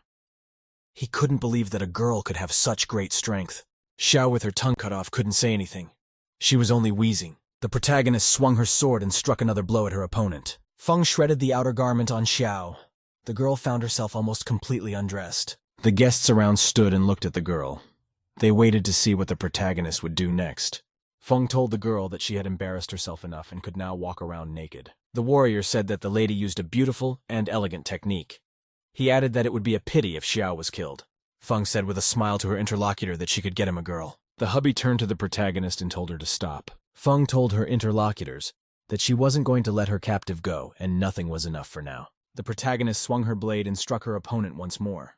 Xiao was wounded very badly and screamed loudly. She was bleeding all over her body. The husband turned to the girl excitedly. The protagonist told the interlocutor that it was an internal matter of the Feng residence and he had no right to interfere. Feng swung her blade at her opponent's hand. Xiao screamed. Xiao was very hurt. She could barely stand. Feng prepared to finish her off. The protagonist told her rival angrily that she would pay her back. Hubby intervened. He activated his magic skills and directed them at the girl. Xiao plopped down on the ground. She lifted herself up and looked at the guy. The wounded girl noticed that the guy had decided to attack her with his magic once more. A magical pinkish glow appeared on Xiao's hand. She couldn't open her eyes anymore. Then the girl dropped dead on the ground. There was a pool of blood around her. Feng said sternly to her subordinates to take and process Xiao's corpse. The protagonist addressed the guests. She said that today was an unpleasant day for everyone. The girl added that she would invite everyone again when her father's body recovered. The man said that this was the case today. They understood, and so they would wait. Another guest told the girl that they would leave and visit her another time. The men bowed together to the protagonist in bitter farewell. The hubby suddenly came up behind the girl and addressed her by name. Leng said that there is a lot of business at the Feng residence today. She added for hubby to come back. The protagonist went to her father's house. The man was lying on his bed with no signs of life. The doctor told the girl that the clan head's health has become very weak. He doesn't have the knowledge to help the patient. Feng looked at the medic and told him to leave. The medic replied that he would. The girl took her father's hand. She told her grandfather that the man would be all right. Feng asked her grandfather with interest if he had ever heard of the ghost doctor. The old man replied that the ghost doctor could save people when they were dying. Suddenly, the grandfather looked at the girl in surprise and asked what she meant. Feng gave the old man a sly look and told him to keep everything a secret. Grandpa asked the guy, "Is everything the main character says true?" Guan smiled at his interlocutor and said he would tell him all about it now. The protagonist took out her magic needle. She stuck it in the patient's neck. The girl was scrutinizing the set of needles. She was looking for another suitable one among them. Feng looked at the old man and asked sternly if he was all right. Grandpa asked the girl how she had persistently kept everything from him. Feng replied that she hadn't had the right opportunity to tell everything. The old man replied that he was good at keeping secrets. He added that Feng and Husbandun were a good couple. Feng told the interlocutor that she would like to get out of the marriage. The grandfather told the girl that Wang Yishuan was a prince no one in the land of Yaoji could compare with him. The protagonist once again told her grandfather that she wanted out of the marriage. Warriors stood near the entrance to the house and argued among themselves as to which of them should leave. Len's maid appeared, scrutinizing the guards before her. The guy asked the maid to inform his grandfather and the protagonist that the Phoenix guards were requesting a meeting. Lan asked to wait for a while. The maid knocked on the door. She told the mistress that 8 men from the Phoenix Guard were waiting for her outside. The protagonist came out of the house. Next to her was her grandfather and the Guan guy. The warriors stood up and all friendly greeted the grandfather and the protagonist. Grandpa looked at the warriors and asked them what had happened. The boy asked the old man, should the guard stay or return? The old man looked at the protagonist with an attentive and studying gaze. Grandpa replied with a smile to the guards that they could stay with them now. The warriors bowed to their grandfather and said they would do as he said. The protagonist stood looking at herself. She wondered what she should do next. Feng told her grandfather that she needed to go and find the manager. She added for the old man to go and rest. At the last moment, Grandpa called the main character over and told her to wait for him. Suddenly, the old man shoved a golden artifact into the girl's hand. She was surprised. Feng held the artifact in her hands and examined it closely.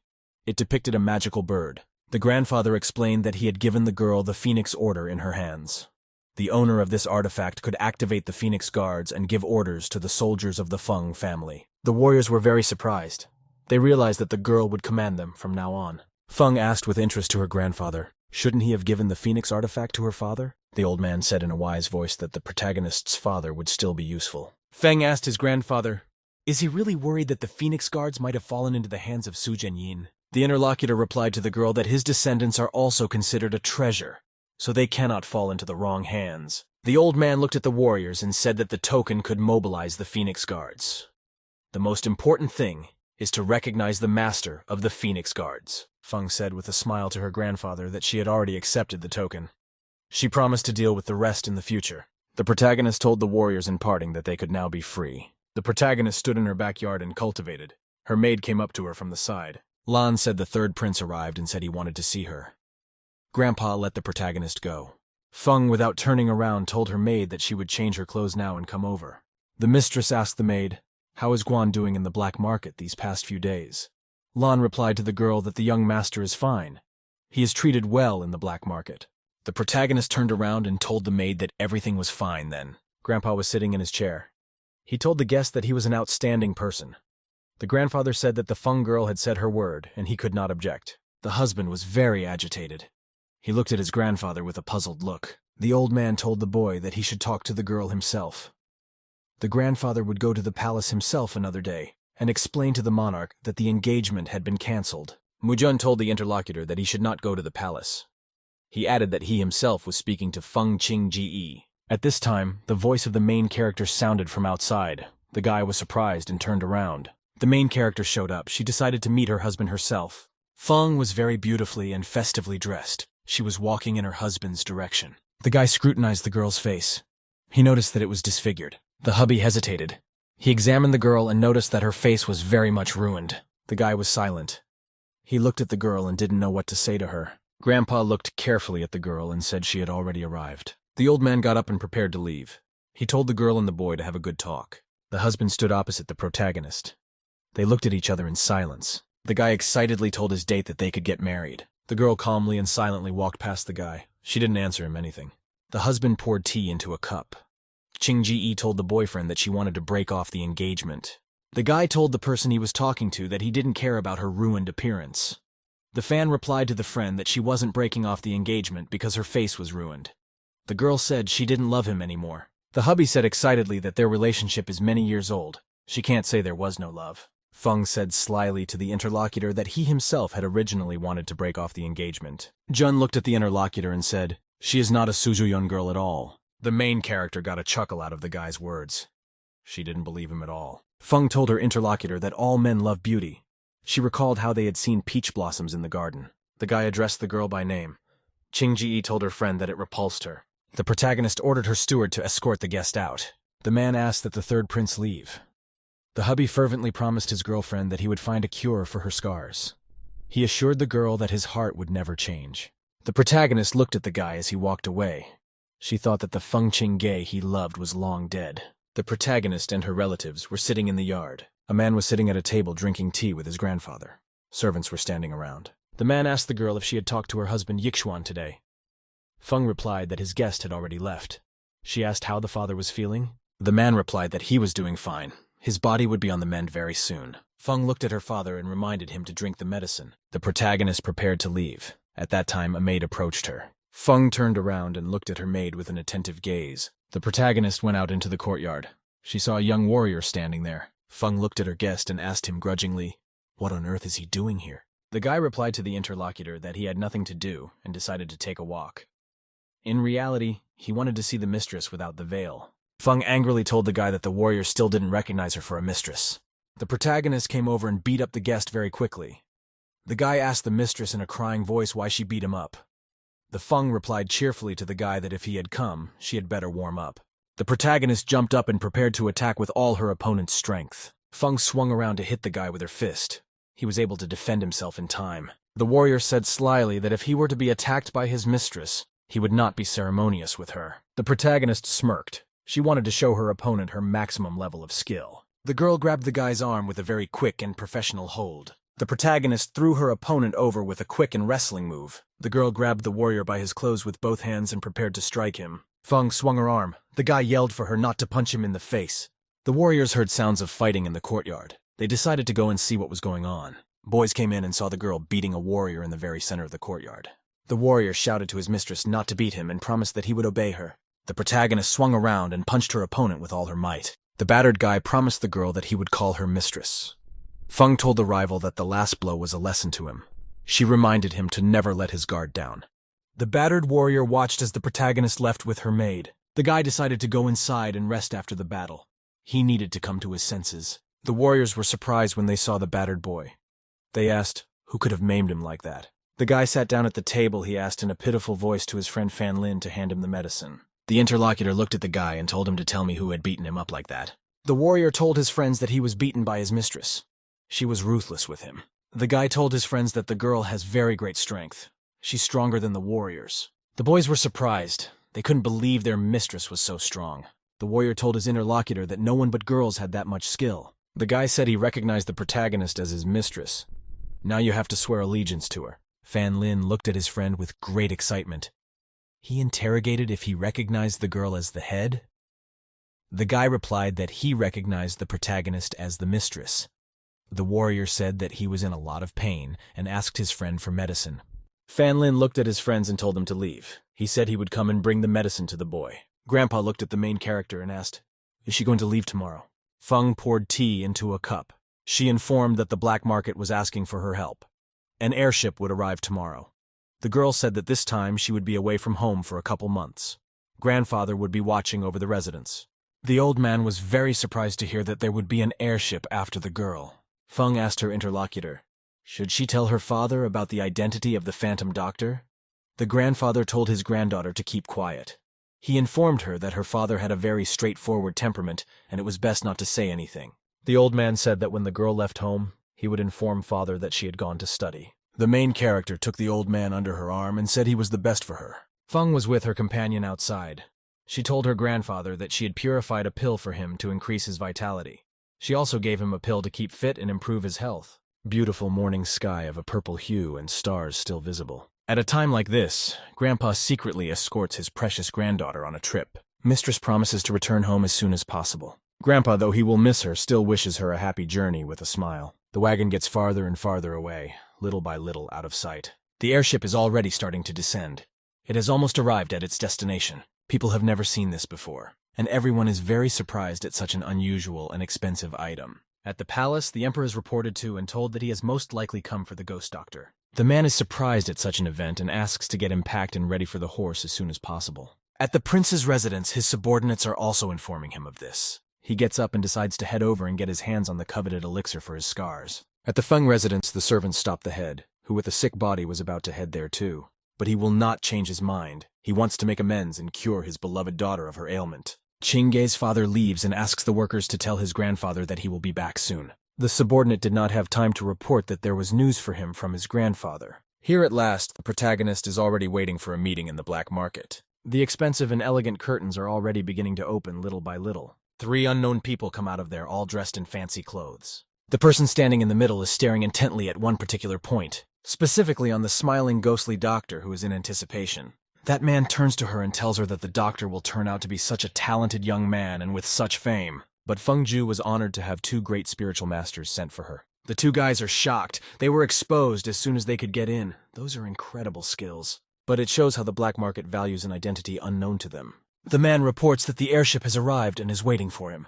A number of residents gathered near the entrance in anticipation. Here's a beautiful lady coming out. Even the rose petals are flying by her. The large crowd was very enthusiastic about the appearance of the ghostly doctor. Here she is, about to pass into the transportation, accompanied by several people. All the public can do is stare and stare back at the blimp. 3 days later, they had almost arrived in the Qingtang state. On the back slope of the Black Market Mountain sits a small spring. The protagonist can safely remove her mask and relax in a warm and quiet place. She smoothly dips her foot into the steaming water. Feng Ju can be seen enjoying all the treatments on offer. There is a masked man standing at the entrance of that place. Most likely it's Leng Shuang. Looks like someone is lurking nearby. The girl notices it and orders it to show itself. She watches intently and doesn't look away for a second. The ghostly doctor turns to the silhouette and asks why it's hiding from people. The girl is hidden under the water, and you can only see her head, and that is very cloudy. An unidentified man apologizes for his inappropriate behavior. Feng Ju is shocked. It's a very similar voice to someone she knows. Turns out it's her uncle, but it's unclear what he's doing here. He really scared her, who knows, maybe they'd send a pretty girl to placate her, and here was a man.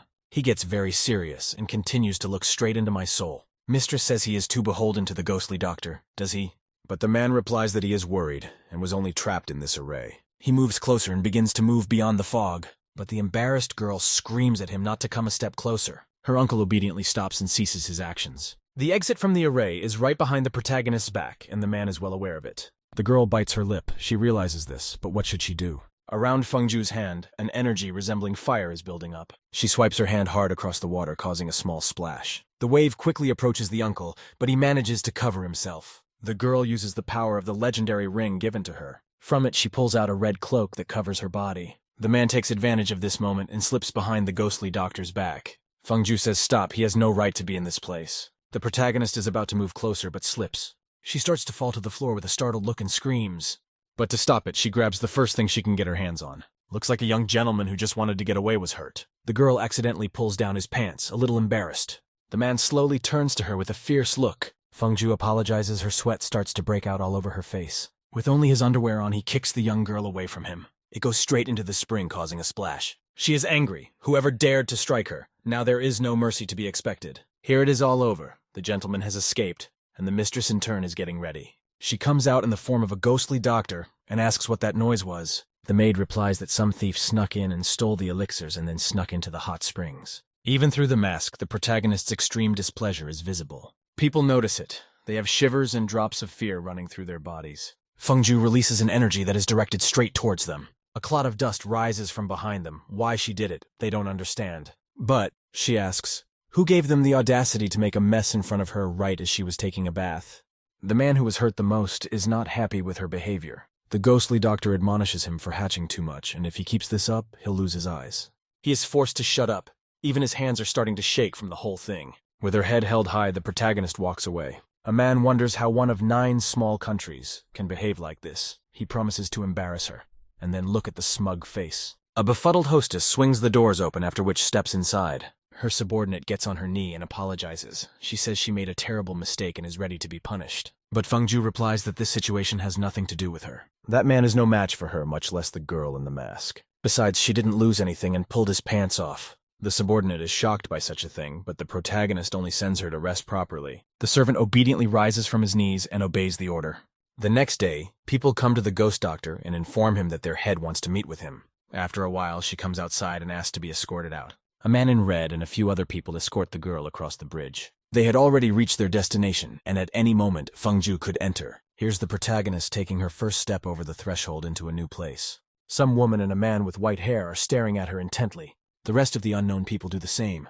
Some of them even have a grudge. The head of this room asks the young ghost doctor to sit down. She makes her way inside and prepares to take her assigned seat. Here's a girl about to sit down on her wooden chair. But all of a sudden, he moves backwards away from the protagonist's ass. The man with the long beard had set it up and was now scoffing wryly. Fengju didn't fall for this ploy because she knew it would turn out like this. Now she uses her energy and pulls her arm slightly to the side. Here is the ghostly doctor sitting proudly and smilingly in his seat. Looks like the chair was taken away from that particular nasty man.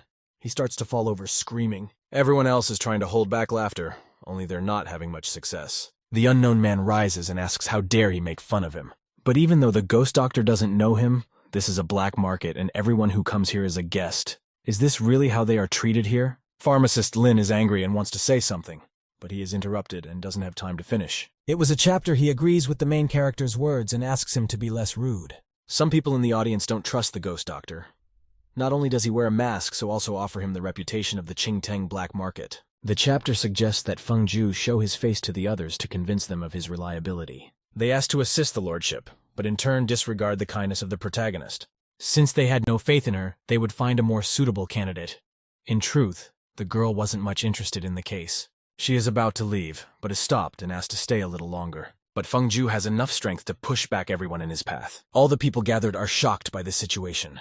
Pharmacist Lin orders the boy to be seized. The girl is surrounded by many people, but she does not lose her temper. The head orders everyone to stop. Many turn in his direction. He asks everyone to disperse to the sides and walks straight down the red carpet to the main character. The chapter turns to the ghost doctor and tells him that he's got it all wrong. This time, the state of the black market is really not serious.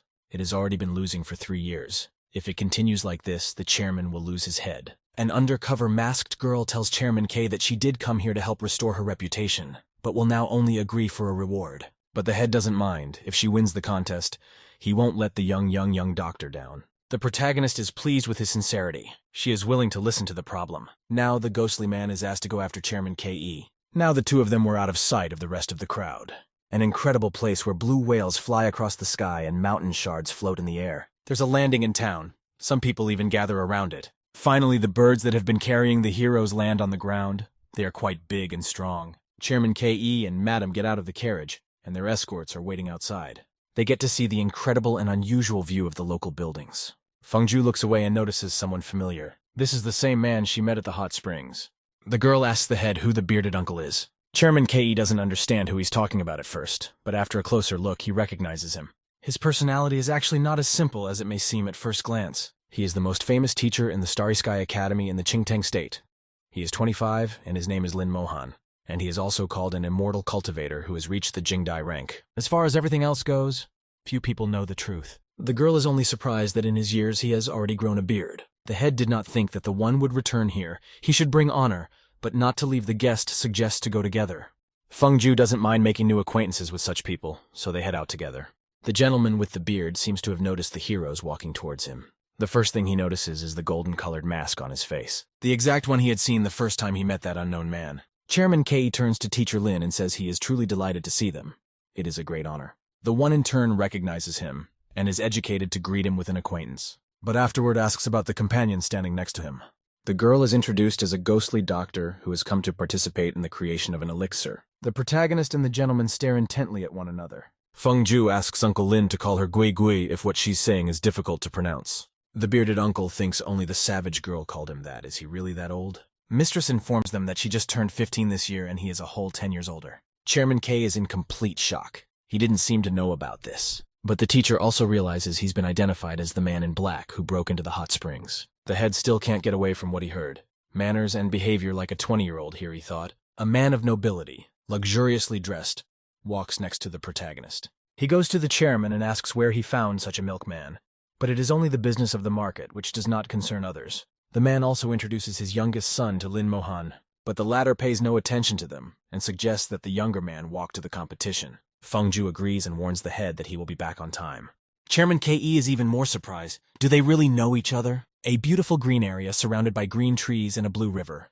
Moving away from the multitude of people, the teacher asks what her connection to the black market is. The ghostly doctor replies that they asked for help, to be the first. This person seems extremely familiar to Lin Mohan. Have they met before? But all he gets for his reasoning is a joke about red underpants. In fact, she likes the color red too. She often dresses in those shades. The bearded uncle makes a remark that this child has very strange hobbies. The girl comes as close as she can and asks what's wrong with him. He is at an extreme loss as to what the protagonist has done. Lin Mohan says that a man should look proper, not like Feng Ju. He turns around and walks away, his long hair glistening in the sun. The referee strikes the gong. Now it's time for the official elixir competition. The first stage consists of qualifiers. You do not need to be a professional scientist to participate. Plenty of families have been excluded and not given up, some through the prevalence of the drug, some through the odor being too strong, and some through the weak effect. From this list were the families of the Watchers, only 30 of the 100 remaining. Viewers are interested in the question of who will take the top spot this year. Only 2 people can match the invention of the transparent doctor, one from Star Cloud Academy, the other an old man from the Medicinal Herbs Union. Turns out it was Grandpa who took the top spot for 3 years and is a 7th stage pharmacist. Feng Ju asks what level of teacher is the Star Cloud Academy teacher. She replies that he is much stronger, and is as high as the 3rd step. The girl ponders that it is very difficult to get into that place, and even if she enters it with the position of a pharmacist, she can hardly become a teacher. The chapter turns to the ghostly doctor and says it's not a sin to lose to such people, but it's just beginning and she's not about to fall face first into the mud. Here, the 2nd stage of the certification has already begun. The winners are asked to come up to the stage. A certain number of people come to the center of all the events that follow. Suddenly, an unknown person's hand approaches the protagonist. She is pushed, not expecting this. She doesn't hold on and falls down screaming. But at some point the girl was able to find her balance. Now she is ready for revenge. She blows like the wind through the crowds looking for the culprit. Feng Ju finds his abuser and pays in the same coin. The girl looks up at him proudly and from on high, raising her head higher. Then Uncle Lin appears from far away. He notices the heroine again. The ghostly doctor casts a fleeting glance at him and continues on his way. The protagonist wonders what his real face is, because he is very secretive. A nobleman orders his servant to send men and bring the lad down the mountain. The master tells the rules. Everyone must choose herbs from the list, and only 10 people will go through. Everyone is trying to cram one through one to be first. People almost fight over the best herbs someone manages to take. Standing next to the ghostly doctor is the same teacher from the academy. Feng Ju immediately realizes who it is and smiles in anticipation of what's coming next. Here the first competition has come to an end, and it's time to start creating cures. The higher the rank, the harder it is to win. The girl collects herbs from all the jars and uses her power to make some sort of mixture. Here, a beautifully crafted potion of a delicate green hue appears in his hand. She holds it out to the judges and asks them to check out her talent. A beautiful lady makes a remark that the potion looks very unusual. To this, the ghostly doctor replies that he has the most real cure. No one is fooled here. The bearded uncle is once again convinced that this man is really not decent. With a smirk, she asks why on earth he's staring at her so hard. The girl thinks about these 2 people who know each other. It's time to present their invention.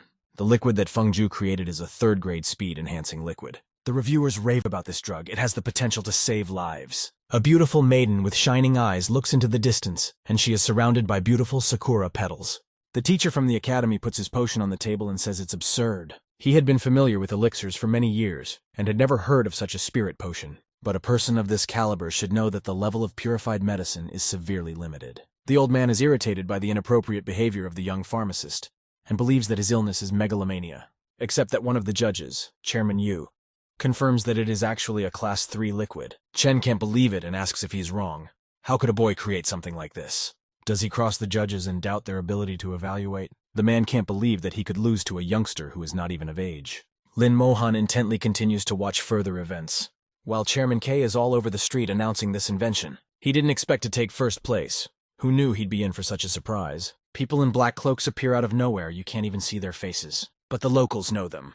They are the men from the Temple of the Pit, nicknamed the Lords of Hell. All the people are frightened and try to run as far away as possible. Madame orders Leng Shuang to go after them at the foot of the mountain Suddenly something happens to her. The girl does not even have time to fully realize everything. Fengju loses consciousness and is picked up by a man in fully covered clothing. Looks like she was their only target and there's nothing else to do here. Leng Shuang is very worried about his mistress and wants to go after her. Lin Mohan notices the fleeing men and is about to stop the scoundrels. He dismounts from his seat with great speed and begins the chase. Half an hour later he returns and brings only sad news. But you can't blame him. Those people appear as spirits and disappear as ghosts. Besides, their power is a force to be reckoned with. A masked girl approaches them and asks if her master is in danger and what is the power of the Yama Temple. Chairman Ke tells them that no family can match their power, and also the power of the head of the pit knows no bounds. Leng Shuang says that the black market is obliged to provide her with help. Nothing should happen to the owner. The chairman asks not to worry. They will be sure to find out his whereabouts. It turns out that this temple has been taken over by a lot of alchemists recently. Those people have already arrived at their base and are greeting head Yama. This man has white silky hair and light clear skin. He asks how the man they were supposed to capture is doing. The man in black reports that he is unconscious. The head of the powerful clan takes his red as blood eyes aside. Then he says he has high hopes for him.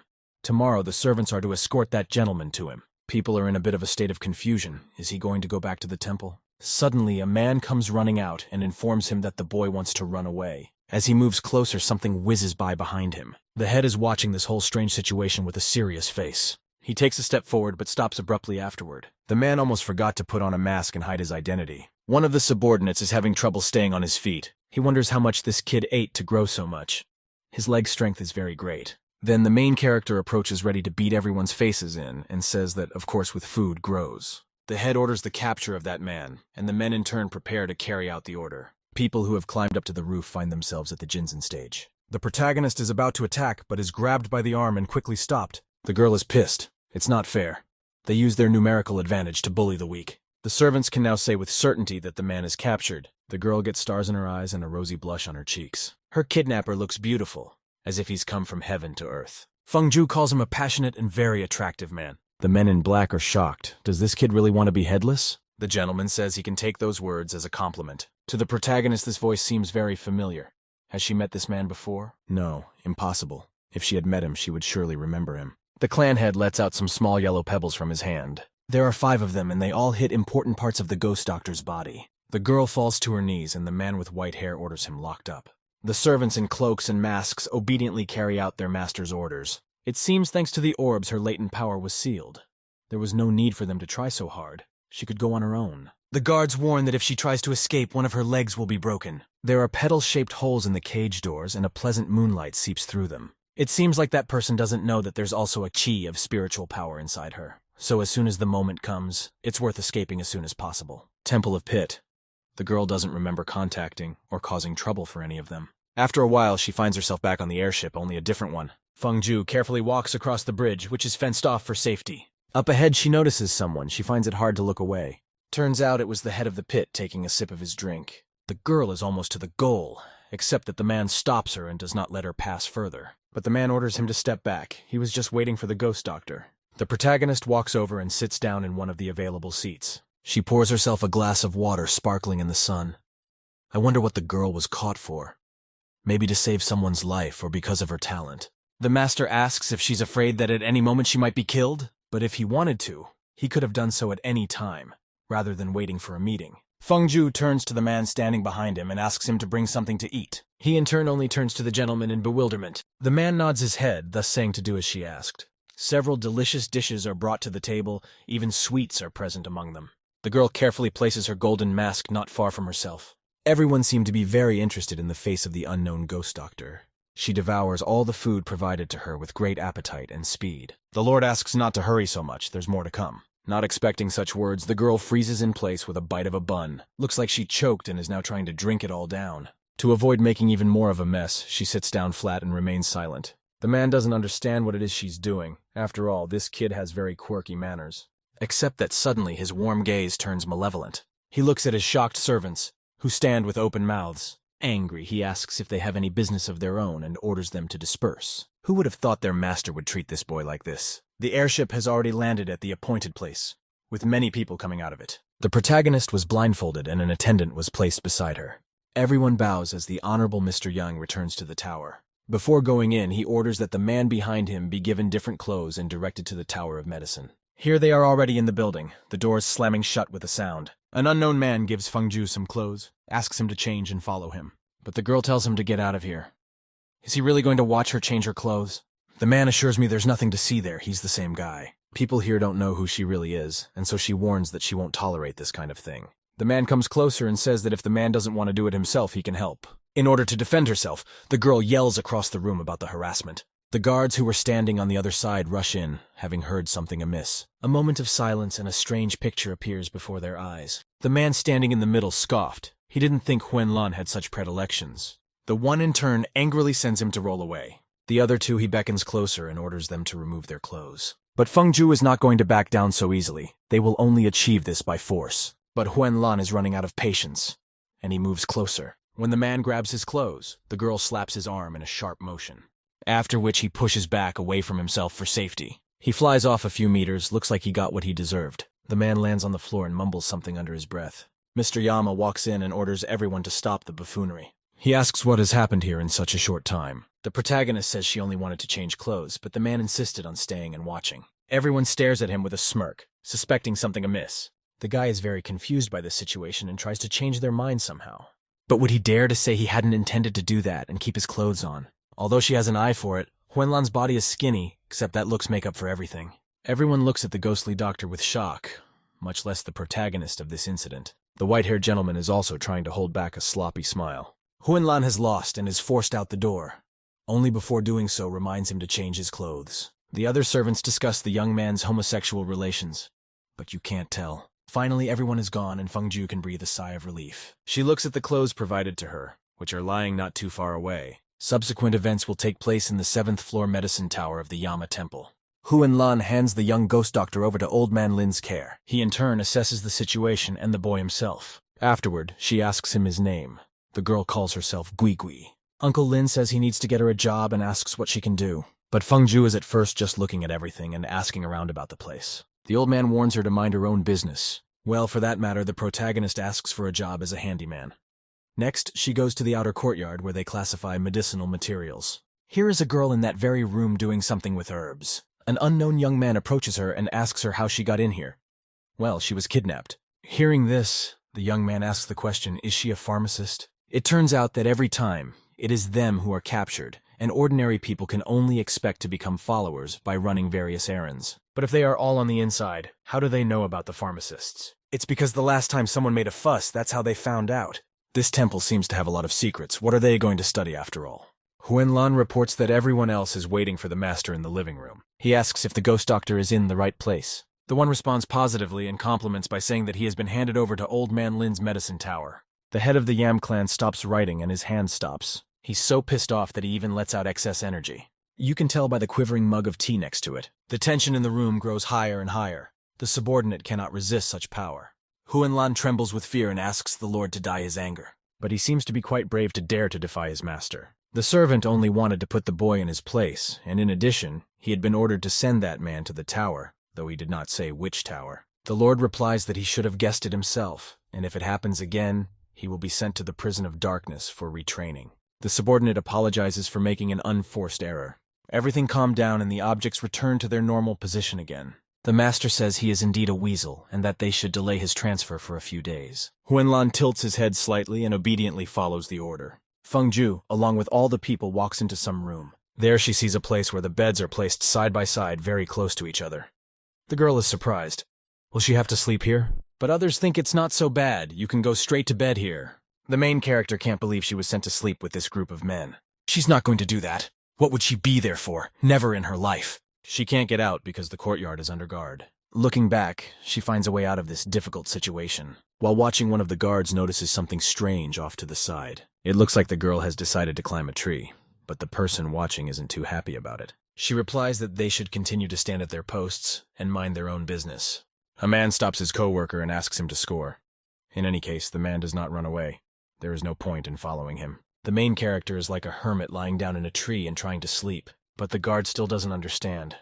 They were given good beds, and he's climbing around in the middle of nowhere. After some time at work, she continues to talk to the young man and asks why the pharmacists stay in the Yama temple. None are resisting as they are being treated very well. But Feng Ju doesn't understand why he says such words. Lots of people are rewarded, and some can even get into the Tower of Beauties where they tumble all night long. The girl is surprised that such a thing exists in this place. Turns out it's the temple's information network. It's a collection of lovely ladies from various places.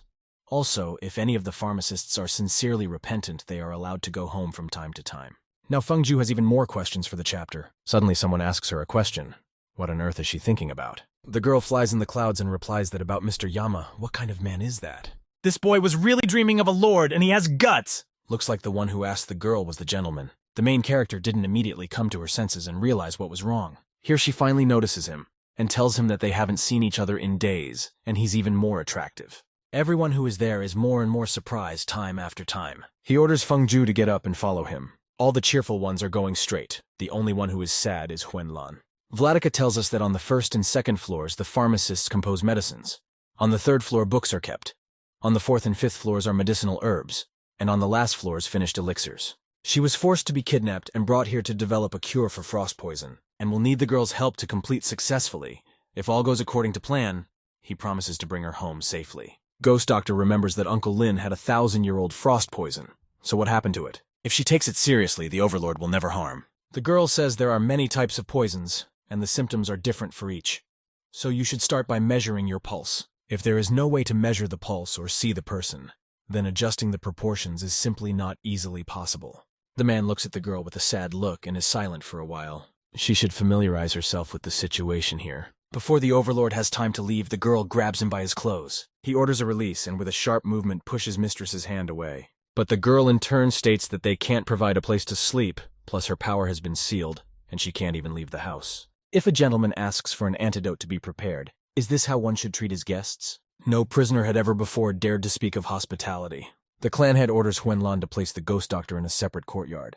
Now he is finally leaving and his silky hair is developing a trail. Huenlan asks to leave first, because there is something wrong with his lower body and should see a doctor. The main character appears again, and says that if a man can't get it up, it's a disease, or rather karma. Well, since he had such a problem, no wonder these 2 days Huenlan was exhausted. I don't know why he gets angry and claims she did it. But the Ghost Doctor is in denial. She doesn't care about such things. Huenlan becomes even more annoyed and embarrassed. The master says it is better to go to a doctor. There are many things to be found in the Chinese medicine tower. The head of the clan walks forward. Most likely talking about something like this doesn't really appeal to him. The younger ones in turn feed ahead dealing with each other. Finally, Feng Ju catches up with the master and asks if he's here waiting for her. But in response, she is simply told to stay out of the way, or there will be a lot of trouble. Without saying anything more, the person just turns around and walks away. Feng Ju is puzzled by his actions towards her. Third floor, herbal medicine warehouse. The girl is very happy to get here. There is anything here, and now she can make a cure for her scars. Old Man Lin asks why she needs all this. Every ingredient here is worth thousands of gold. But since she needs to make a frost poison potion, there's a great excuse. Except that Uncle knows a lot of things, and the effects of these herbs don't meet the requirement of an antidote. With all her might, the girl comes up with stories to help convince the man. Feng Ju manages to accomplish her mission. She is even offered help. Here's a girl finally being assigned a nice house. In that place, she experiments and makes elixirs for herself. A subordinate brings a report sheet and says that none of the medicines are suitable for treatment. But Guigui insists on using them, and he hopes the gentleman won't focus on the wrong thing. From the words he heard, the only thing he's interested in is how the ghostly doctor introduced himself. Guigui? After that, the Overlord simply orders that person to leave. Worried old man asks what to do with the herbs after all. Henceforth, to all warnings, the head says that if need be, Feng Ju can take anything. Some strange sounds are heard from the girl's new yard. The head of the pit, who is passing by, wonders what is going on there. Without knocking, he walks in there and asks what the hell she did. The protagonist asks why he came running to her instead of doing other things. It turns out that the girl also managed to bandage her breasts to make them look flat. Why on earth is the man looking at her so strangely? The maiden becomes a little uneasy. He recognized it. It was indeed that girl from the Jufu forest. She was the one who had saved him. Feng Ju wondered if he would continue to watch her like this. The cold-blooded gentleman seemed to have butterflies flying in his stomach, embarrassment visible even behind his mask. The man just runs away quickly without even saying a word. Now the protagonist thinks the gentleman is even stranger. Feng Ju was left alone in peace and could continue her skin treatment. Guigui meets an old man who asks what is rubbed on her face. Turns out it can't be washed, and she's going to go get some more herbs. The girl makes up a story about a failure in an experiment, and to avoid wasting ingredients, she used them. Grandpa can't help it and just lets her go. Still, what a ghostly doctor of ruin such a Having gained a lot of Fengju stuff, returns satisfied to her backyard. Again, she spends all day making various medicines. Night is already falling. Everything there is illuminated by the moon and stars. Huanlan comes to see Mrs. Ghost Doctor, so what does he want? With a good mood, the clan head takes a sip of delicious tea. He asks Ying Yi where his subordinate Huanlan has gone. It is reported to him that he has gone to a ghost doctor for treatment. Suddenly, his look becomes serious and concerned. The man snaps out of his seat and walks away. Ying Yi didn't expect this turn. Fengju meets Huanlan and asks what business he has come for. No one seemed to be able to help him, so he came to her for treatment. Even though she's a famous doctor, she can't cure everything, and in addition, why should she? But the man thinks she's the reason for his troubles. Since it happened like this, why not just be from the bottom? Spending so much effort on treatment is pointless. Huanlan remembers that situation, and he feels very ashamed. He's willing to make concessions, so what will she want for her help? Before we know it, the girl is already announcing that the procedure is over. Huanlan is glad it's finally over and he can live a normal life. The ghostly doctor warns that he will see the result tomorrow morning. Now he can pack up and go on vacation with peace of mind. But then Huanlan happens to notice the head of the Yama clan in the doorway. He's getting scared for some reason. He didn't expect to catch it. The gentleman goes inside and assesses the situation going on there. The first thing he pays attention to is the lower part of his subordinate. In a heavy and rough voice, he asks if the girl will help him heal. Without any further ado, Fengju replies positively. Hesitantly undressing and after saying those words, stares intently at Huanlan. Ta confirms how to insert needles with clothes on. Of course, you have to take everything off. The subordinate doesn't realize what he did to make the head so angry. There is energy and a lot of pressure coming from the irritated gentleman. Disheartened, he looks at the main character and doesn't say another word.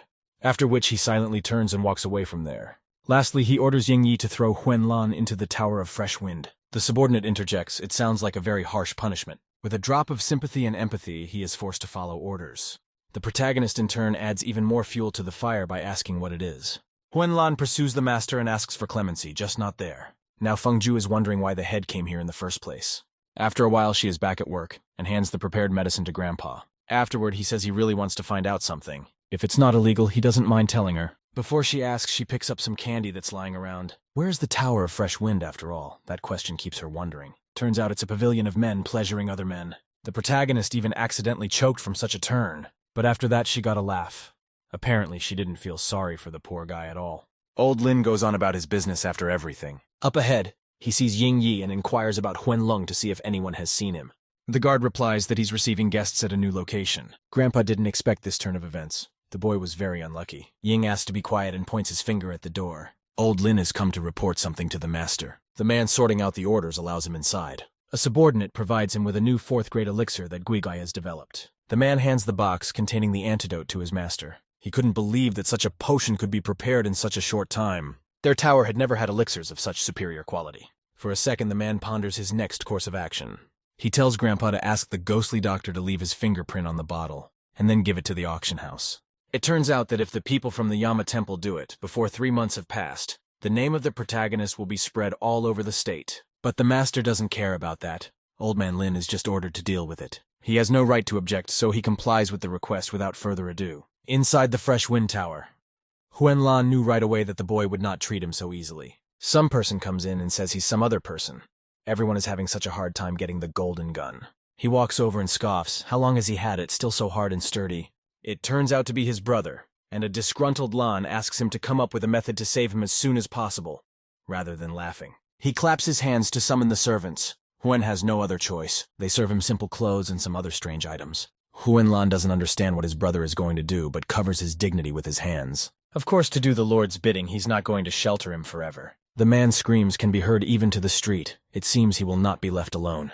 It was already deep night, and the protagonist decided to relax in the warm water. She could finally feel safe in this hot spring. Everything went without incident, and she's even comfortable enough to get dressed. The ghostly doctor pulls out a piece of absorbent cotton and his magic ointment. She is glad that the scars on her face are almost gone, soon to be completely gone as well. After all the procedures, the girl looks around and goes into her room. For safety's sake, he also closes the doors carefully behind him. After a long time, she can use her ring. Inside, everything became completely different, shards and beads flying around the world. But the divine beast, the phoenix bird, is sweetly asleep and does not feel the presence of its mistress. The girl was convinced and glad that nothing bad had happened to him in the meantime. On the other side, someone is screaming and calling for the main character. Fengju quickly gets out and tries to arouse some suspicion. It's old Lin asking her to hurry up and follow him. Looks like Mr. Yam was injured when he went to the Poison Valley to steal the Heavenly Heart Lotus. The girl was concerned about how such a strong cultivator could injure herself.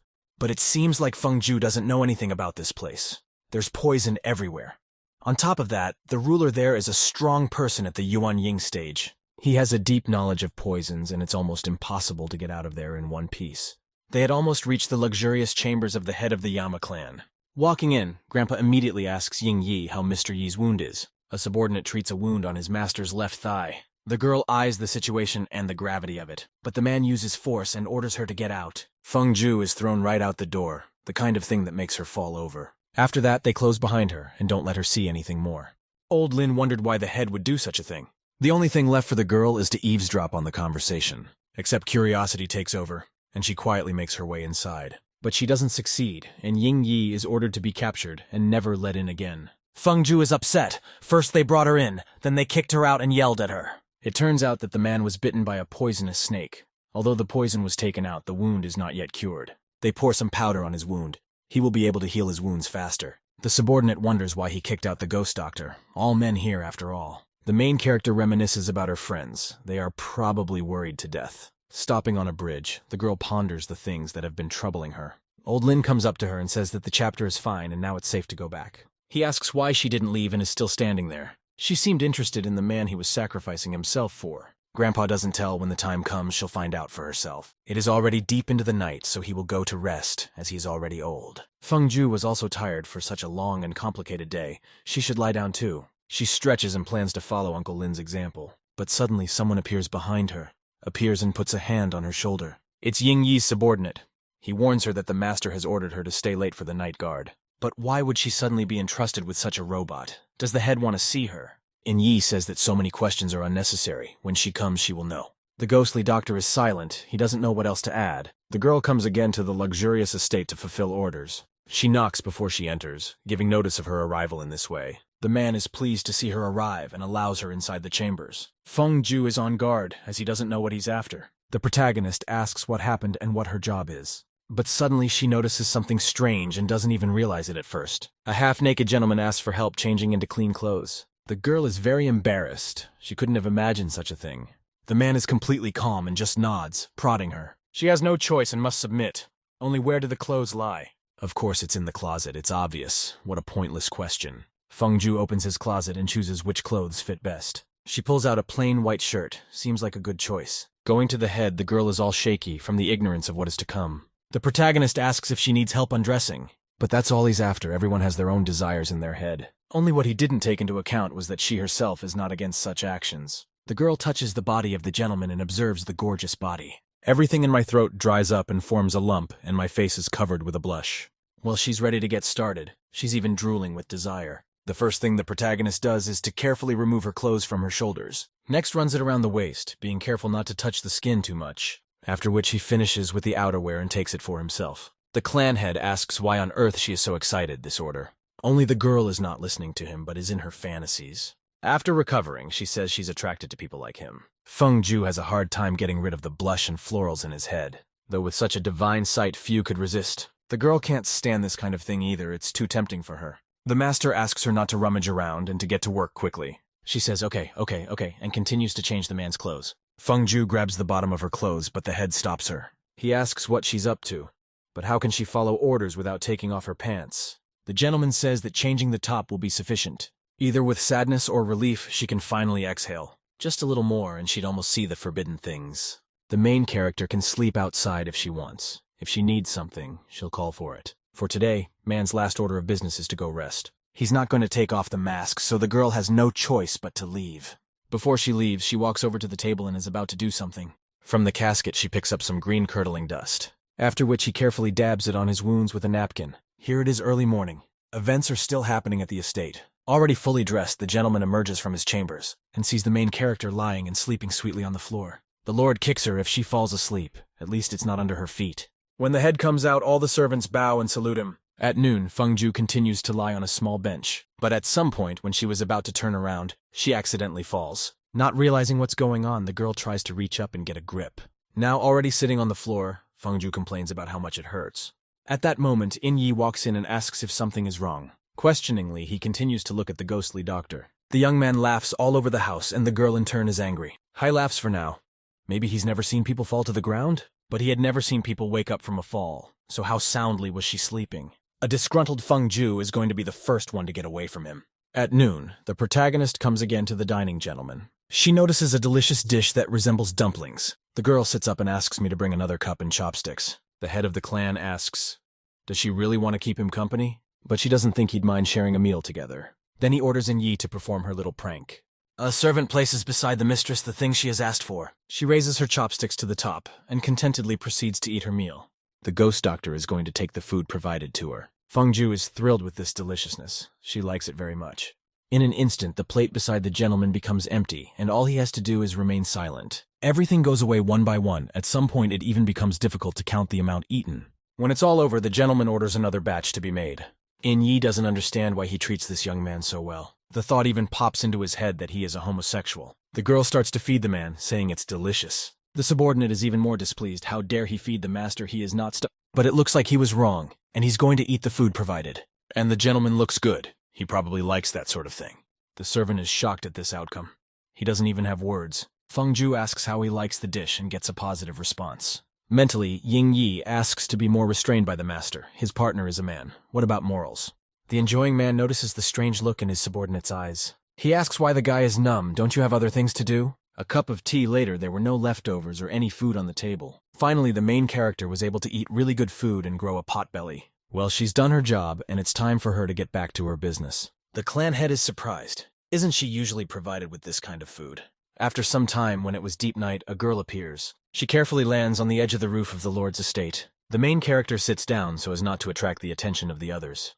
After which he pulls out a piece of a small ceramic lid. You can see the light beneath her, the girl pleased with her work. Ying Yi turns to the master and says he has brought those men. He asks to call them, have them come inside. The subordinate in turn carries out the order. The servant escorts them out and asks them to greet the master, at which point the girl has already begun to watch. She can see the two women sitting across from the head of the clan.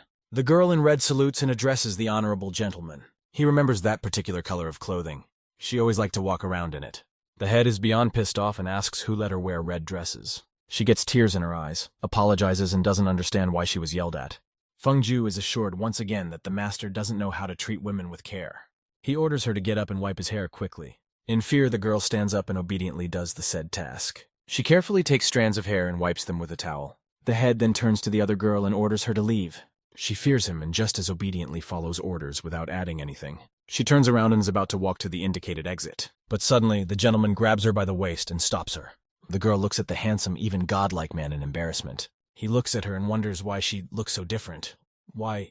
The fleeting kindness mesmerizes the girl. She seems happy. The protagonist is in anticipation of further events at this location. But suddenly a loud slap is heard outside the door. Ying Yi is concerned. He goes inside and asks what the big deal is. After seeing this, the guy goes into a stupor and fear appears in his eyes. This is a pissed-off man, so much so that he instills fear in everyone. The Lord is acting like this because the girl allowed herself to lean on him. The girl is about to close the hole, saying how cruel he is. But accidentally, she breaks something with her hand. The sound was quite loud. The master releases energy right into that place. Who dares to tuck in behind him? It hits right on target. Even the boards fly apart. A ghostly doctor flies out of there and flies straight headfirst into the bottom. But the clan leader, seeing who it is, puts up his hands and is going to catch her. He smiles, and the protagonist is in a bit of a state of bewilderment.